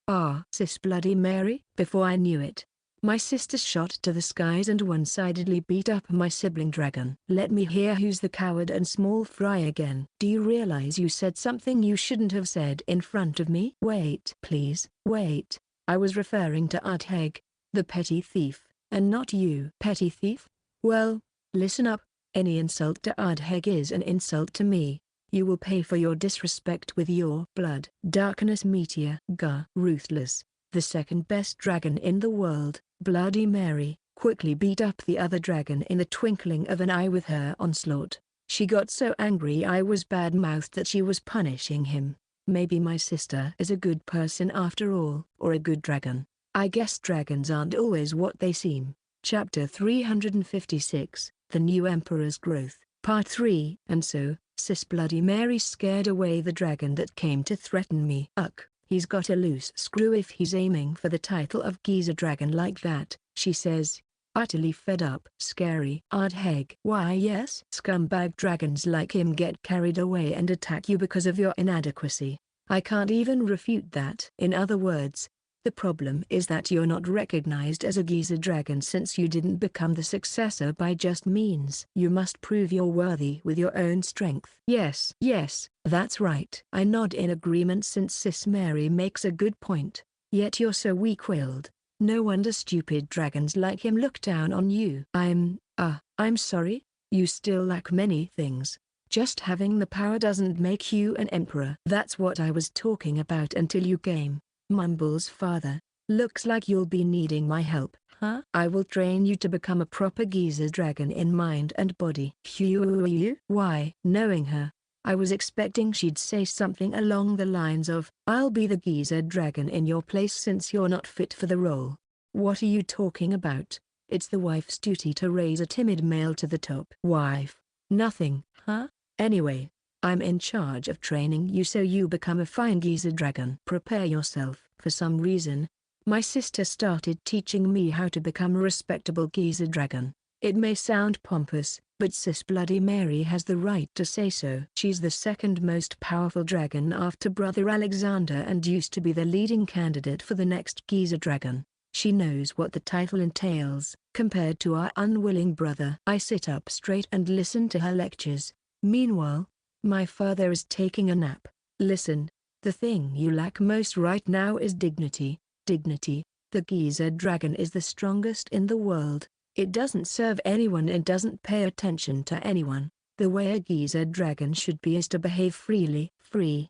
That fits with what father said earlier. And yet, here you are, so humble and polite to everyone. That's no attitude of a ruler.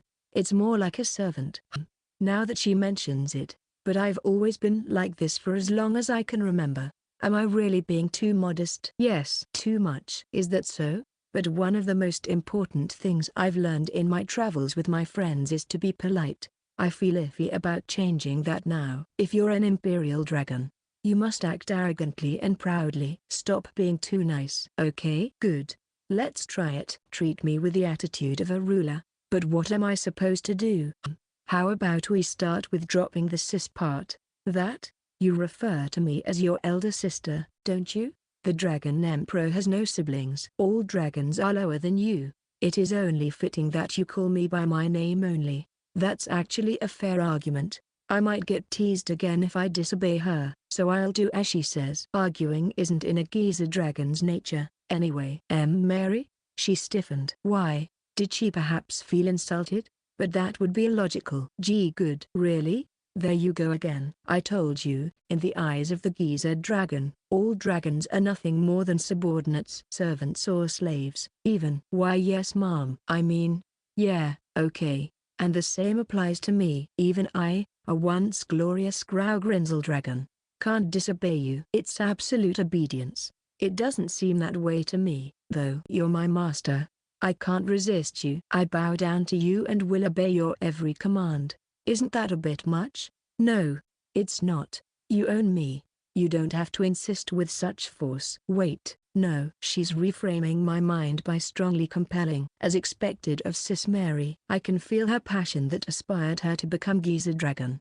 Let's continue. Pardon? As I said, the Geyser Dragon looks down on all dragons except itself. You can look down on me as well. Yes, but I don't know how to be condescending. Even if you tell me all this, you're a helpless child. Remember what I didn't try to come up with an answer yourself. Like, calling her just Mary? Let's see. Drop the sis. Drop the politeness. Everyone is your property. Putting these together, I come up with my way of being condescending. You're mine, Mary, ?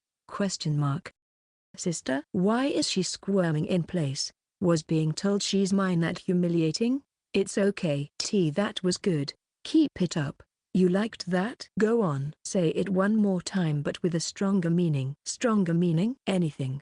I'm sure you can come up with a better one. That's a tough order. Like this? Mary, you're mine forever. I'll never let you go. Sister? Why are you firing your darkness meteor skyward? Isn't that one of your special moves? It shoots out countless barrages formed by dark dragon aura. One shot is powerful enough to blow up a city to bits and pieces. Don't just fire it blindly. Are you okay? I hope you didn't eradicate any of them with a stray meteor. I had to do this to get something off my chest. What do you mean by something? Were you so humiliated your heart couldn't take it? Let's stop this, sis. It seems this training is stressing you immensely. No, this is just the beginning. What? Next, you'll show that I am yours, not only with words but with actions. But what kind of action? She's blood-curdlingly scary. Well, why don't you punch and kick me?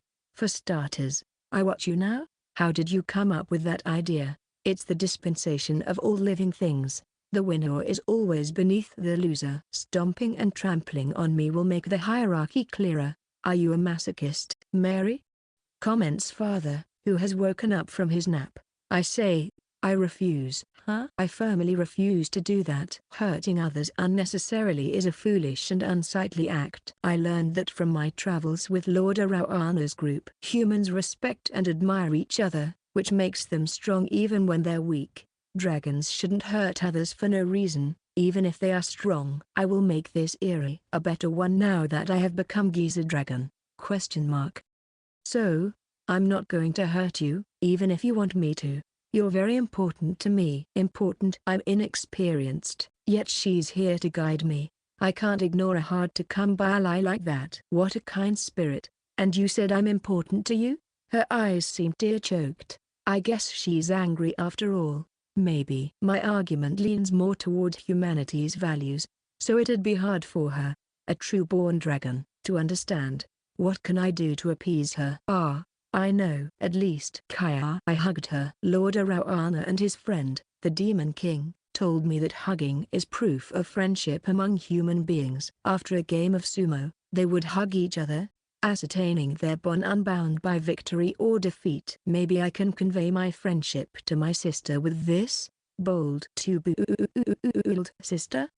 She fainted instead of regaining her composure. Why? Father, please help me. What is the meaning of this? May, just leave her. She'll wake up sooner or later, says father, looking disgusted. I thought there was no way to kill a dragon on Earth, but it seems there is one. Extreme happiness. Huh? Thus, under my father and sister's guidance, I continued training to become a full-fledged Geyser Dragon. The road ahead is a long one. Chapter 357, Angel Test. It's me. We have an unusual guest today. Or should I say he barged in on his own. It's Hermes, the god of wisdom. He makes regular visits to our farm, which is unusual for a celestial god. The gods of the sea and earth are different, though. So, what brings Hermes here today? Sorry to bother the out of the blue, Saint, he says as he eats our farm-made pickles. There's an important rite I conducted in the celestial domain, but I deemed it best for both thee and Puffer to be present in its decision. Decide? Decide on what? Surely, It's not a world-level decision like judging whether a person is good or not. Celestial gods are likely to come to a conclusion like that and cause a catastrophe, so I'm a little anxious. And why Puffer?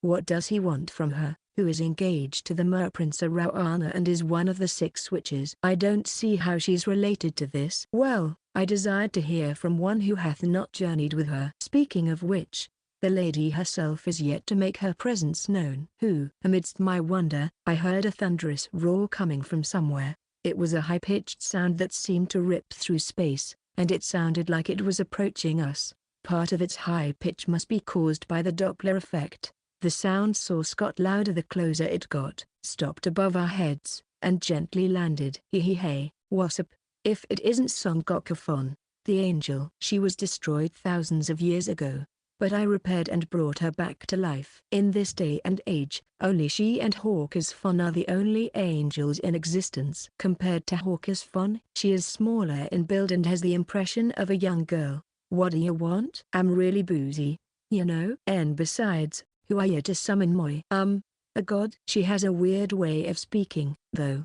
I'm guessing the spotlight is on Son Goku today. If so, it'd make sense to request Puffer's presence. She used to travel with her, after all. By the way, what have you been up to since your journey ended?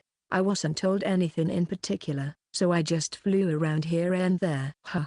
No wonder I don't see her at the farm. Recently, Mr. Alex invited me to be his dungeon's mid-boss. 'Twas pretty refreshing mowing down them enemies. Heartless, the god's weapon that once nearly destroyed the world as a mid-boss. She could even be the final boss with her power. I thought we couldst not let her be, says Hermes. Dost thou recall why I dispatched Son Goku along with Prince Rawana on his journey?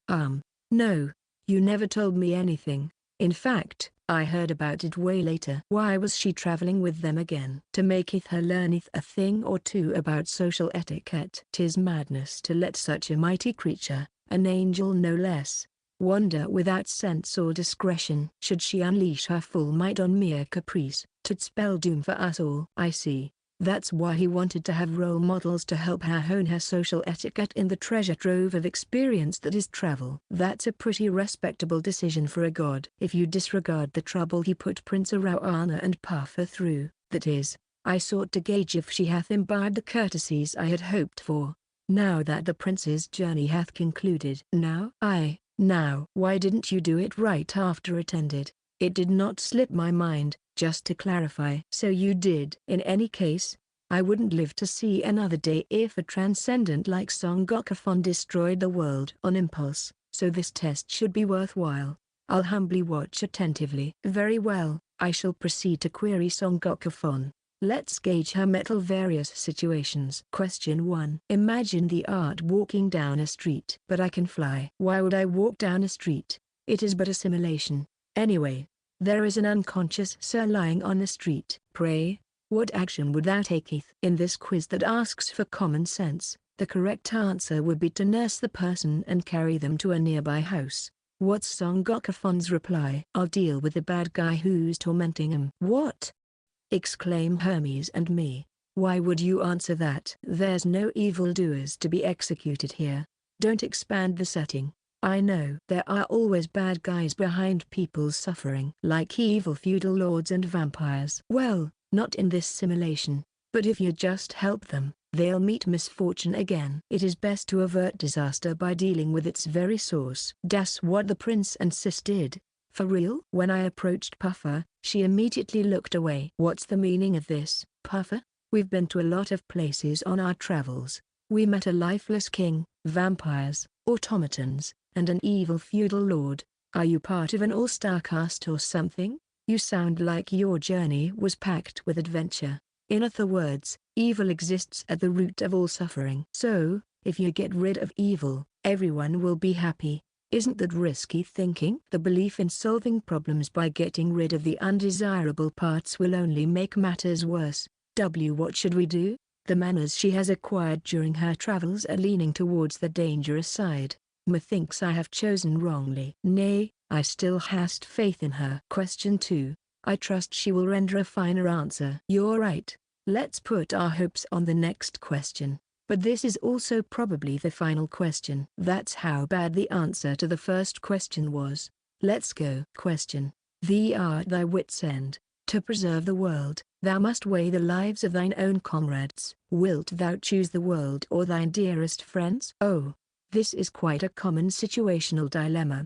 Do you prioritize peace for all the world, or do you save the people you consider family? Or law one? Everyone else or you? Logic or emotion? These are the big picture questions that will never overlap. Not everyone will be able to come to the same conclusion to the question without the absolute right answer. How will Son Goku answer? Ma buds. Oh, she said it without any hesitation. There is no victory to be gained by abandoning your buds. You need buds to save the world. So I'll never abandon mine. Oh, great. That was pretty sensible. The power of friendship. That's the most important thing you can cultivate on your journey. Prince Rauana and Puffer also taught her this, right? Right, Puffer? Well, I guess. She says, shyly averting her gaze. We were worried for nothing. Son Goku has learned something important from her journey, after all. And then with the help of Ma Buds, we'll beat up the enemy. What the? When we beat up the enemy, we do it together. That's the standard big bro and sis taught me. Whenever the world is in trouble, there's always a bad guy. But if we beat him up, everything's a-okay. Her friends are important, but that's so they can help her beat up the enemy. And she keeps saying the only way to deal with the crisis is to eliminate the bad guys. Is this answer correct? The test is in a dicey place to determine whether or not Son Goku had gained good sense through her journey. Chapter 358, Dragon Paradise Cherubim. EO. It's me, Shape. I'm still hard at work as an adventurer and am currently devoting my time to conquering the mountain of the sacred White Maiden. This is the best dungeon in the world, ruled by the most powerful dragon, Lord Alexander. Challenging it teaches you many things as an adventurer. The dungeon itself is vast with various types of fields, so you can experience multiple environments, encounter various monsters and learn more about them. Furthermore, it attracts many adventurers, providing many opportunities to work with veterans A rank or higher. Everyone's kind and tells you all sorts of things. There's no other dungeon where you can learn so much. In addition, Lord Alexander is friendly to humans, so there are higher chances of making it out alive. I first treated the mountain of the sacred White Maiden as a tourist attraction, but now I'm taking it seriously. I believe continuing to challenge this ultimate dungeon is the best way for me to improve myself, and I actually am improving.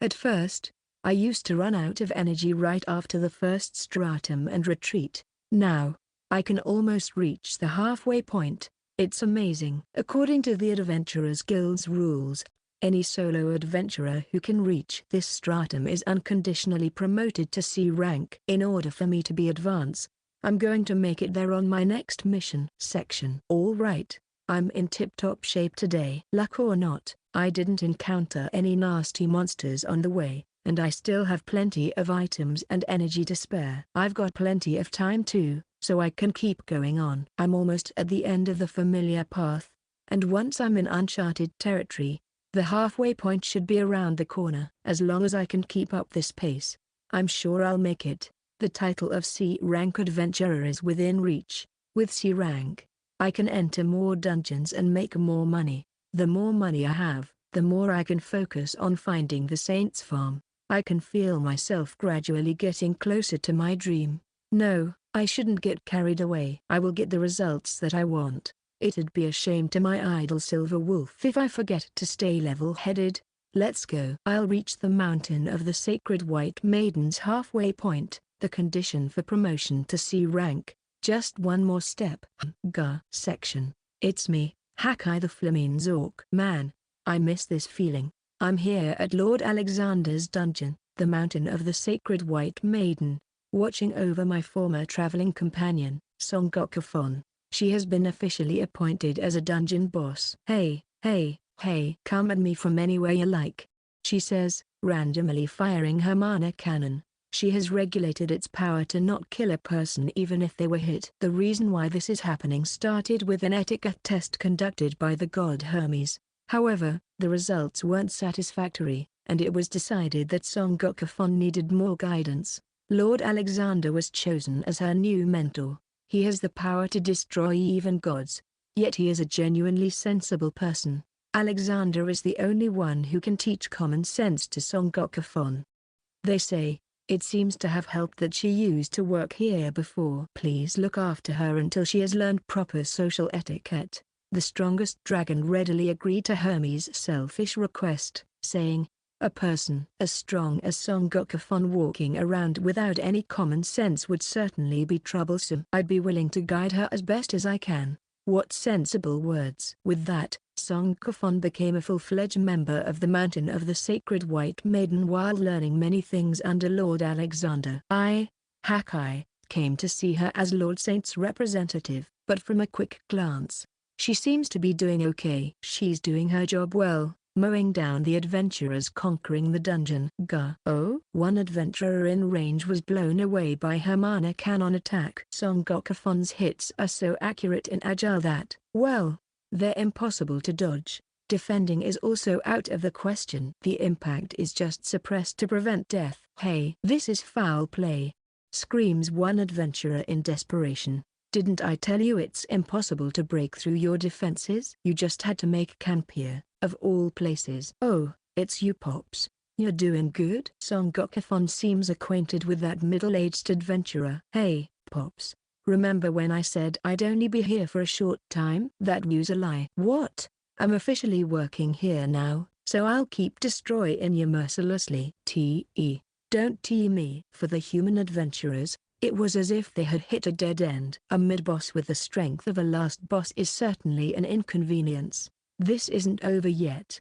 A different adventurer stood up. He's young. He must be a novice. I've decided I'm going to do whatever it takes to reach the halfway point and move up to C rank today. It doesn't matter what obstacles stand in my way. I'll overcome them with my passionate spirit. And then he charges straight at Son Goku. Oh, you're just another wall meant to be broken. Mana cannon, bang. The daring young adventurer was sent flying in one hit. I guess there are situations where spirit alone is not enough, and this is one of them. Thus, a new feature was born in Lord Alexander's dungeon, Son Goku, the angel of death who incapacitates everyone who encounters her. It's so fun to crush small fries. Emma work hard and steady at my new base. I can imagine a lot of humble adventurers being sacrificed to this lifestyle. Oh, yeah. Hacky, why don't you join me in going out wild since you're here? What, me? We've been through life and death situations together, right? Sad without sis and big bro, but we two can still go crazy. Woo. True. I think I'll cut loose in memory of my travel days. What the hell is that orc? He's strong. I've never heard of an orc that can launch holy attacks. Can we even break through their offensive?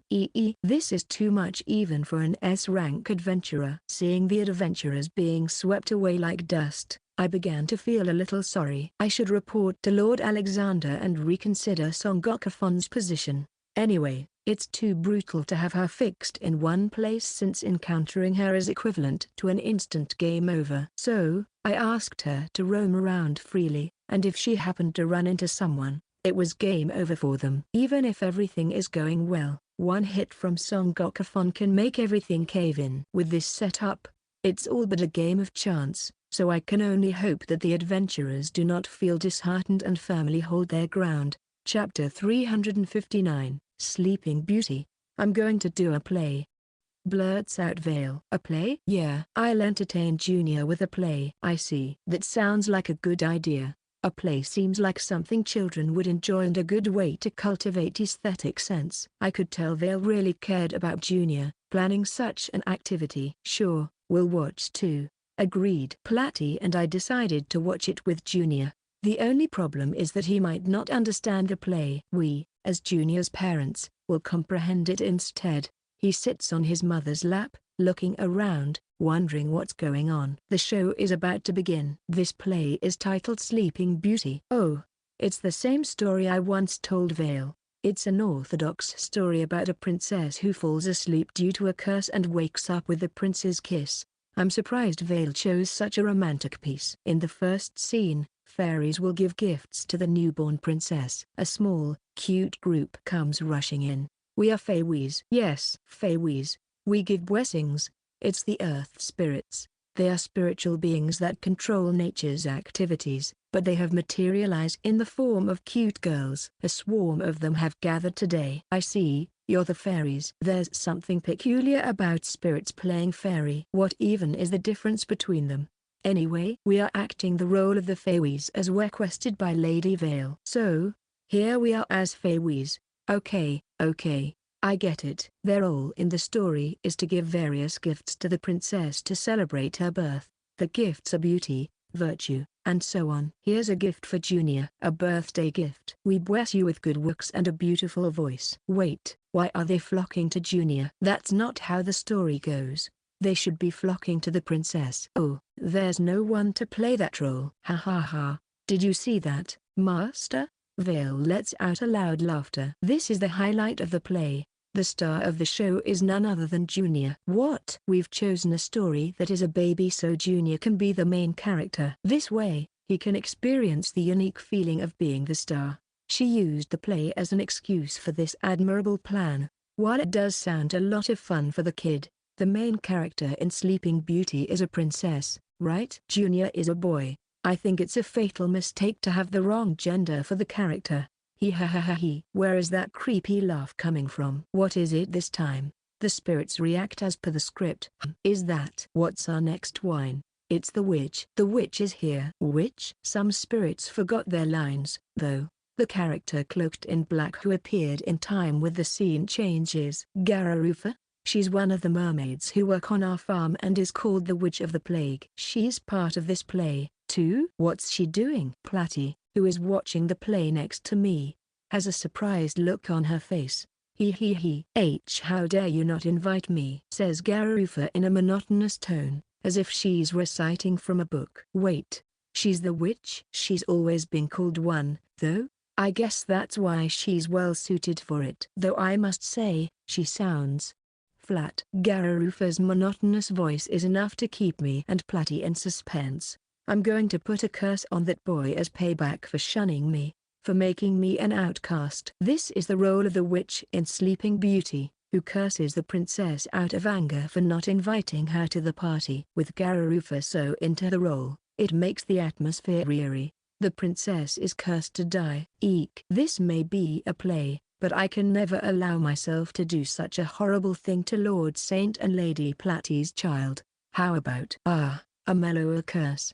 She randomly changed the story on her own. Yes, let's do this instead.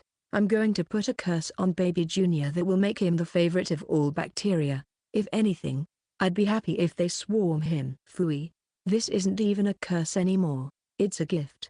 Her love for bacteria came out. As the only one who knows about the existence of bacteria in this otherworldly fantasy, Garufa's love for them knows no bounds. What kind of curse are you putting on him?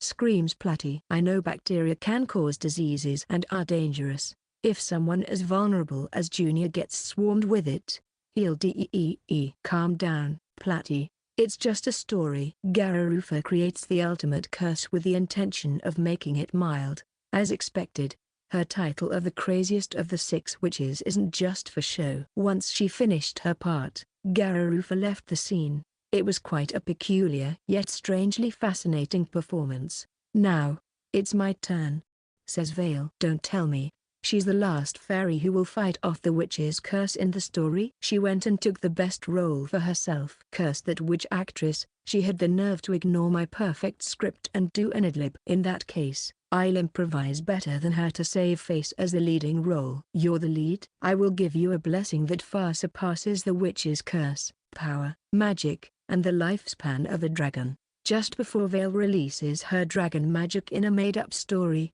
don't get as serious in a play, Platty sends her flying with a kick. Don't I always tell you not to toy with Junior like that? You're just going to repeat what the gods did. You're right. The gods of the earth and sea once caused an uproar when they tried to give Junior ridiculous blessings. Section. In the end, Vale's play was cancelled. Since our Junior was chosen to play the princess role, there was no way to proceed any further. How should they act out the princess development over the years? And I'll say it again, Junior is a boy, so he can't be a princess. I thought it'd be interesting to include Junior in the play. I didn't foresee such setbacks. Trembles Vale at how poorly she had made the script. Well, she did plan the play to entertain Junior, so I still appreciate her sentiments as a parent. The play was fun. Let's do it again. We'll put on a spectacle filled with woven emotion. The Earth spirits seem to have enjoyed acting. The play itself was a good idea, so maybe we can try it again when Junior is older and can make decisions on his own. I chose that story because I wanted a baby character Junior could play. I should have been more careful in my selection.